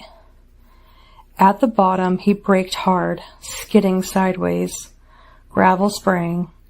He steadied the bike, chest heaving, heart pounding like artillery. The machine stood solid, indifferent. He envied it. The bike bore scars in its frame, scratches and dents from the terrain, but it did not remember. He remembered everything. The scarred rider pushed on in the dark, the fat tire bike rolling forward as if nothing had happened. But he knew the truth. The machine carried him, the road scarred him, and the weight of command would never let him ride free. The road split at a crossroads, 2 ruts carved deep into the earth. The commander braked hard, the fat tire bike skidding sideways, gravel spraying. He planted one boot on the ground, chest heaving, sweat cold on his back. The machine stood steady, but inside him the ground was breaking. He leaned on the handlebars, head bowed, and the voices rose. One was the commander's voice, iron, unyielding, forged in drills in silence. The other was the man beneath the uniform, raw and scarred, carrying the weight of every order spoken. The commander's voice said, "Forward, always forward. Sacrifice is the cost of survival. One life for many, many for the whole." The man's voice answered, "You sent them. You watched them vanish. You carry their silence. What is survival if it hollows you out?" The fat tire bike waited, tires sunk into the dirt, frame scarred but unbroken. It was a witness, not a judge. Its wide wheels could roll either path, but it could not choose. That choice was his alone. He gripped the bars tighter, knuckles white. The commander's voice pressed harder. Hesitation is weakness. Doubt is betrayal. You were made for this. The man's voice pushed back. You were made, yes. But made into what? A machine that rolls forward without end? A body that carries scars no one sees? The wind picked up, carrying dust across the crossroads. He spat grit from his mouth, eyes narrowed. The fat tire shifted slightly, steady against the gust. He envied the machine's certainty. It did not argue with itself. It did not remember. He shoved off, forcing the pedals down, choosing neither path but cutting straight across the rough ground. Stones cracked under the tires, roots snapped, the frame shuddered. The ride was violent, punishing, but it carried him forward. The argument did not end. It never would. It lived in him, as permanent as the scars he bore. The commander and the man would ride together, locked in conflict, neither yielding, neither silenced.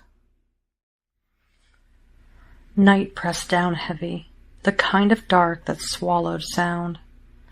The commander rode into it, the fat tire bike grinding over dirt and stone, the wide wheels whispering like a low drum beat. The campfires behind him had burned to embers. Ahead, only the road and the silence. He welcomed the silence. It was the only thing that could smother the voices. The commander's voice, iron, unyielding, still barked in his skull. Forward, always forward. The man's voice, scarred, weary, answered back. You carry them. You carry every silence they left behind.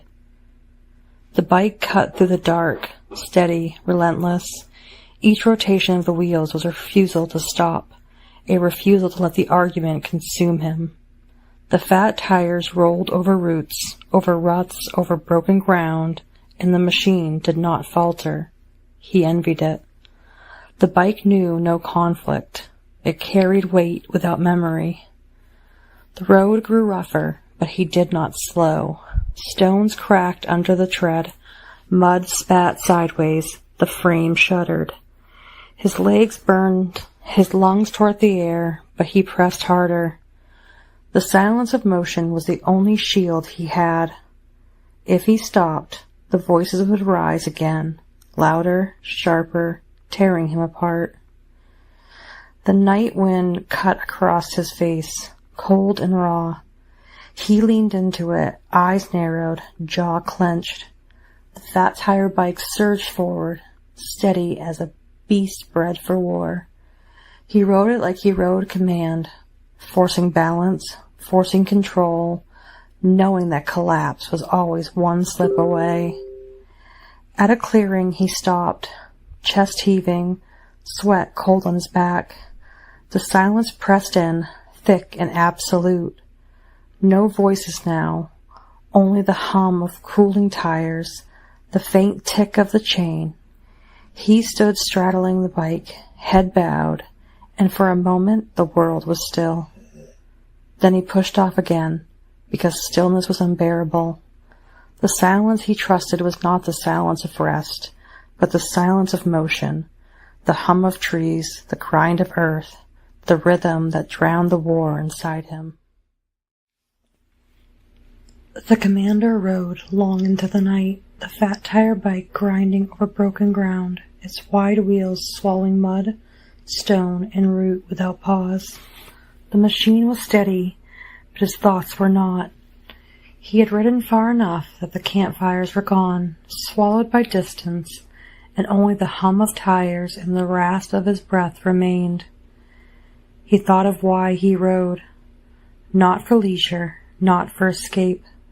The ride was discipline in motion. Every muscle, every breath, every turn of the wheel was training carried forward. The soldier's creed translated into flesh and steel. The fat tires rolled easy, but the ease was not freedom. It was endurance made smooth, inevitability made simple. On the motorbike it was different. The engine roared beneath him, a beast barely contained. There he felt both mastery and surrender, the razor-thin line between control and collapse. It mirrored command itself, power that could only be exercised by respecting its limits. One wrong move, one overreach, and the whole machine would buck, shatter, burn. Riding taught him terrain. The fat tire bike demanded a different posture for every surface. Mud, sand, stone, snow. Each ground had its rhythm, its demand. Just as in war, survival depended on reading the earth, adapting to its language. He had been trained to master maps and strategies, but the bike taught him something sharper, that the ground itself was a living adversary, and only those who bent to its rhythm endured. And in the solitude of motion, he confronted himself. The hum of tires stripped away distraction. The rush of wind scored down to the bone. There was no noise but his own ghosts, the orders he had given, the silences that followed, the faces that never returned. The fat tire bike carried him forward, but it could not carry them away. He gripped the handlebars tighter, sweat cold on his back. The machine rolled steady, indifferent. He envied it. The bike bore scratches and dents, but no memory. He bore memory without end. That was his philosophy. Discipline and motion, control and surrender, terrain as teacher, ghosts as companions. The fat tire bike was not a machine. It was his creed, his testimony, his inheritance made visible. The commander rode heavy that night. The fat tire bike rolled smooth over mud and stone, but he felt every mile as if he were dragging chains. The machine was built to carry weight, its wide wheels flattening the ground, but the weight he bore was not steel or gear. It was memory. It was silence. It was the faces of the gone. Each pedal stroke was another order he had given. Each breath was another life he had measured and spent. The bike did not falter. He did. His legs burned, his chest ached, but he pressed harder, as if speed could grind the burden down. It did not. The faster he rode, the heavier it grew. The road turned to sand, soft and shifting. The fat tires floated across it, steady, untroubled. He envied the machine's indifference. It carried him without question, without hesitation, without memory. He carried everything, the silence of the dead, the weight of command, the hollow truth that no one else could bear it for him. He rose from the saddle, driving the pedals down, sweat pouring, breath tearing. The bike surged forward, unstoppable. He imagined the burden strapped to his back, packs of stone, sacks of iron, the weight of every name he had spoken into silence. The machine bore his body, but his body bore the rest. At a ridge he stopped, chest heaving, sweat cold in the night air. He looked back. The road behind him was scarred with tire tracks, but the burden remained. Nothing had been left behind. The fat tire bike could crush the ground, but it could not crush memory. He pushed off again, because there was no choice. The burden was his covenant. The ride was his testimony. The fat tire bike rolled steady, but the weight it carried was invisible, unmeasured, endless. The commander rode until his legs burned, until night thinned into a gray edge of dawn. The fat tire bike rolled steady, indifferent, carrying him through mud and stone. He thought he was alone. He wanted to be alone. But when he crested the ridge above the village, he saw her. Margaret. He stood at the well, a shawl pulled tight around her shoulders, eyes fixed on him. She did not move, did not speak. The silence between them was heavier than the silence of the dead. It was the silence of the living who refused to be commanded. He slowed, the bike crunching to a halt. His chest heaved, breath tearing at the air. For a moment he thought of riding past, letting the wheels carry him forward, pretending she was only a shadow. But her gaze held him. It was not accusation, not forgiveness. It was witness. He spoke aloud, words torn from him like confession. I gave the orders. I sent them forward. I did not question. I was made for this, and I obeyed. The wind carried his voice down the slope, across the river. Margaret did not answer. She only watched. Her silence was sharper than any rebuke. The fat tire bike waited beneath him, tires sunk into the earth, frame scarred but unbroken. He gripped the handlebars tighter, as if the machine could shield him, but it could not. Not from her, not from himself. He pushed off again, the bike rolling forward, but her figure remained in his vision long after the road bent away. For the first time, the testimony he gave was not swallowed by the wind. It had been heard. At dawn she stepped outside, shawl pulled tight, the cold air cutting her lungs. Behind her, the tent was heavy with silence, some breathing, some not. She closed her eyes, listening. The rhythm of the sound was her war, uneven, fragile, always on the edge of breaking. She knew she could not save them all. She knew the war would take more than she could ever give. But she also knew that to stop fighting would be to let despair win without resistance. Her fight was not for glory, not for command, not for the myth of victory. It was for fragments, a heartbeat, a gasp, a hand clutching hers before letting go. Flesh and blood, immediate and undeniable. The dream? It was not a single image, but a whole country she carried inside her. Dozens of trees rising in ordered rows, their branches heavy with fruit. Raspberries and blackberries tangling in brambles. Blueberries swelling in clusters. Honeyberries sweet and strange. Elderberries dark as ink. Strawberries spreading low and red across the soil. Honeybee hives stood at the edge, their hum filling the air like a hymn. Around them stretched fields of flowers, sunflowers turning their faces to the sky, lavender bending in purple waves, wild poppies burning red against the green. The bees moved tirelessly, stitching sweetness into the world. Chickens scratched at the dirt, ducks waddled through puddles, goats pressed their stubborn heads against fences, always testing the borders of her patience. Their noise was constant, their hunger endless, but they were alive, and their aliveness was part of the dream. Greenhouses gleamed in the sun, glass walls sheltering a world within a world. Inside, rows of medicinal herbs, sage, chamomile, valerian, stood beside decorative blooms, marigolds and lilies, and edible plants climbing the rafters. Each greenhouse was a sanctuary, a place where life multiplied in secret. Beyond them stretched rows upon rows of vegetables, beans climbing poles, carrots hidden in the soil, cabbages swelling like green fists.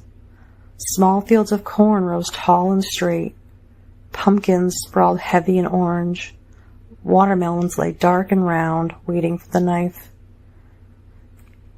This was Margaret's dream. Not victory, not command, but abundance. A field beside the camp, a camp beside the field. War on one side, life on the other, and her walking the boundary between them, refusing to let one erase the other. She did not arrive as a shadow or a whisper. She arrived like weather, inevitable, undeniable, reshaping the air before her feet touched the ground. The camp had grown used to silence, to the rhythm of breath and wound, to the commander's endless motion and Margaret's quiet tending. But when she came, silence bent. Men straightened their backs without knowing why. Women turned their heads as if sensing a shift in gravity. She was not healer, not servant, not dependent. She had begun in command and never left it. Her first language was strategy, her first inheritance authority. Where others learned to follow, she learned to direct. Where others bent, she stood. Her body bore no limp, no hesitation. She moved like terrain itself had been trained to yield. Mountain-hardened, storm-tested, the kind of strength that did not need to announce itself. Her presence was not loud, but it was absolute. She had chosen her life deliberately.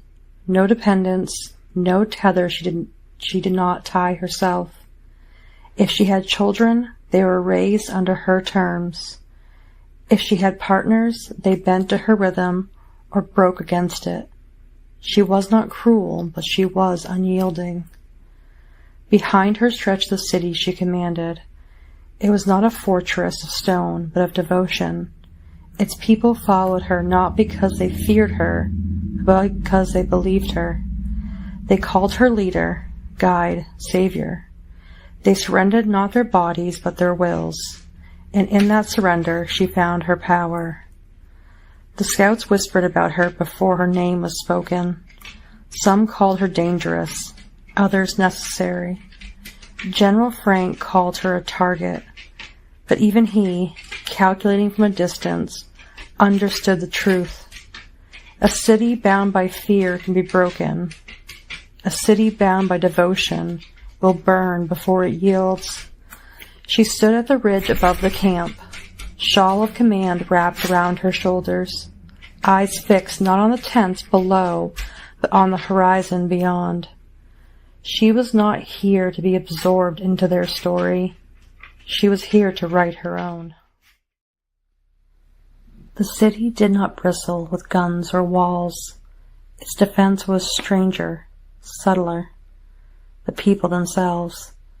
They filled the streets at dawn, not with the shuffle of labor, but with the rhythm of ritual. Banners bearing her mark hung from balconies, cloth rippling like flame. Voices rose in unison, not chants of fear, but hymns of loyalty.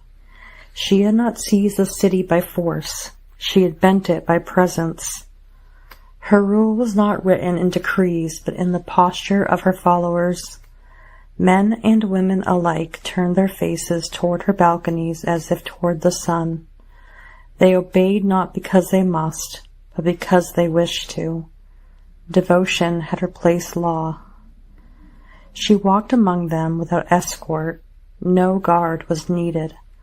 The crowd parted for her, not out of fear but reverence. Children reached for her hands, elders bowed their heads, and the young watched her with eyes that burned. She did not smile, but she did not need to. Her silence was command enough. From the ridge beyond, General Frank studied the city through his glass. He saw no trenches, no artillery, no weakness to exploit. What he saw unsettled him more. A population bound by choice. A city that obeys out of fear can be broken. A city that obeys out of devotion will fight until it burns. His officers muttered, calling them zealots, fools, simps. Frank did not laugh. He understood the danger. Devotion was a weapon sharper than steel. She knew he watched. She wanted him to. At dusk she stood on the highest balcony, shawl of command drawn tight, and raised her hand.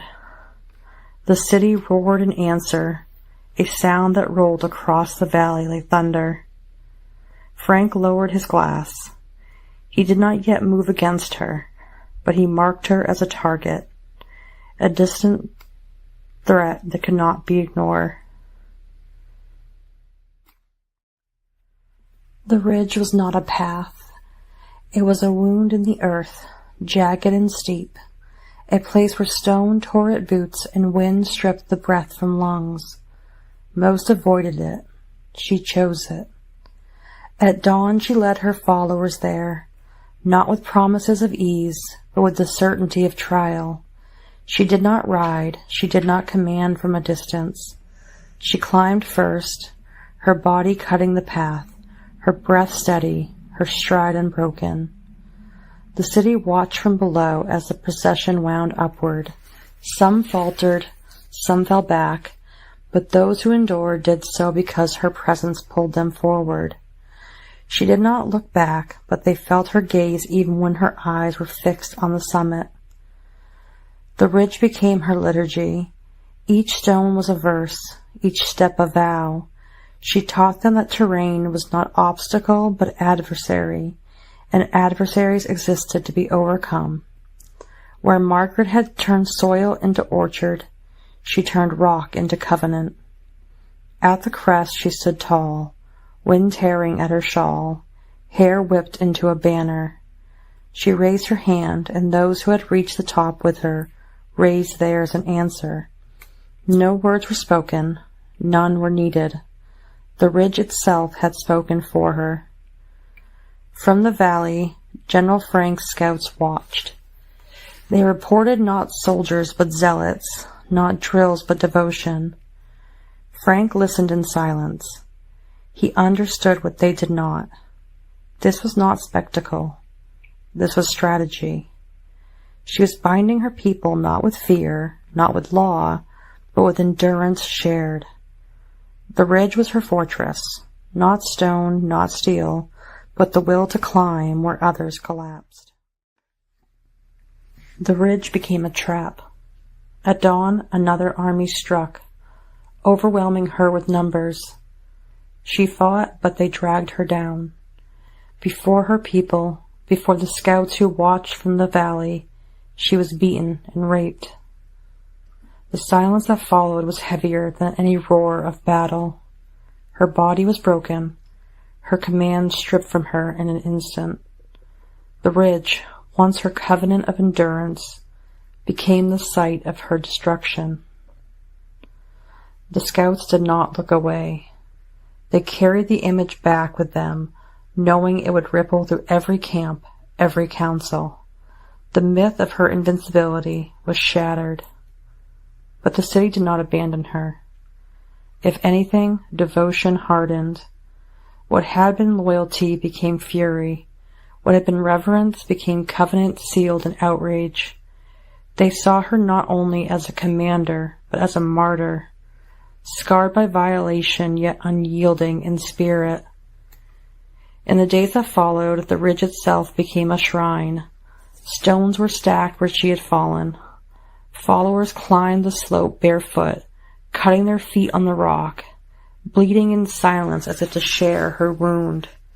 They did not speak her name in pity. They spoke it as vow.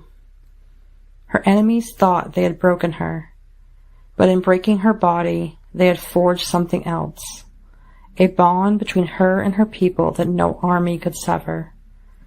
Her scar became their banner. Her silence became their hymn.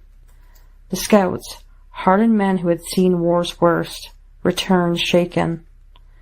They reported not only the assault, but the aftermath, the way her people gathered around her, the way the city's devotion deepened instead of dissolving. General Frank listened in silence. He understood what others did not. Humiliation can destroy a leader, but it can also ignite a fire that consumes everything in its path. They took her from the ridge and dragged her into their camp. What followed was not a single act, but a cycle, repeated, relentless. The details were unspeakable, but the truth was clear. She was broken down again and again, her body treated as a battlefield, her spirit tested against cruelty that defied language. The camp itself became complicit. Soldiers watched, some jeered, some turned away. The silence of those who did nothing was as heavy as the violence of those who acted. The scouts who had followed her story from afar carried back the report. They did not describe what they saw in detail. They could not, but their faces told enough. They spoke of unimaginable things, of a brutality that stripped her of command, of dignity, of the myth of invincibility. And yet, even in the camp, she did not vanish. Her presence lingered. The soldiers who brutalized her could not erase the fact that she had once stood on the ridge, unbroken. Her people remembered that image, and in their memory she remained more than victim. The city below did not collapse when the news reached them. Instead, devotion hardened into something darker. They mourned, they raged, they vowed. What had become loyalty became vengeance. What had been reverence became a covenant of blood. The war camp thought they had destroyed her, but in truth, they had created something else, a martyr whose suffering would echo louder than her commands ever had. The camp had been loud with cruelty, its fires burning, its soldiers restless with the memory of what they had done. But when General Frank appeared, riding his fat-tire bicycle through the dust, the noise faltered. He did not raise a weapon. He did not shout or strike. He only rode, steady and silent, his wheels grinding the earth, his eyes fixed ahead. The soldiers parted for him without knowing why, as if something deeper instinct told him to move aside. He passed through the camp like a shadow of judgment. No one dared stop him. No one dared speak. He did not look left or right. He did not acknowledge the prisoners, the banners, the scars of violence. He simply rode. And then he was gone. Minutes after Frank left, the camp began to unravel. First came the silence, heavy and unnatural. Then the fires gutted out, smoke curling into nothing. Tents sagged, ropes snapped, weapons rusted in their racks as if years had passed in seconds. The men themselves seemed to dissolve. Some fled into the hills, others collapsed where they stood, their voices swallowed by the earth. By nightfall, there was no camp, no banners, no bodies, no trace of the cruelty that had filled it. Only the ridge remained, scarred and silent, as if the camp had never been. The scouts who watched from afar did not understand what they had seen.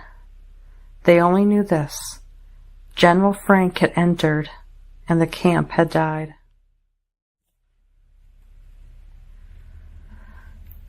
General Frank had expected confrontation. He had expected the mother to arrive with fury, with vengeance, with the weight of her daughter's suffering burning in her eyes.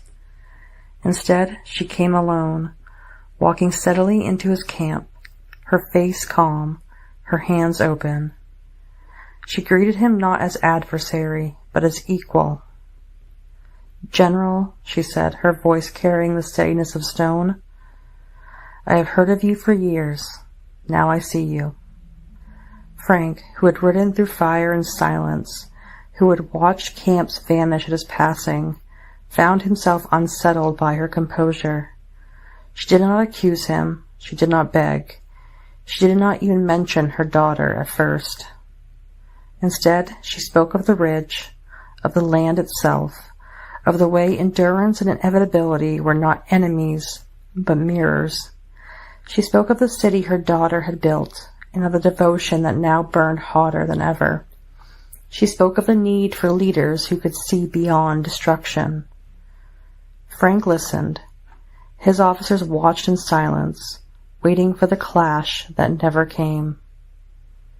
At last she said, "You saw what was done to her. You saw how they tried to erase her. But you also saw what rose from it. Devotion cannot be broken by cruelty. It only hardens. You know this. You've seen it in your own men." Her words were not threat, not plea, but recognition. She was not here to fight him. She was here to meet him on the ground of inevitability, to show him that her daughter's scar was not an end, but a beginning. Frank did not answer immediately. He only nodded once, as if acknowledging that he had been seen in a way very few ever imagined.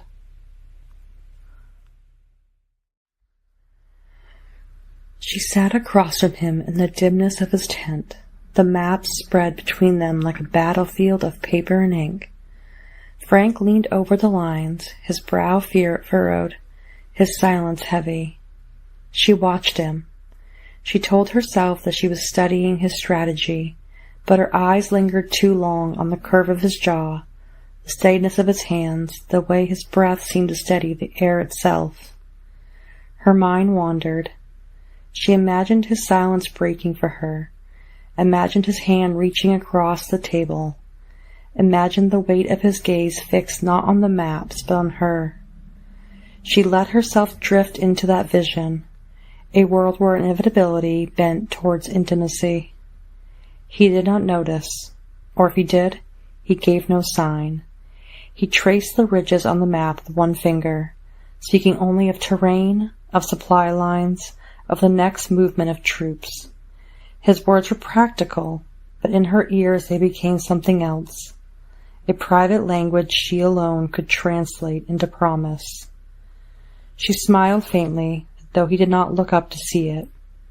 In her heart she carried the fantasy as if it were real, as if his silence were not indifference, but depth, as if his distance were not absence, but restraint.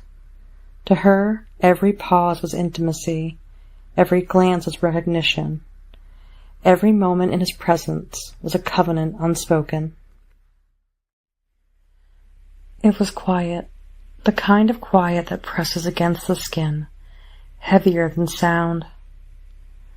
The men had arrived in their black SUVs, engines still ticking, dust still hanging in the air. They stood waiting, eyes on Frank, as if the entire camp held its breath. Frank did not raise his voice. He did not explain. He only spoke once, low and even. "Take her away." The words were simple, but they carried the weight of inevitability. His officers shifted uneasily, some glancing at the mother, others at the ground. No one dared question him. The men obeyed. They stepped forward, firm hands on her arms. She did not resist. She looked at Frank, searching his face for meaning, for recognition, for the covenant she believed was there. His expression did not change. She told herself his silence was depth, his distance restraint. She told herself this was not rejection but necessity, that he was protecting her in some hidden way. She carried that belief like a shield, even as they led her to the waiting vehicles.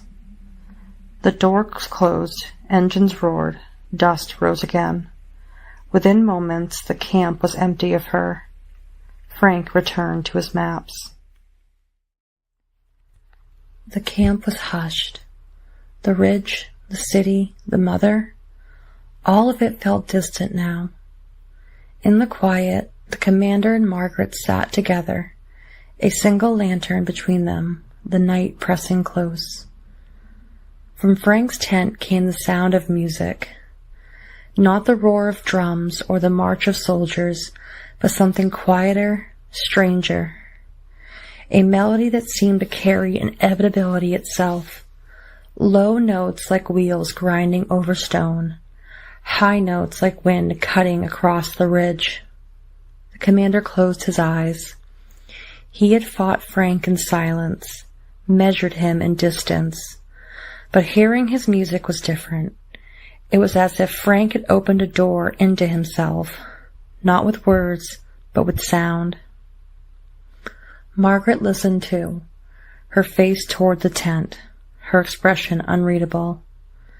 She had known cruelty, she had known endurance, but this music, was something else. It was not command, not strategy, not violence. It was solitude. They did not speak, they only listened. The music filled the space between them, weaving silence into sound, sound into silence. It was not beautiful, not sweet, but it was undeniable. It was frank. When the last note faded, Margaret whispered, almost to herself, "Even inevitability sings." The commander did not answer. He only opened his eyes, the weight of the music still pressing against his chest.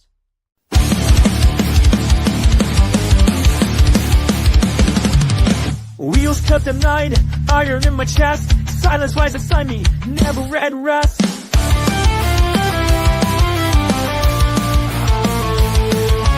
Rebel breaks, the river keeps pace, every mile, a shadow I cannot erase. Orders spoken, names erased, the no remembers what I cannot face. Forward, forward, never still, discipline bends but it will not kill. I'm right because I cannot stop, the silence comes, the silence talks. The fat tires roll steady and blind, but memory draws at the back of my mind. Scratches on steel, dents in the flame, but I am the one who remembers the names. Fight bear scars but no memory, I bear memory without end. The road is covered in mercy, the silence is my only form. Stand on, forward, never still.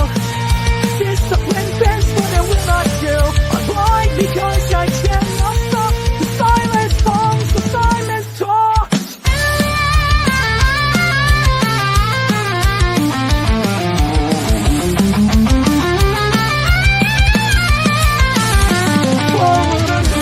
Forward, never still. The silence lies beside me still. Wheels cut the night, iron in my chest. Silence right beside me still. Wheels cut the night, iron in my chest. Silence right beside me, never at rest. Rebel breaks, the river keeps pace. Every mile, a shadow I cannot erase.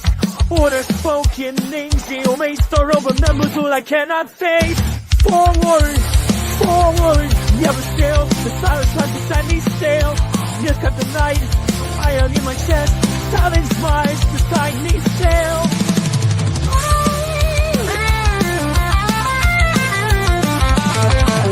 Wheels cut the night, iron in my chest.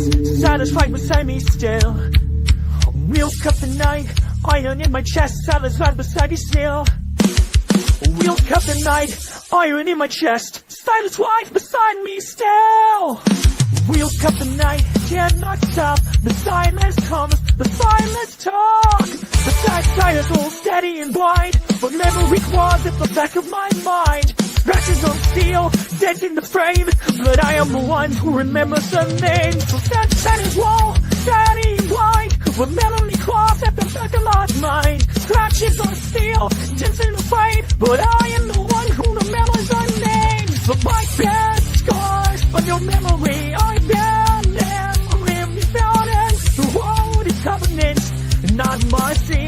In silence is my only thread. Forward, forward, never still. The silence lies beside me still.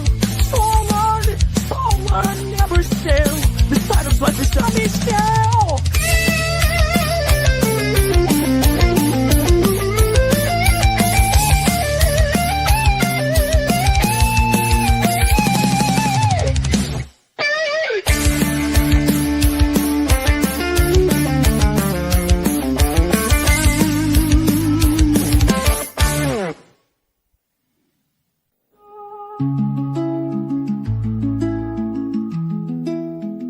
I will not speak, I will not turn. Your words fall heavy, but I will burn. You confess to the wind, but the wind carries me too. I am not judge, I am not jury, I am the silence that sees you through. I am witness, I am still. Your iron voice cannot bend my will. I will not answer, I will not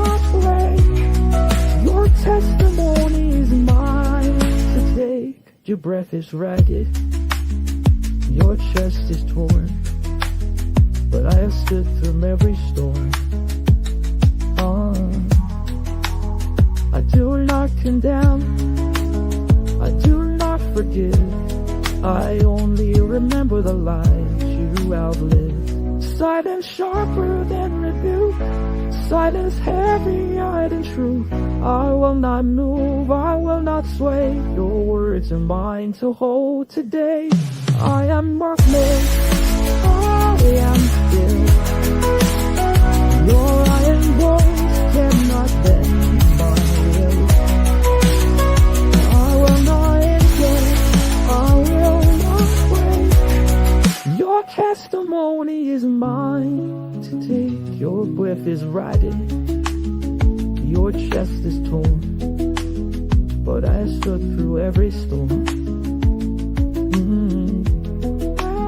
I do not condemn, I do not forgive, I only remember the lives you outlived. Silence sharper than rebuke, silence heavier than truth. I will not move, I will not sway, your words are mine to hold today. I am witness, I am still, your silence cannot bend by will.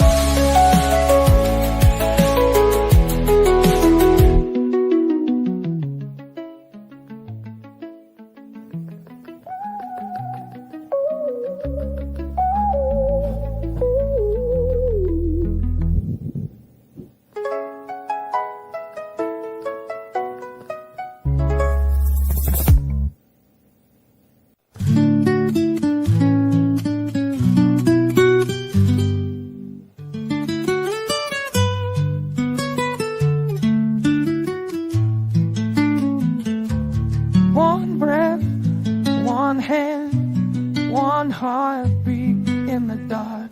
I cannot save the world, but I can guide this spark.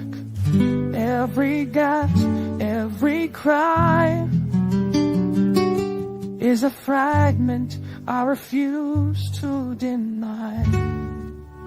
Hold on, hold on. Even when the night is long, fragments are enough to fight a single flame against the night. The wounded whisper, the silence grows. I carry the weight that no one knows. Not for glory, not for fame, but for the fragile who remain. The silence is heavy, but my hands are steady. I will not surrender, even if I break already. Hold on, even when the night is long. Fragments are enough to fight a single flame against the night. One breath, one hand, one heartbeat in the dark.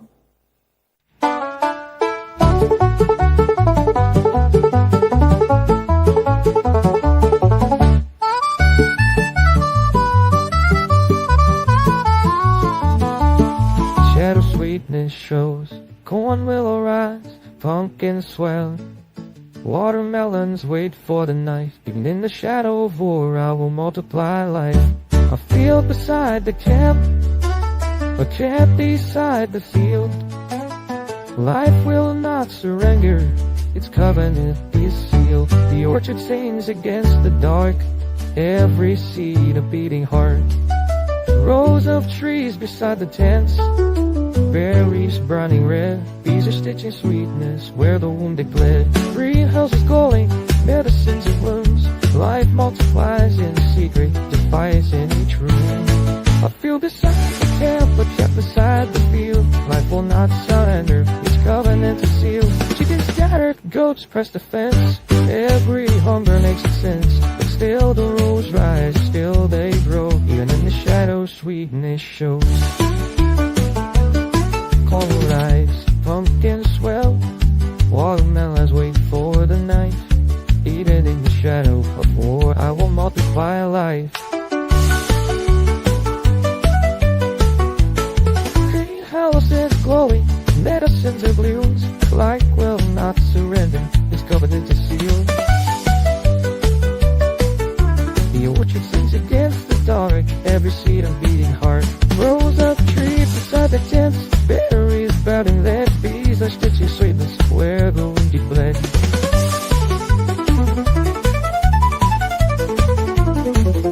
Greenhouse is glowing, medicines and blooms, life multiplies in secret, defiance in each room. A field beside a camp, a camp beside a field. Life will not hide you, it's covenant is sealed. The chicken scattered God's press, the fence, every hunger makes its sense. But still the walls lie, still they row, even in the shadows sweeten the show. Corn will rise, pumpkins swell, watermelons wait for the knife. Even in the shadow of war, I will multiply life. The field beside the cow, the cat beside the field. Life will not surrender, its covenant is sealed. The orchard sings against the dark, every seed a beating heart. It was cold. The kind of cold that does not simply touch the skin, but seeps into the marrow. A cold that makes every breath feel like inhaling shards of glass. And into that cold came the drones. They arrived not as rumor, not as possibility, but as inevitability. Their hum began low, a vibration in the frozen air, then multiplied until the sound was no longer hum, but swarm. They circled above the camp, wings slicing the sky with mechanical precision, lights blinking like distant stars. They did not shiver. They did not breathe. They did not feel the cold. The cold belonged to them. Frank, the general, the commander, sat at his table, the maps spread before him. But the maps were no longer enough. The war had shifted. The lines of terrain, the ridges and rivers, the supply routes, all of it felt obsolete. What mattered now were the drones, their flight paths, their algorithms, their capacity to decide without him. He read the drone strategy as if they were scripture, pages of diagrams, grids of coordinates, endless columns of probabilities, each line colder than the last. Autonomous engagement protocols, target acquisition hierarchies, fail-safe redundancies. The language was stripped of warmth, stripped of humanity. It was inevitability written in code. The general traced the diagrams with a gloved finger. He studied the arcs of flight, the overlapping fields of vision, the kill zones mapped in concentric circles. He noted how the drone could hover for hours, how they could strike without fatigue, how they could replace the vigilance of men with the vigilance of machines. The commander felt the cold deepen as he read. His breath clouded above the pages, but the drones did not breathe. His fingers stiffened, but the drones did not feel. His men shivered in their coats, but the drones did not need coats. They were beyond weather, beyond hunger, beyond sleep. They were inevitability given wings. Frank read on. He studied the section on autonomous escalation. The drones could respond to threats without orders, could calculate proportionality in milliseconds, could decide who lived and who died faster than any human commander. He wondered if his own authority had already been erased, replaced by circuits and code. The cold pressed harder. He turned the page. Swarm logic. The drones did not act alone, but as a collective, each one feeding data to the others, each one adjusting in real time. They were not soldiers, but a hive. They were not individuals, but inevitability multiplied. The general leaned back, the paper crackling in his hands. He imagined the swarm descending, wings slicing the air, frost scattering from their frames. He imagined them striking without hesitation, without mercy, without pause. He imagined himself giving no order at all, and yet the battle unfolding perfectly, as if inevitability no longer required him. The commander closed his eyes. He could still hear the hum above the camp, steady, unrelenting. He wondered if the drones were watching him now, as if their sensors had already mapped his face, his breath, the tremor in his hand. He wondered if they had already calculated his irrelevance. He opened his eyes and returned to the pages. Counter-drone measures, electronic warfare protocols, fail-safe overrides. He read them all, but the words fell brittle, like ice ready to shatter. He knew the truth. There was no countermeasure against inevitability. The cold deepened. The drones circled. The general read on. It was still cold. The kind of cold that gnaws at the joints, that makes every exhale a ghost in the air. The drones still circled above, but now the general's attention was drawn downward, into the pages of another dossier, thicker, heavier, colder than the last. This one was not about machines. It was about flesh. Frank, the commander, the general, spread the papers across the table, his gloved hands stiff with frost. The title alone was enough to chill him further. Biotechnological enhancements for endurance and combat efficiency. The words were clinical, stripped of warmth, stripped of humanity. He read as if the words themselves were inevitability. Genetic modifications to increase oxygen uptake. Engineered resistance to hypothermia. Enhanced clotting factors for battlefield wounds. Neurological dampening of fear responses. Each line was colder than the last.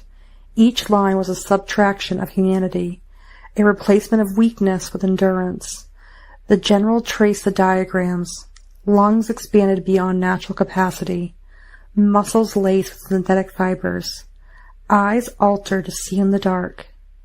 He imagined soldiers who did not shiver, who did not tire, who did not bleed as men bled. The commander's breath clouded above the pages. He thought of his own men, huddled by fires, their fingers numb, their faces pale. He thought of their fragility, their hunger, their exhaustion. And then he thought of these new soldiers, engineered, perfected, indifferent to cold. He read on. Engineered viruses to weaken enemy populations, targeted plagues designed to spare the loyal and consume the disloyal. The words were written without hesitation, without moral pause. They were inevitability in ink. The general felt the cold deepen. He imagined the battlefield not as a clash of armies, but as a laboratory. The war fought not with rifles, but with genomes. He imagined soldiers who could march for days without food, who could heal from wounds in hours, who could endure frost that would kill ordinary men. He imagined enemies collapsing from fevers engineered in secret, their bodies betraying them before a shot was fired. He turned the page. Cognitive enhancements, memory editing, obedience conditioning. The diagram showed brains mapped like circuits, loyalty written into neurons. He wondered if devotion itself could be engineered, if the covenant of the city could be coded into blood. The commander closed his eyes. He could still hear the hum of drones above, but now he felt another hum beneath his skin. The hum of possibility, of inevitability shifting from steel to flesh. He wondered if even he, Frank, General, Commander, could be replaced. If his own endurance, his own silence, his own inevitability could be surpassed by engineered men who did not doubt, who did not hunger, did not feel the cold. He opened his eyes and read again. Prototype trial successful. Subjects survived exposure to extreme cold without loss of function. Subjects demonstrated enhanced aggression, reduced hesitation, increased compliance. The general's breath clouded once more. He realized the war was no longer about land, no longer about maps, no longer even about machines. It was about bodies. It was about who controlled the flesh, Who rewrote the genome? Who decided what it meant to be human? It was cold. The kind of cold that does not simply sting the skin, but hollows the chest. A cold that makes every word spoken feel brittle, ready to shatter in the air. And into the cold came not soldiers, not drones, not engineered flesh, but something stranger, quieter, more invasive. Culture itself. Frank, the general, the commander, sat at his table, the paper spread before him. These were not maps of terrain, nor diagrams of drones, nor schematics of altered bodies. These were reports of songs, banners, rituals. He read them as if they were strategy, as if they were scripture. The first report. Frank's music had spread into the occupied districts. Workers hum it while carrying water. Soldiers whisper it at night. The melody had replaced the city's own hymns. The general read the words slowly, his breath clouding above the page. He could almost hear it. The tune he had once played in solitude, now echoing in streets he had never walked. It was not conquest of land. It was conquest of sound. The second report. Symbols once belonging to the city had been repainted in Frank's cadence. The old banners are gone. In their place, new marks, his marks, spread across walls, stitched into coats, carved into wood. The people do not call it occupation. They call it inevitability. The commander traced the sketches of these symbols with a gloved finger. They were simple, stark, cold. They did not burn with passion. They froze with inevitability. He wondered if the people even realized they had surrendered, not to armies, but to cadence. The third report. Rituals have shifted. Meals are eaten in silence, as Frank eats. Inspections are carried out with gestures. Even weddings are sealed with his nod. The city has not been conquered by force. It has been reshaped by imitation. The general leaned back, the paper crackling in his hands. He imagined the city not as a battlefield, but as a mirror, reflecting him back as himself. He imagined men and women moving in his rhythm, speaking in his silence, carrying his inevitability into their daily acts. The cold deepened. He read on. The people no longer remember the old songs. They no longer remember the old banners. They no longer remember the old rituals. Memory itself has been occupied. The past is dissolving into Frank's cadence. The commander closed his eyes. He could still hear the hum of drones above, still feel the chill of biotech strategies in his hands. But this was colder. This was deeper. Machines could kill. Altered flesh could endure. But culture could erase. He opened his eyes and read again. The occupation is not of land, but of identity. The city is no longer itself. It is becoming Frank. The general's breath clouded once more. He realized the war was no longer fought with rifles, nor with drones, nor with genomes. It was fought with songs, with symbols of silence. It was fought with marrow of memory. It was cold. The kind of cold that does not simply sting the skin, but hollows the chest. A cold that makes every word spoken brittle, ready to shatter in the air. And into that cold came the difference. Two groups faced one another, not with rifles raised, not with drones circling, but with rituals, with gestures, with words that froze before they reached the other side. One bowed before speaking. The other side did not bow at all. One side carried silence as reverence. The other filled silence with speech, as if to leave it empty was an insult. One side lit fires before eating. The other refused fire, eating cold bread as discipline. The cold made each difference sharper. Breath steamed in the air, but even the seam seemed to divide. One side exhaling slowly, deliberately, as if breath itself were a prayer, the other exhaling quickly, impatiently, as if breath were nothing but survival. They looked at one another across the frost, and every gesture became accusation. A bowed head was seen as submission. A straight back was seen as arrogance. A silence was seen as judgment. A word was seen as intrusion.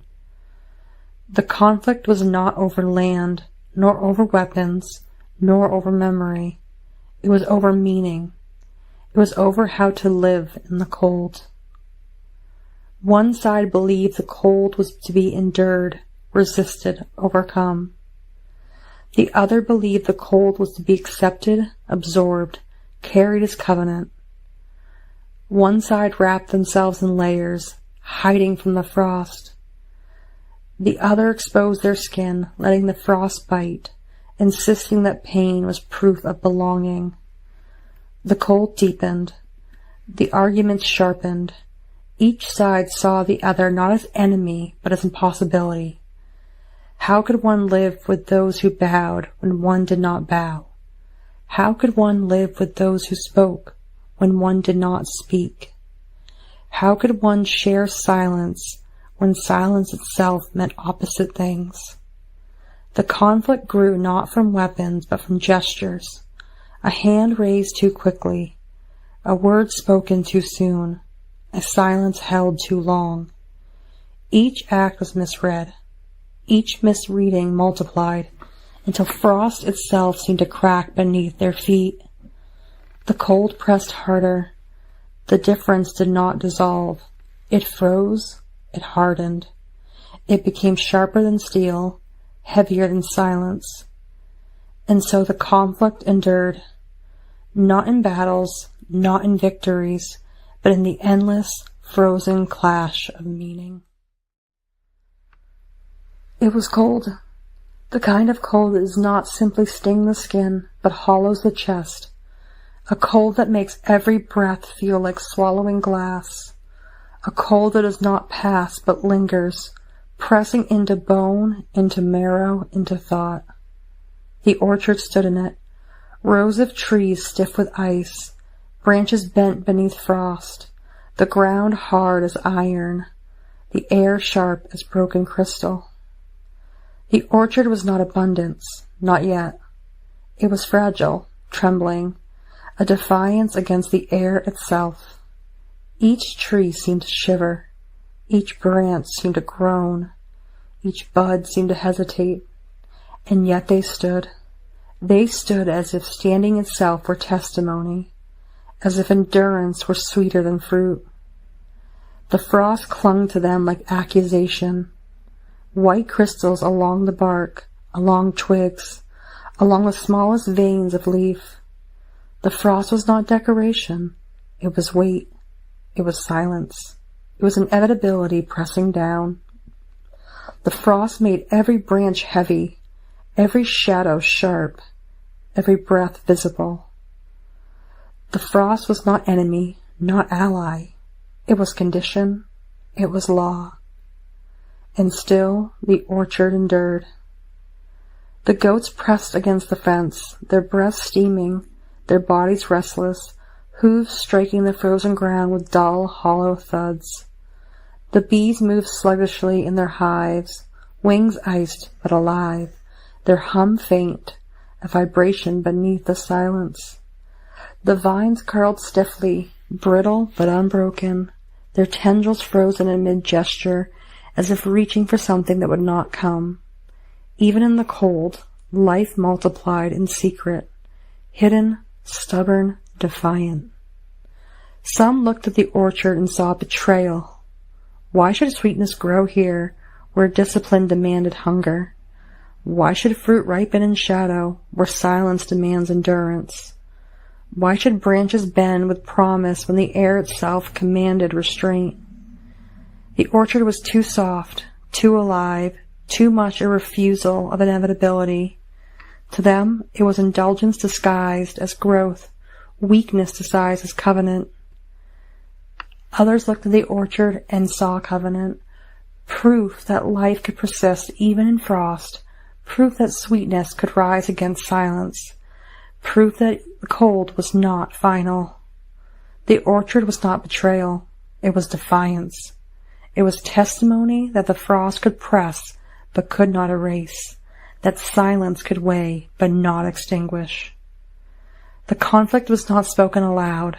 It was in the glances and the gestures, and the way some turned away from the trees while others lingered.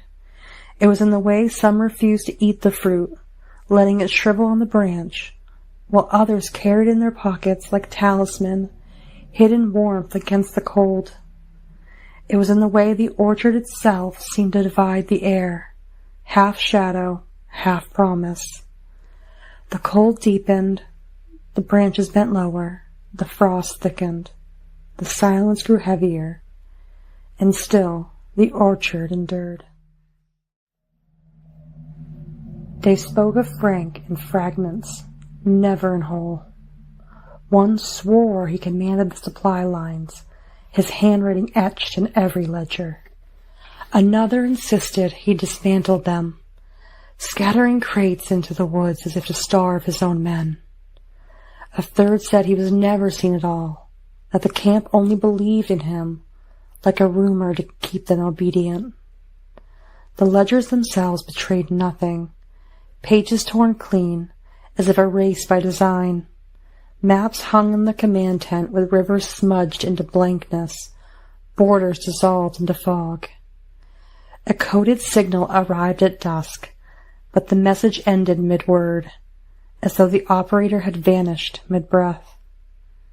His inspections were not inspections, but sacraments. He would pause before a crate, touch it once, and move on. He would remove a single spoon from the mess hall, and the men would eat in silence, as if the absence itself were an order. When he disappeared for days, they whispered it was not absence but offering, Frank giving himself to some unseen ledger beyond their reach. Doors left ajar, rations cut without explanation, a sudden silence in the camp as if the air itself had been commanded. No one saw him move, yet everything shifted in his wake. Frank's operations were not operations at all.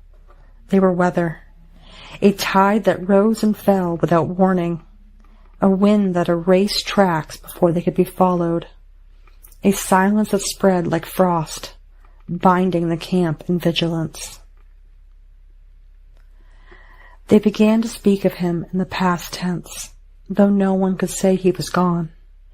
One swore Frank had been seen at the riverbank, staring into the current as if reading it. Another insisted he had passed through the barracks at night, leaving every man awake but unable to recall his face. A third said Frank had never existed at all, that the camp had invented him to explain the unease that clung to them. A boot print pressed in the mud, but leading nowhere. A lantern left burning in daylight, wick unconsumed. A letter sealed with wax, but inside only a blank page. Each artifact was treated as evidence, though none revealed anything. At dusk, the men found their conversations circling back to him, no matter the subject. They spoke of rations, of weather, of home, and always his name surfaced, unbidden. It was as if Frank had planted a seed in their speech, and it grew without tending. Even silence seemed to echo with his presence, as though he had turned their own thoughts into his operations. Orders arrived unsigned, yet obeyed. Rumor spread faster than facts, and no one could trace their source. The men began to doubt their own memories. Had Frank spoken to them, or had they only imagined it? Had he touched the crate, or had the crate touched them?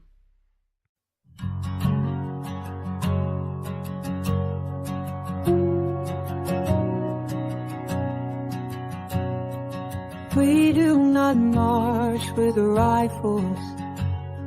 We do not ride with drums. Our hands are bathed in water. Our voices whisper songs. We who remain, carry the silence, carry the flame. We who remain, speak the unsaid, remember the names. The rooms are filled with absence, the table set with loss, but still we light the candles, and still we bear the cost. We who remain, carry the silence, carry the flame. We who remain, speak the unsaid, remember the names. Jehovah, hear our trembling, not comfort but our cry. We are the ones who witness, we are the ones who rise. We who remain, carry the silence, carry the flame. We who remain, speak the unsaid, remember the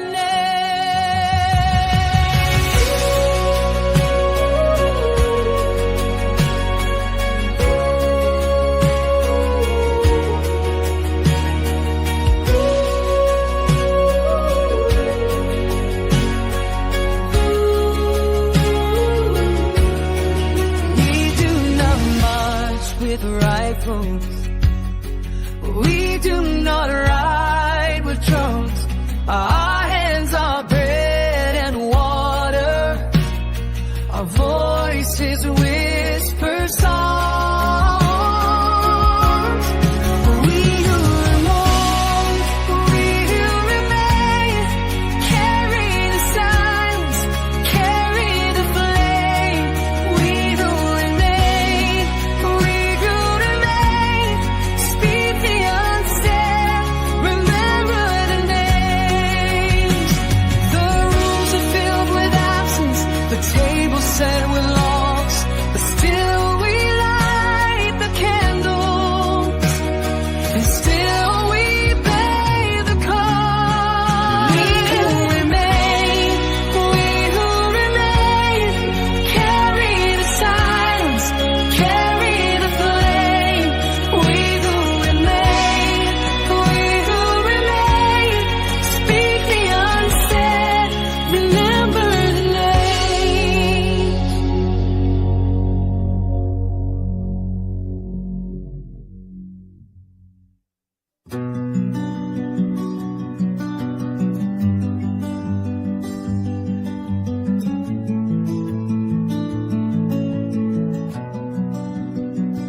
Her hands remember weaving, though the loom is put away. Her hands remember holding, though the child has gone astray.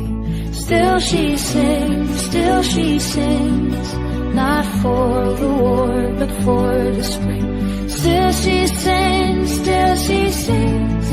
for the ones who cannot bring. Her voice is not a trumpet, it is softer than the rain. It carries what was broken, it carries what remains. Still she sings,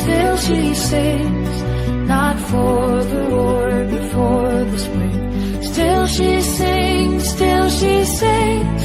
for the ones who cannot bring.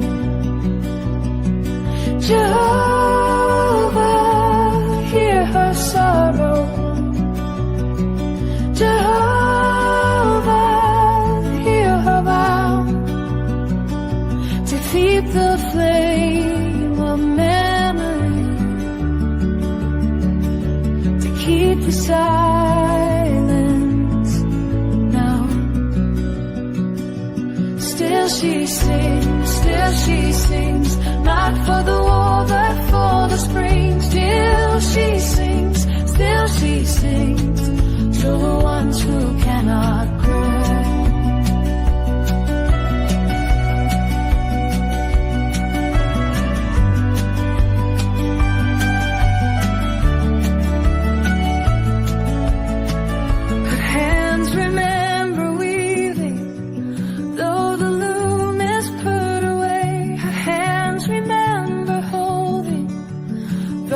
Child has gone astray.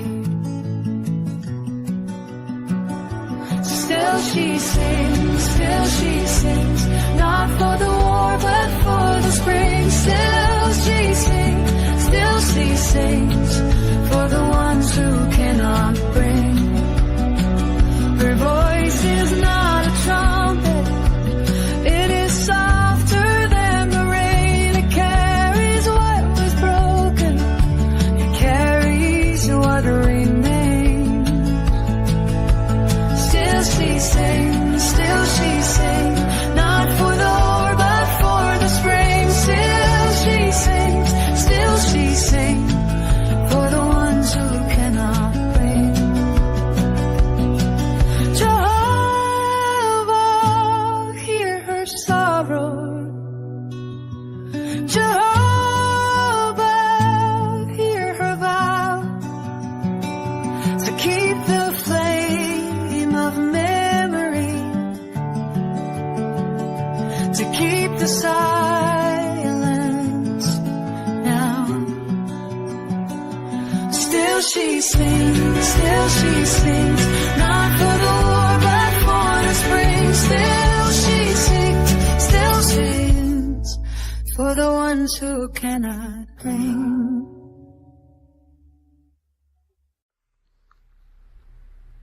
It was cold. The kind of cold that pressed against the windows of Maine kitchens in 2025, where frost etched its own scripture into the glass. The cold was not only outside.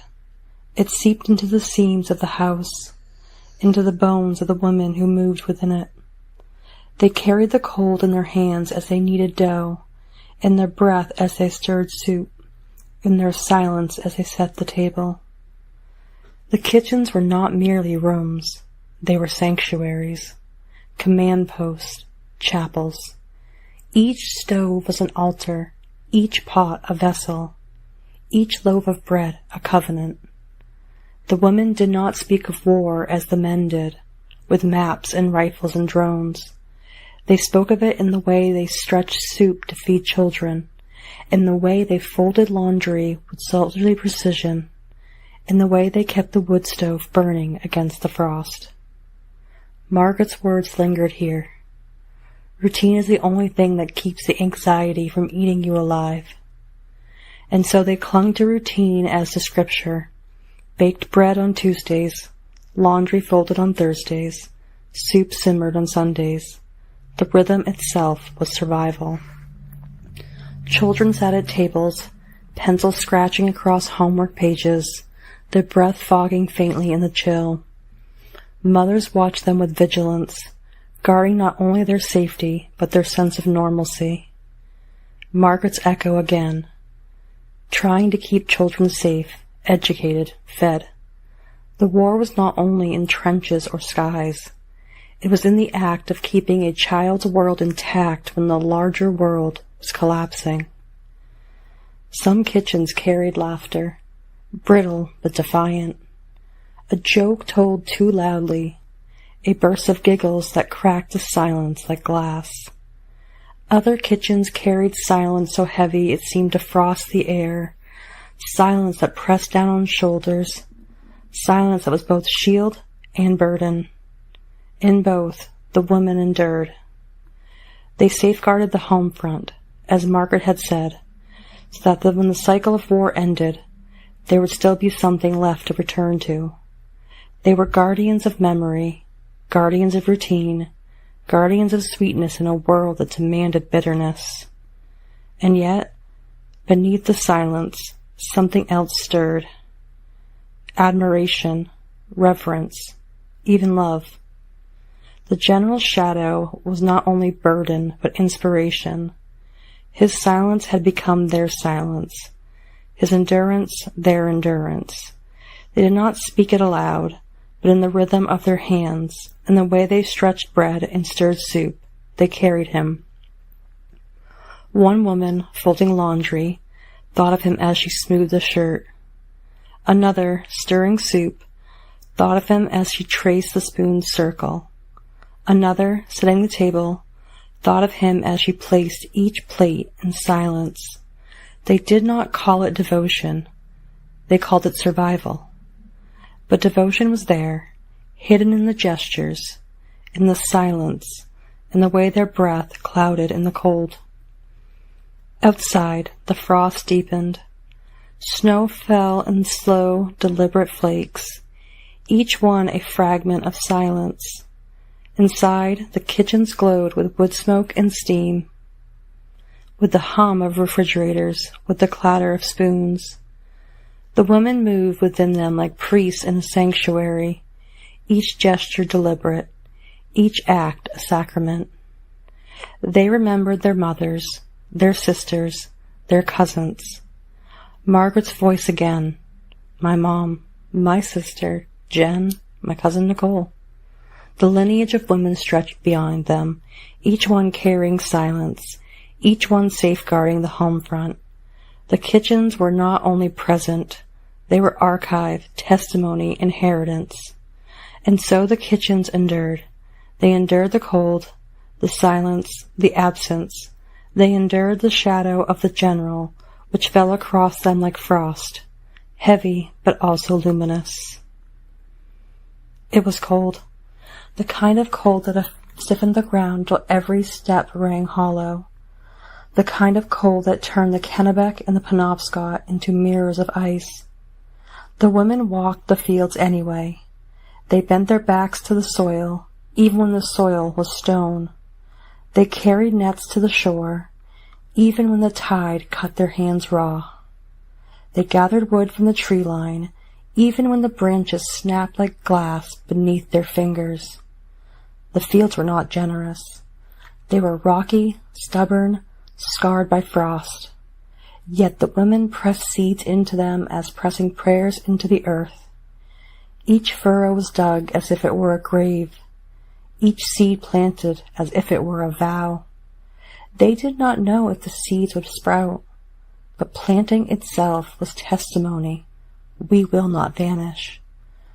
On the shore, the women mended nets with numb fingers, their breath steaming in the salt air.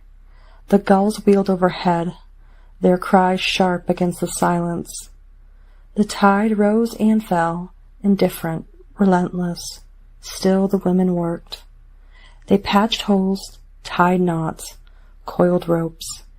Each gesture was small, but together they formed a covenant with the sea. We will endure you, and you will feed us. Margaret's echo lingered here too, still going on walks, even though there was a chance that a bomb could drop at any moment. The women walked the fields, walked the shore, walked the frozen roads.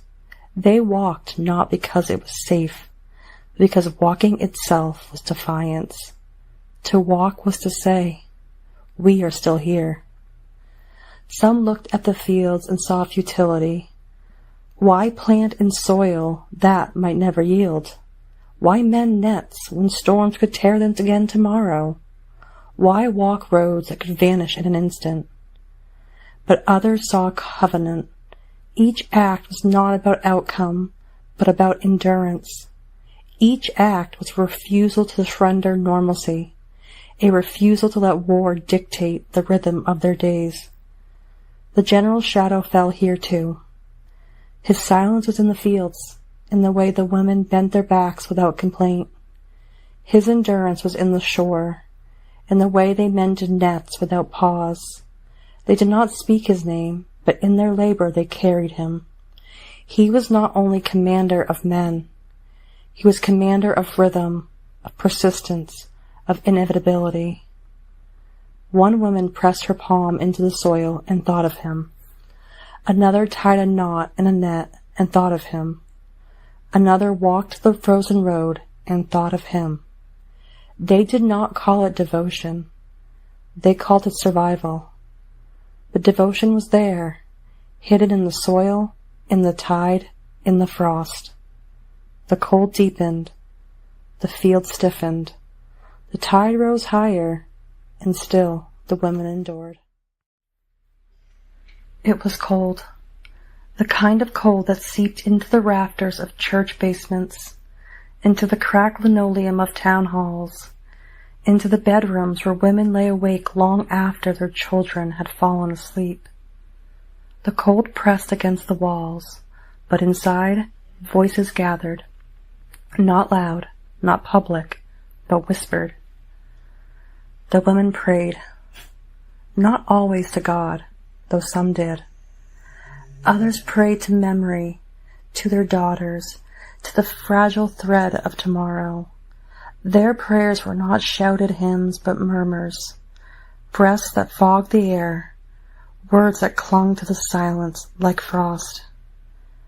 They prayed for their children. Keep them safe, keep them fed, keep them learning. They prayed for homes. Let the roof hold, let the stove burn, let the pipes not freeze. They prayed for themselves. Give me strength to endure another day of silence, another day of absence, another day of pretending things are okay. Margaret's echo lingered here. I have felt the burden of pretending things are okay. The way routine is the only thing that keeps the anxiety from eating you alive. The women carried that burden together, whispering it into the air so that it would not consume them alone. And sometimes, rarely but unmistakably, the prayers carried another name. A name older than frost, older than war. Jehovah. They did not speak it loudly. They did not even agree on what it meant. Some whispered it as if it were a shield. Others whispered it as if it were a question. A few whispered it as if it were a secret, too dangerous to say aloud. The name hung in the air like smoke, like mist, like something half-seen. Was Jehovah the God of their mothers, the God of their grandmothers, the God who had once been prayed to in the same basements when the world was at war before? Or was Jehovah just another shadow, another inevitability, another silence that pressed down upon them? One woman whispered Jehovah and felt warmth in her chest. Another whispered it and only felt cold. Another whispered it and thought of the general, as if the two names had begun to blur. Was Jehovah the one who commanded the frost, or was it Frank? Was Jehovah the one who demanded silence, or was it the general's shadow? The women did not know. They only whispered. The mystery deepened. The prayers spread like roots underground. No one saw them, but they held the soil together. They held the women together. They held the memory of what was being defended, even when the men forgot. And yet, beneath the prayers, another current moved. Dangerous, unspoken, but undeniable.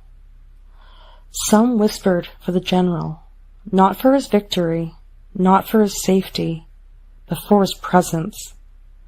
They prayed to feel his silence in their silence, his endurance in their endurance. They prayed not to be forgotten by him, even if they had never seen his face. One woman whispered his name as if it were a psalm. Another whispered it as if it were a secret. Another did not whisper at all, but thought it. And the thought itself was a prayer. They did not call it devotion. They called it survival. But devotion was there, hidden in the cadence of their breath, in the rhythm of their whispered words. And so the prayers became layered. For children, for homes, for themselves, for Jehovah, for the general. The names blurred together, until no one could say where one ended and the other began. Jehovah was mystery. The general was inevitability. Both were silence. Both were law. Both were prayed to in whispers. The cold deepened, the whispers multiplied, and in the silence between them the general shadow lingered, heavy, luminous, inevitable. Jehovah lingered too, not as answer, but as question, not as presence, but as mystery. The women did not know if they prayed to God, to the general, or to the silence itself. But they prayed, and the prayers endured. It was cold. The kind of cold did not simply touch the skin, but entered the marrow, a cold that made absence itself feel heavier than presence. In Maine, 2025, the women carried absence as if it were another child, cradled, fed, sung to, even when it had no body, no face. The rooms of absence were shrines. A coat still hung by the door, its sleeves limp, waiting for arms that would never return. A bed was made each morning with military precision, though no one would sleep in it. A place was set at the table, not because anyone would sit there, but because to leave it empty would be to admit defeat.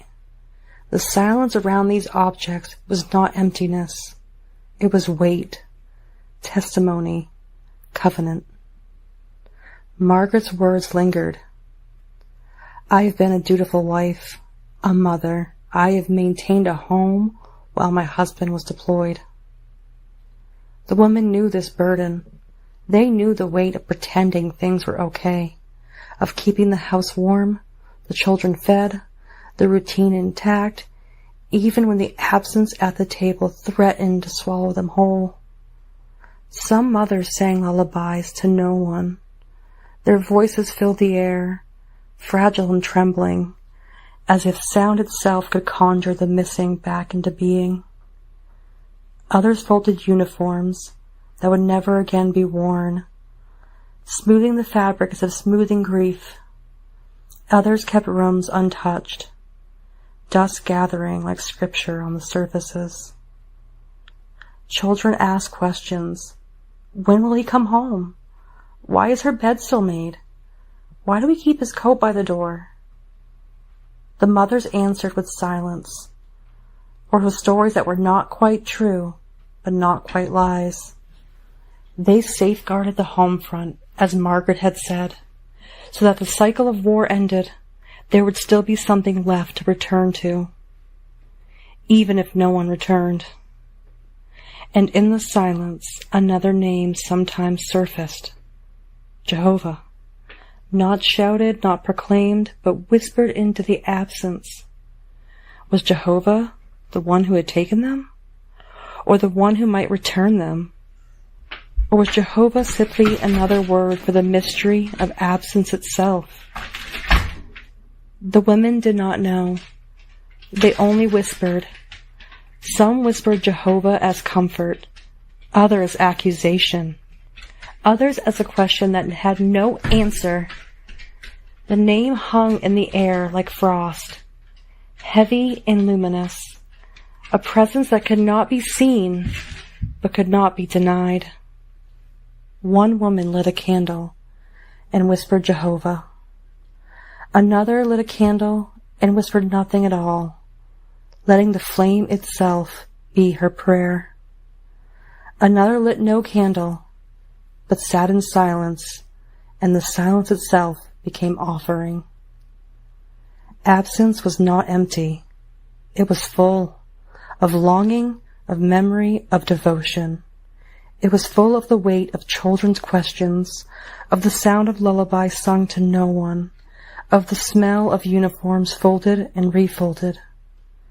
It was full of the mystery of Jehovah, pressing down like frost, heavy and luminous. The mothers of absence did not collapse. They endured. They endured the silence, the emptiness, the unanswered prayers, They endured because endurance itself was covenant, because survival itself was testimony. And so absence became its own kind of presence. It shaped the rhythm of the day, the way meals were prepared, the way doors were locked at night, the way children were tucked into bed. It was not absence at all. It was another kind of company, another kind of witness. The cold deepened, the silence thickened, and still the mothers endured. It was cold, the kind of cold that sharpened memory instead of dulling it, that etched every detail into the mind like frost into glass. In Maine, 2025, the women remembered. They remembered because forgetting was a luxury they could not afford. When men forgot, when ledgers were erased, when maps dissolved, when orders were lost in the shuffle of bureaucracy, the women carried memory in their bodies, in their kitchens, in their fields. They remembered the orchard and frost, the hymns before they were replaced, the rituals before they were occupied. They remembered the sound of laughter before silence became law. Margaret's echo lingered here. I think women safeguard the home front. They keep it as safe as possible, as normal as possible, so that when this cycle of war ends, the way of life that was being defended is still there. That was memory's true work. Not nostalgia, not sentiment, but safeguarding. To remember was to defend. Some women remembered sweetness, the smell of bread rising, the warmth of a child's hand, the sound of loons on the river at dusk. Others remembered cruelty, the silence of absence, the weight of unanswered prayers, the cold that pressed into every seam of the house. They did not choose between them. They carried both. They carried contradiction. And in the act of remembering, they became archive. Not archive as paper or ledger, but archive as living testimony. Their memories were not brittle. They were stubborn, rooted, carried in gestures, in recipes, in lullabies, in whispered prayers. Sometimes, in the silence of remembering, another name surfaced. Jehovah. Was Jehovah the keeper of memory? The one who inscribed every detail into the frost? Or was Jehovah the silence itself, the mystery that made memory both burden and gift? The women did not know. They only whispered. One woman whispered Jehovah as she kneaded dough, remembering her mother's hands doing the same. Another whispered Jehovah as she mended a net, remembering her grandmother's voice singing over the shore. Another whispered Jehovah as she tucked her child into bed, remembering lullabies sung to her in another war, another winter. Memory was not passive. It was active, deliberate, defiant. To remember was to resist erasure. To remember was to say, we were here, we endured, we will not vanish. The women who remembered did not collapse under the weight of memory. They endured it. They endured the sweetness and the cruelty, the laughter and the silence, the presence and the absence. They endured because memory itself was covenant, because remembrance itself was survival. The cold deepened, the memories thickened, and still the women remembered. The kitchens grew quiet, not from frost, but from exhaustion. Pots sat unwashed, bread unbaked, laundry unfolded. The rhythm that had once been covenant faltered, and in its faltering, another kind of truth appeared. Some women laid down their burdens. They stopped setting empty places at the table, stopped smoothing uniforms, stopped whispering prayers into silence. They let the dust gather, let the rooms remain untouched. Let the absence remain absence. They did not endure, they surrendered. And yet, in surrender, there was a strange kind of clarity. To refuse endurance was to refuse the demand that life continue unchanged. To collapse was to say, this war has cost too much. This absence is too heavy. This silence is too cruel. Margaret's echo lingered. I don't think I know what to do with myself if I don't have someone or something to nurture, protect. Some women, stripped of those roles, did not endure. They unraveled. They confessed their emptiness. They admitted their exhaustion.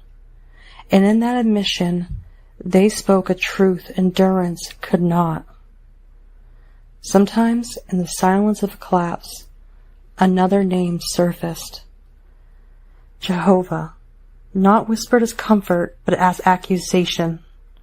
Why demand so much? Why take so much? Why leave us with nothing? The name hung in the air like smoke, bitter and unresolved. The women did not endure, were not erased. They became warnings, omens, mirrors.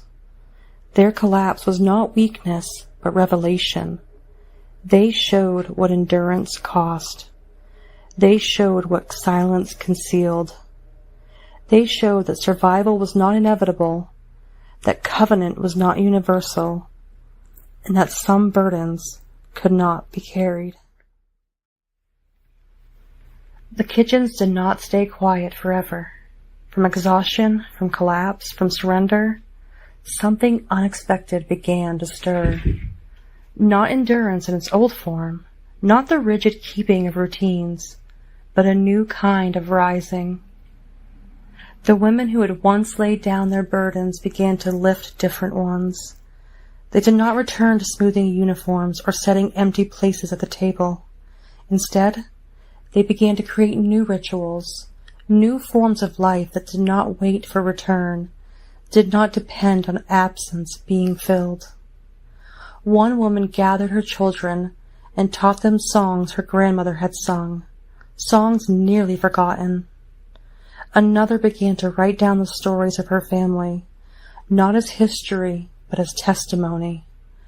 Another planted a garden in the ruins of the old one, not to replicate what was lost, but to grow something entirely new. Margaret's echo lingered. Women safeguard the home front. But now the safeguarding was not only about preservation, it was about invention. Safeguarding meant shaping a future that had never existed before. And in this rising, the name Jehovah surfaced again, not as accusation this time, but as mystery.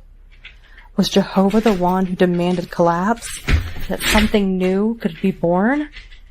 Was Jehovah the breath that moved through their songs, their gardens, their stories? The women did not know. They only whispered. But the whisper no longer carried bitterness. It carried possibility. The woman who rose did not erase the woman who collapsed. They carried them, too, as warnings, as mirrors, as necessary truths. Collapse had revealed the cost. Rising revealed the possibility. Together, they formed a whole testament. The kitchens filled again, not with the old rhythm, but with a new one. Bread was baked, but with new recipes. Songs were sung, but with new words. Stories were told, but with new voices.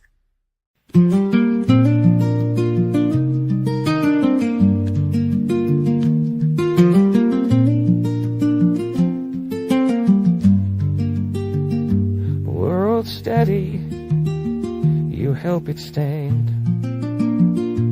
Bread and silence, fire and stone, you'll keep the hut, though you're alone. Bread and silence, frost and flame, I whisper your strength, I whisper your name. Routine is scripture, Laughter defies. You hold the line where the shadow lies. Your hands remember, your mother's remain. You carry the covenant through the pain. Bread of silence, fire and stone. You'll keep the hunt, though you're alone. Bread of silence, frost and flame. I whisper your strength, I whisper your name.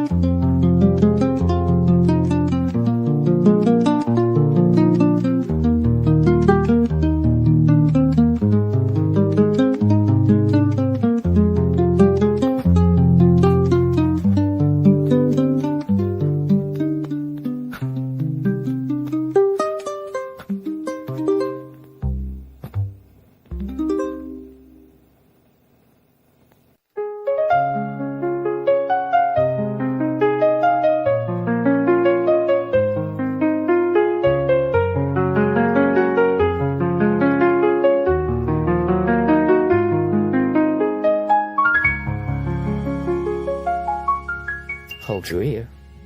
Whispers in the frost, prayers that blur and cross.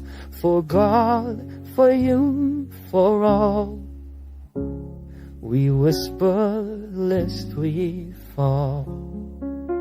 For children, for home, for silence, for flame. I whisper your strength, I whisper your name. The coat still hangs, the bed still waits. Absence is heavy, but love creates. Whispers in the frost, prayers that blur and cross. For God, for you, for all. We whisper lest we fall.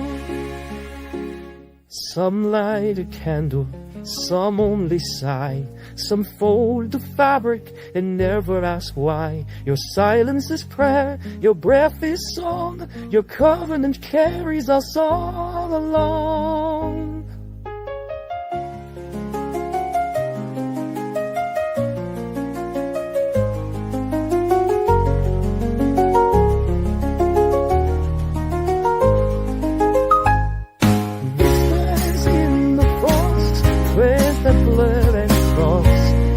God, for you, for all. We whisper lest we fall.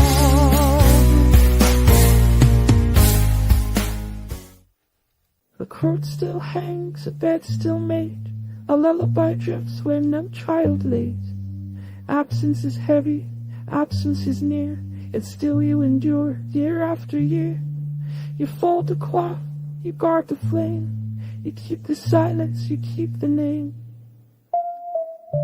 Jehovah whispered, frost and flame. You guard the silence, you guard the name. Jehovah whispered, night made long. Absence itself becomes your song. You rise from collapse, you plant anew. Songs of your mothers carried through. Memory stubborn, tenderness sure. Your covenant lives, the mothers endure. Jehovah whispered, frost and flame. You guard the silence, you guard the name. Jehovah whispered, night made long. Absence itself becomes your song. The coat still hangs, a bed still made. A lullaby drifts where no child lays. Absence is heavy, absence is near. Yet still you endure, year after year. You fold the cloth, you guard the flame. You keep the silence, you keep the name. Jehovah whispered, frost and flame, you guard the silence, you guard the name. Jehovah whispered, night may lie, absence itself becomes your sign. You rise from collapse, you fed anew, songs of your mothers carried through. Memory stubborn, tenderness sure, your covenant lives, the mothers endure. Jehovah whispered, frost and flame, who guard the silence, you guard the name. Jehovah whispered, night made long, absence itself becomes your song. The cook still hangs, a bed still made, a lullaby drifts where no child lays. Absence is heavy, absence is near, yet still you endure year after year. You fold the cloth, you guard the flame, you keep the science, you keep the name. Jehovah whispered, frost and flame, you guard the science, you guard the name. Jehovah whispered, night made long, absence itself becomes your song. You rise from collapse, you plant anew, songs of your mothers carry through. Memory stubborn, tenderness sure, your covenant lives, the mothers endure. Jehovah whispered, frost and firm, you guard the silence, you guard the name. Jehovah whispered, night made long, absence itself becomes your song. You rise from collapse, you pledge anew, songs of your mother's carry through. Memory stubborn, tenderness sure, your covenant lives, the mothers endure. Jehovah whispered, taste and snow, you guard silence, you guard the name. Jehovah whispered, night made long, absence itself becomes your song. It began not with a trumpet, nor with the stamping of boots, nor with the clamor of men calling his name. It began with something smaller, quieter, almost imperceptible, a whisper. The whisper was not sound alone, it was sensation. It brushed the edge of his ear, but also the marrow of his bones. It was not command, not plea, not even suggestion. It was invitation, a beckoning that did not force, but unsettled. It asked nothing more than this: will you listen? He had lived too long in the roar of camps, of councils, of men who needed him to be more than he was. The roar of loyalty, of expectation, of endless mirrors reflecting back the mask he had worn. The roar had once steadied him, had once given him purpose, but now it rang hollow, echoing against the hollowness inside. The whisper cut through. It did not promise glory. It did not promise safety. It did not even promise peace. It promised only presence, the presence of himself, unadorned, unmasked, unaccompanied. He turned his head as if to catch it more clearly, but the whisper was not behind him, not before him. It was within. It was the voice that had been buried beneath years of command, beneath the weight of others' need. It was the voice that had been silenced by duty, by noise, by the endless performance of strength. The whisper said, leave. Not as deserter, not as traitor, not as coward. Leave as one who has given enough. Leave as one who must now return to the name he carried before the world demanded titles. Leave as one who seeks not applause, but breath. He obeyed. He did not announce his departure. There was no farewell, no proclamation, no ceremony. He simply walked. Each step was severance. Each step was a chain falling unseen. He did not curse what he left behind, nor bless it. He simply turned. The camps of loyalty faded behind him. The fires of comradeship dimmed. The voices that once called his name grew faint, then vanished. He did not look back. To look back would have been to betray the whisper. The path ahead was not unmarked. It wound through silence, through shadow, through the unmeasured spaces between duty and freedom. He did not know where it led. He did not need to know. The whisper was enough. And he walked. He felt the weight lift. The mask slipped. The roar receded. For the first time in years, he was not commander, not symbol, not savior. He was only a man, listening to the breath that beckoned him inward. The whisper did not grow louder. It did not need to. Its power was not in volume, but in persistence. It was the thread that pulled him forward, the pulse that steadied his steps. He walked into absence, but absence was not void. It was possibility. Absence was the clearing where presence could finally take root. The journey began not with conquest, not with command, not with applause. It began with a whisper, and in that whisper, everything changed. He did not leave in anger. He did not storm from the camp with curses on his lips or bitterness in his chest. He left quietly, as one who has already died to the role others demanded of him. The chains were not iron, yet they bound more tightly than shackles. They were woven of loyalty, expectation, and the endless hunger of those who needed him to be more than he was. Each step away was a severing. The first chain was the chain of applause.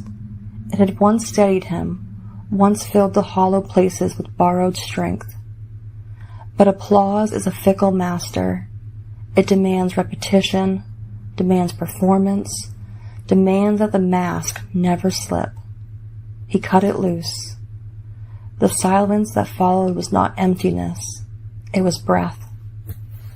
The second chain was the chain of duty. Duty had been his altar, his sacrifice, his justification. It had given him purpose when nothing else could. But duty had also devoured him, consuming his name, his rest, his tenderness. He cut it loose. The weight that fell was heavier than armor, yet the lightness that followed was unbearable in its sweetness. The third chain was the chain of loyalty. Not his loyalty to others, but theirs to him. They had bound themselves to his image, to his steadiness, to his command. Their loyalty was a crown he never asked for, a burden he could not carry without breaking. He cut it loose. The crown fell into dust. The fourth chain was the chain of memory.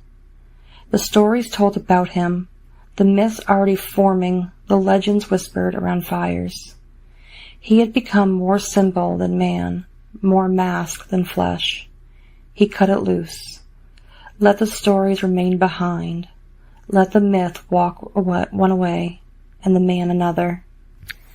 And with each severing, he did not curse, nor bless, nor explain. He simply walked. The campfires dimmed behind him.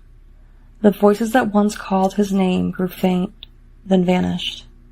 He did not look back. To look back would have been to betray the whisper that had summoned him.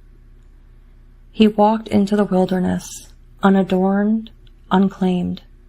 The chains lay scattered behind him, invisible to all but him. He felt their absence like phantom limbs, strange, aching, but liberating. For the first time in years, he was not bound by applause, duty, loyalty, or legend. He was only a man, walking. And yet, in that walking, something shifting. The severing was not destruction. It was consecration. By cutting the chains, he had not abandoned his people. He had given them back to themselves. He had refused to let them be bound to his mask, his myth, his command. The whisper grew clearer. It said, "Now you are ready. Now you are free to drink from the spring no one sees. Now you are free to guard nothing but your own clarity." There is a spring no one sees. It does not roar like a river, nor glitter like a lake. It hides in the folds of the earth, quiet, unmarked, waiting for the one who will kneel without audience. He found it not by map, nor by compass, but by hunger. Hunger for something that could not be fed by applause, nor by loyalty, nor by the endless noise of command. Hunger for what water does not flatter, does not intoxicate, does not vanquish when the crowd dispersed. The spring was silence. He bent low, cupped his hands, and drank. The water was not sweet. It was not bitter. It was clear. It carried no adornment, no promise, no reward. It was simply what it was, discipline in liquid form. He returned to it daily. At dawn, when the world was still half asleep, he drank. At dusk, when shadows lengthened and memory pressed close, he drank. In the middle of night, when vigilance kept him awake, he drank. Each time the water was the same, unchanging, unyielding, unadorned. And in that consistency, he was tempered. Discipline was not spectacle. It was not the rigid posture of soldiers, nor the shouted commands of leaders. It was the quiet repetition of unseen acts, rising when no one watched, working when no one praised, holding silence when words would have been easier. The spring taught him that greatness is not forged in noise, but in the still waters where no one looks. He began to shape his days around it. Each morning he walked the same path, not because it was new, but because it was the same. Each evening he laid down his body in the same place, not because it was comfortable, but because it was chosen. Habit became liturgy, repetition became prayer. The world mistook discipline for deprivation. They thought he had abandoned joy, abandoned freedom, but he knew the truth. Discipline was the only freedom. To drink from the spring was to be unbound from craving, unbound from noise, unbound from the endless hunger for recognition. The spring did not change him in a day. It did not wash away the scars of command, nor silence the echoes of loyalty. But slowly, steadily, it carved him. Like water shaping stone, it hollowed out the unnecessary, leaving only what could endure. He became less a man of noise, more a man of presence, less a man of command, more a man of clarity. And though no one saw him kneel, though no one praised his drinking, the spring bore witness. The still waters remembered. The whisper that had beckoned him now spoke again, not in words but rhythm. Drink and be tempered. Drink and be unseen. Drink and let the silence forge you. He obeyed, and in that obedience he discovered the paradox. The more he drank from the hidden spring, the less he needed to drink. For the water was not only in the earth, it was in him. The spring had moved inside. He had known both, the wolves and the shepherds. He had walked among them, listened to their howls and their calls, felt the pull of their hunger and the weight of their staffs. The wolves tore at the edges of the world, restless, ravenous, never satisfied. The shepherds gathered, guided, demanded, their flocks swelling and scattering in endless cycles of fear and trust. But he was neither. The wolves had once tempted him. The ferocity, their freedom, their refusal to bow. They lived by tooth and claw, by dominance and instinct, yet their freedom was only another kind of chain, bound to hunger, bound to the endless chase. He had seen their eyes, wild with need, and he knew that he could not join them. The shepherds had once claimed him. They placed the staff in his hand, crowned him responsibility, called him guardian, protector, leader. And for a time he bore it. For a time he believed the flock could be guided, that the staff could be wielded without corruption. But shepherding, too, was a chain. It bound him to the endless cries of the flock, to their descendants, to their fear. He had seen the shepherd's eyes, weary with burden, and he knew he could not remain among them. So he walked apart. He did not howl, he did not call, he did not gather nor scatter. He watched. He moved unseen. He disturbed nothing, yet his presence altered everything. For the wolves sensed him and grew uneasy, their hunger checked by something they could not name. The shepherds sensed him and grew restless, their authority unsettled by one who would not submit, yet would not oppose. He was the watcher at the edge of the clearing, the one who belonged to neither camp, yet whose silence carried more weight than the wolf's howls or the shepherd's commands. Some called him coward for refusing to fight with the wolves. Others called him deserter for refusing to guard with the shepherds. But he knew the truth. He was free. Free from hunger, free from burden, free from the endless cycle of chase and guard. His freedom was not loud. It was not celebrated. It was not even understood. But it was real. And in that freedom, he discovered a new kind of power. Not the power of dominance, nor the power of command, but the power of presence. To stand apart, to refuse both roles, was to reveal the futility of both. His silence became a mirror in which wolves and shepherds alike saw themselves more clearly than they wished. He did not need to fight. He did not need to lead. His very refusal unsettled the order of things. The whisper that had beckoned him now deepened. Do not howl. Do not herd. Watch. Move unseen. Alter everything by disturbing nothing. And so he did. The wolves continued to hunt. The shepherds continued to guard. But neither could forget the figure at the edge of the clearing, the one who belonged to neither, yet whose presence haunted both. There are gifts rarer than gold, rarer even than loyalty. Among them is the gift of refusal. The lone walker gave freely, bread when he had bread, water when he had water, presence when presence was needed. His generosity was not measured in abundance, but in willingness. Yet he knew that to give without boundary was to betray both himself and the one who received. For what is a gift if it is demanded? What is generosity if it is endless? So he learned the currency of no. His refusals were not thunderous. They were not shouted nor sharpened into weapons. They were quiet, steady, unyielding. A single syllable that carried the weight of a mountain. When the hungry came, not for bread but for his strength, he said no.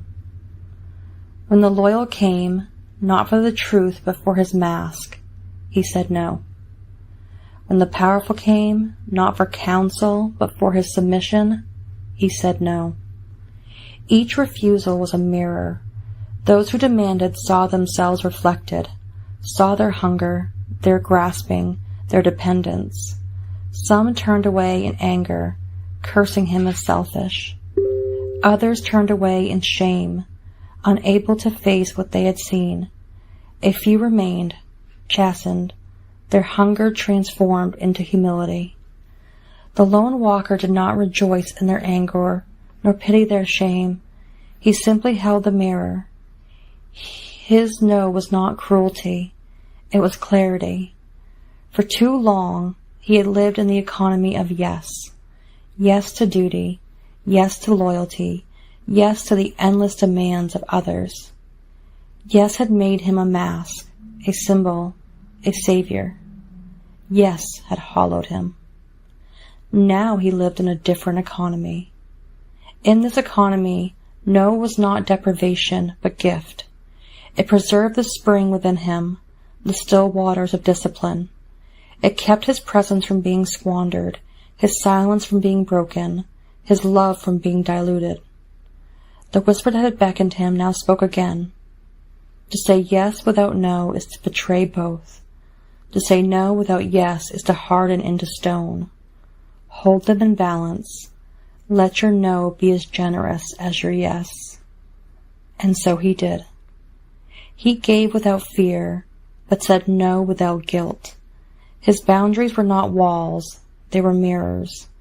His refusals did not close doors, they revealed them. Those who knocked upon them had to decide whether to turn away or to enter by another path. In time, his no became as sought after as his yes, for in a world of endless indulgence and endless hunger, clarity was the rarest gift. Night is the truest test. When the fires of the camps burn low, when the voices of men collapse into sleep, when even the wolves retreat into their dens, the world reveals its naked silence. It is in this silence that the lone walker takes his post. He guards nothing but his own clarity. No fortress rises around him, no walls, no battlements. His watchtower is the body itself, his spine straight, his breath steady, his eyes unblinking in the dark.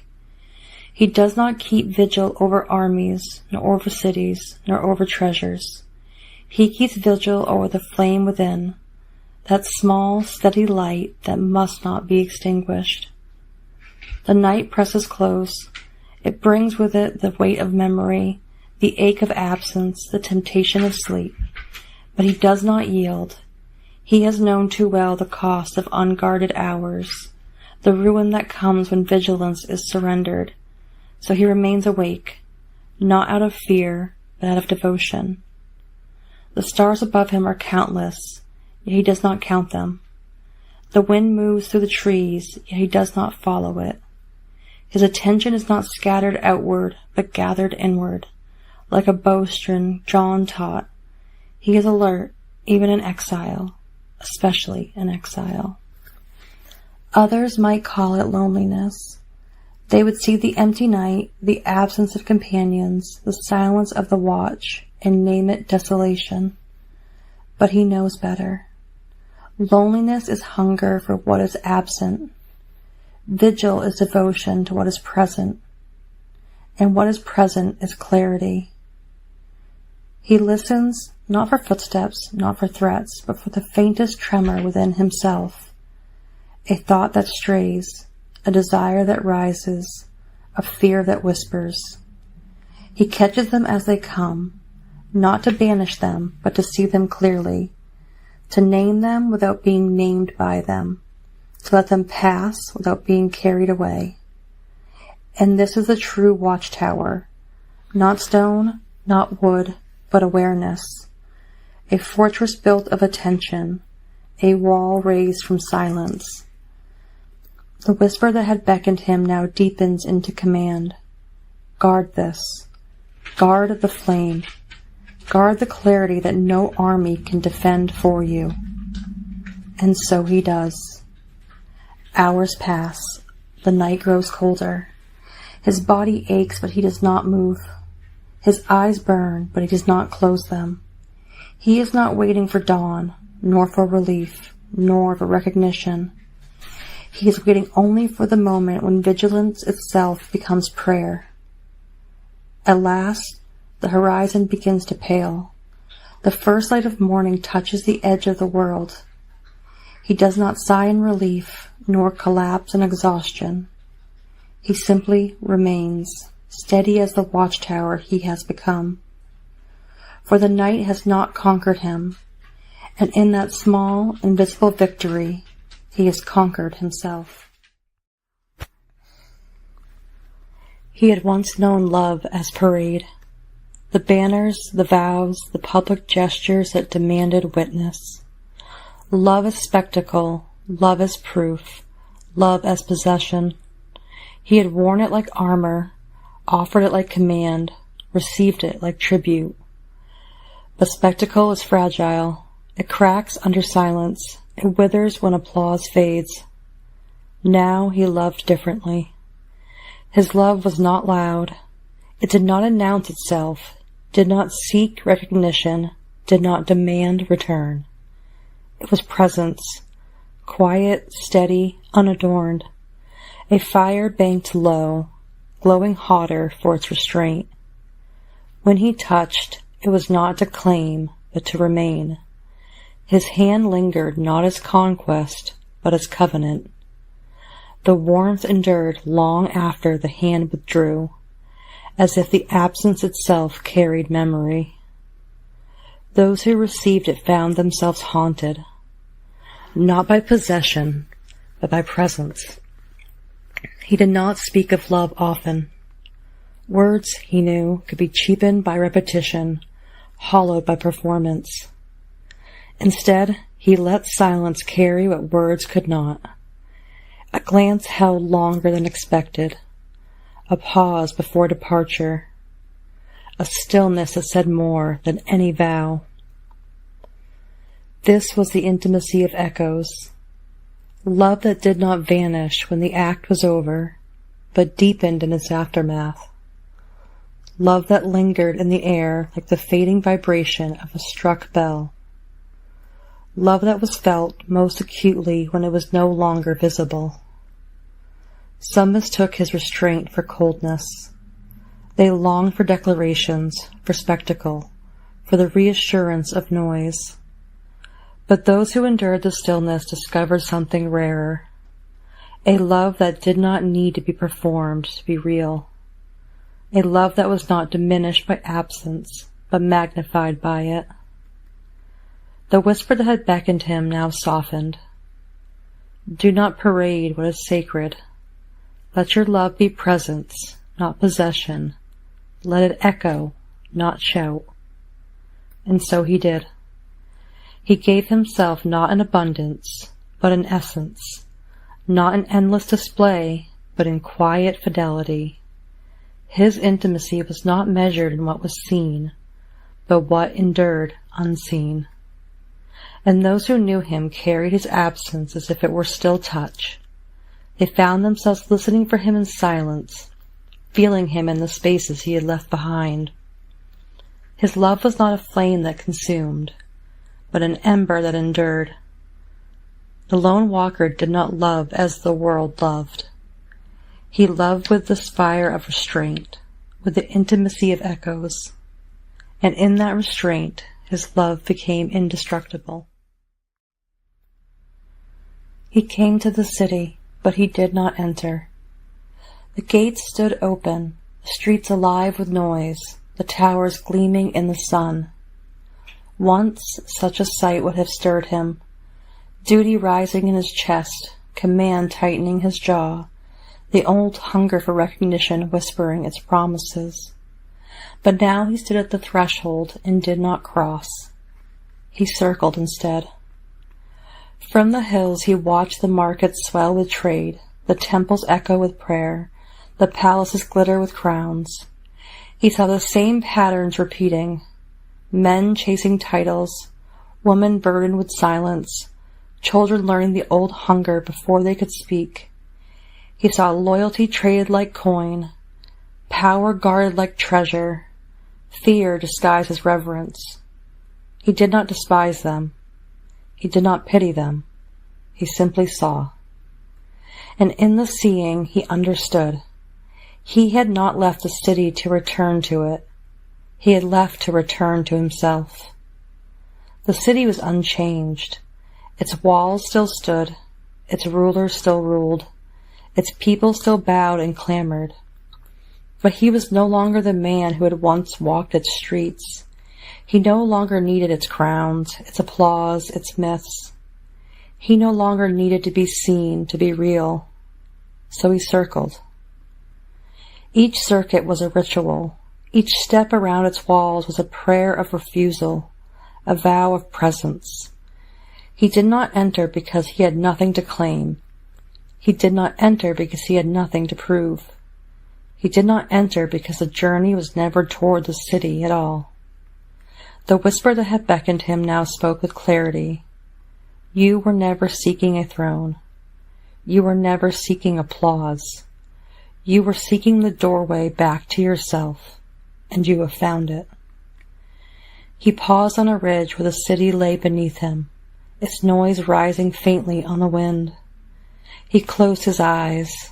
The sound faded. The city dissolved. What remained was breath, steady and unadorned. This was the return without arrival, to stand at the threshold and know that the journey was complete, not because he had entered, but because he no longer needed to. He turned from the city. The gates remained open, the streets alive, the towers gleaming. But he walked away, carrying nothing, needing nothing.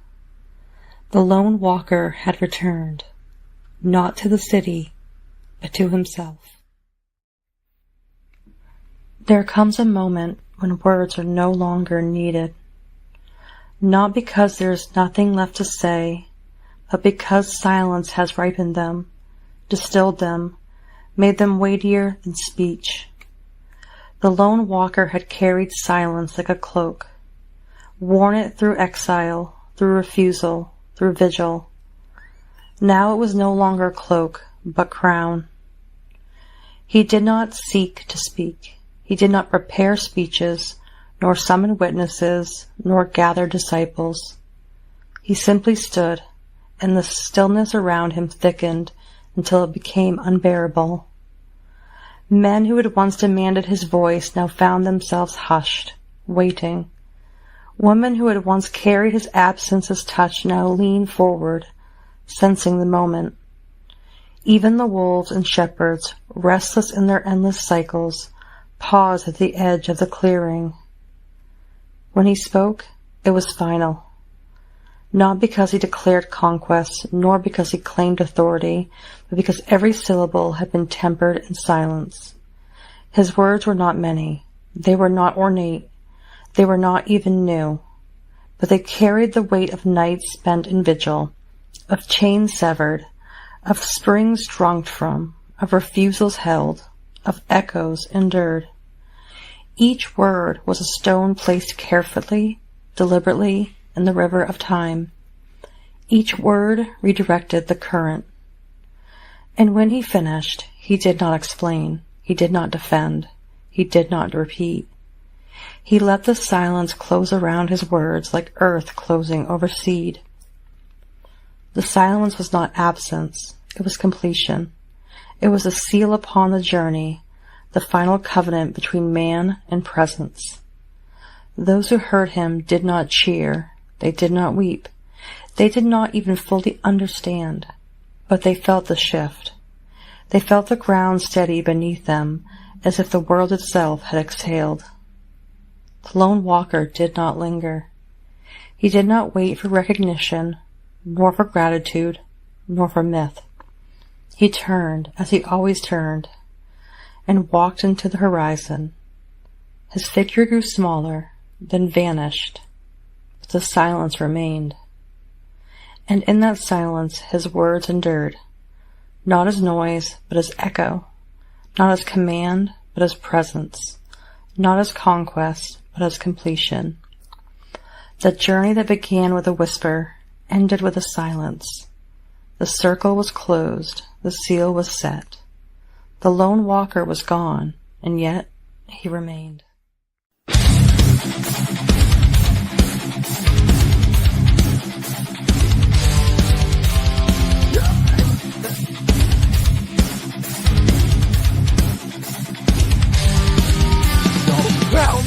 Chain, no throne to claim. The silence speaks, it calls my name. I gave too much, I've led too long. Now my refusal is my song.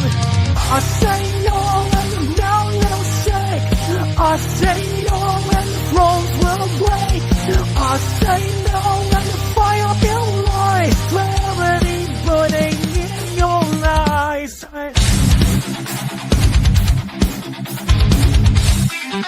Your hunger breaks against my wall. Mine no is gift, mine your is all. I will not bow, I will not bend. Mine no is truth, mine no defense.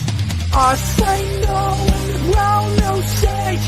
I say no and the flows will break, if I say no and the fire will rise, clarity burning in your eyes, the chains are gone, the mask is torn, a new command inside that's born, not cruelty, but clarity, not war, but you set free. My newest covenant, my newest flame, my newest freedom, my name is name. I said no, the law will shake. I say no, the laws will break. I said no, and the fire will light. Clarity burning in your eyes. I said no, I said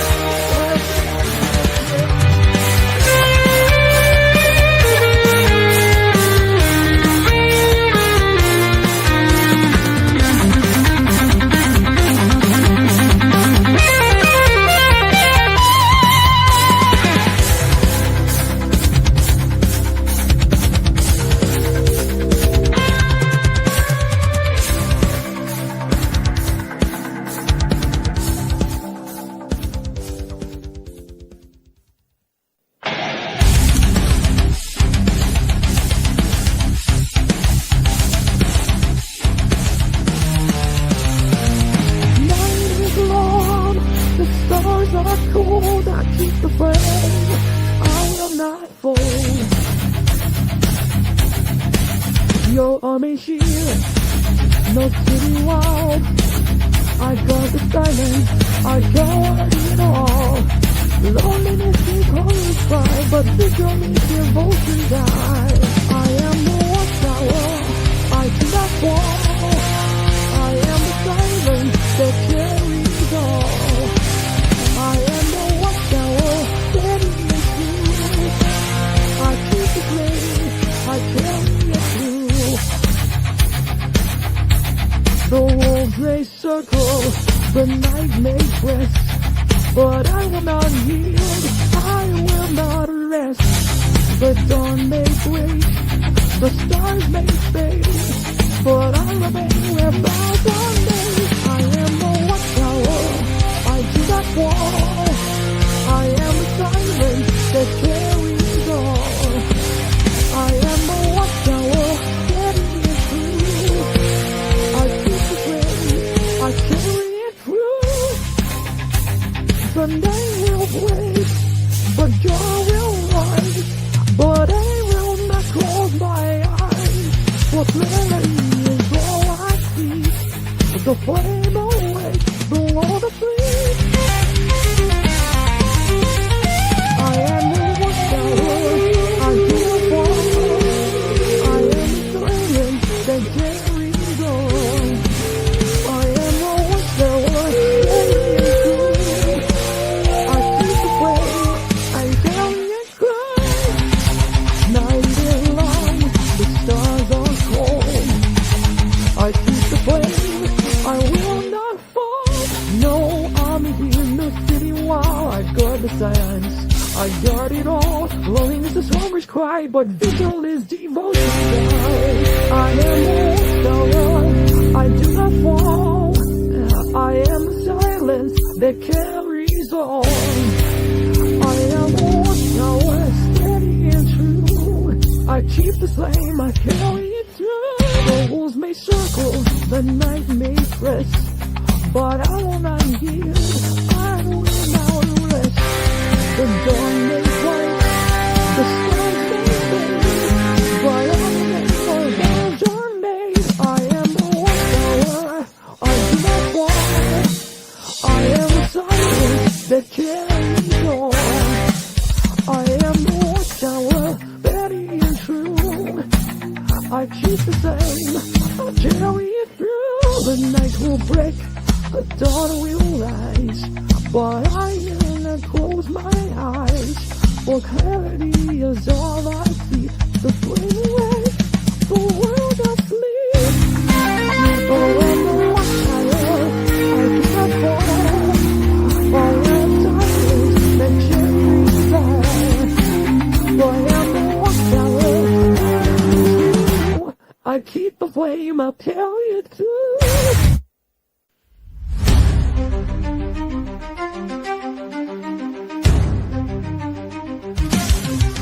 Truth revealed. Truth revealed. I spoke once and the earth was still. I spoke once and I will there will. No crown remains, no throne survives, but silence carries all our life. Eternal way the horizon calls. My silence louder than their wall. That silence, the final word, the echo deeper than ever heard. So that silence, the circle sealed. Truth revealed, the truth revealed.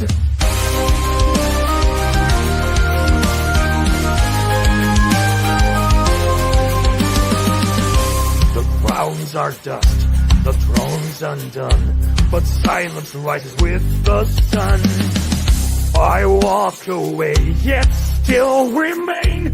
My silence stronger than the rain. Oh, that silence, the final word, the echo deeper than ever heard. The last silence, the circle sings. The truth revealed, the truth revealed. Gone, yet I remain. Lost, yet I sustain. The silence is my crown. The silence is my reign. The last silence, the final word, the echo deeper than ever heard. The last silence, the circle sealed, the truth revealed, the truth revealed. The motherfucker fades, the silence fades, the circle closed, and stays. I spoke once, and the earth was still. Spoke once, and will. No crown remains, no glory survives, but silence carries all our lives. So I turn away, the horizon calls. My silence is louder than bell. Oh, that silence, the final word, the echo deeper than ever heard. So that silence, the circle sealed, the truth revealed, the truth revealed. Oh, that silence, the final word, the echo deeper than our heard. So that silence, the circle sealed, the truth revealed, the truth revealed. Gone, yet I remained. Lost, yet I sustain. The silence is my crown. The silence is my way. The last silence, the final word, the echo deeper than ever heard. The last silence, the circle sealed, the truth revealed, the truth revealed. Gone, yet I remain. Lost, yet I sustain. The silence is my crown. The silence is my reign. The last silence, the final word, the echo deeper than ever heard. The last silence, the truth revealed, the truth revealed. The moonwalker fades, the silence stays, the circle closed, the aimless stays.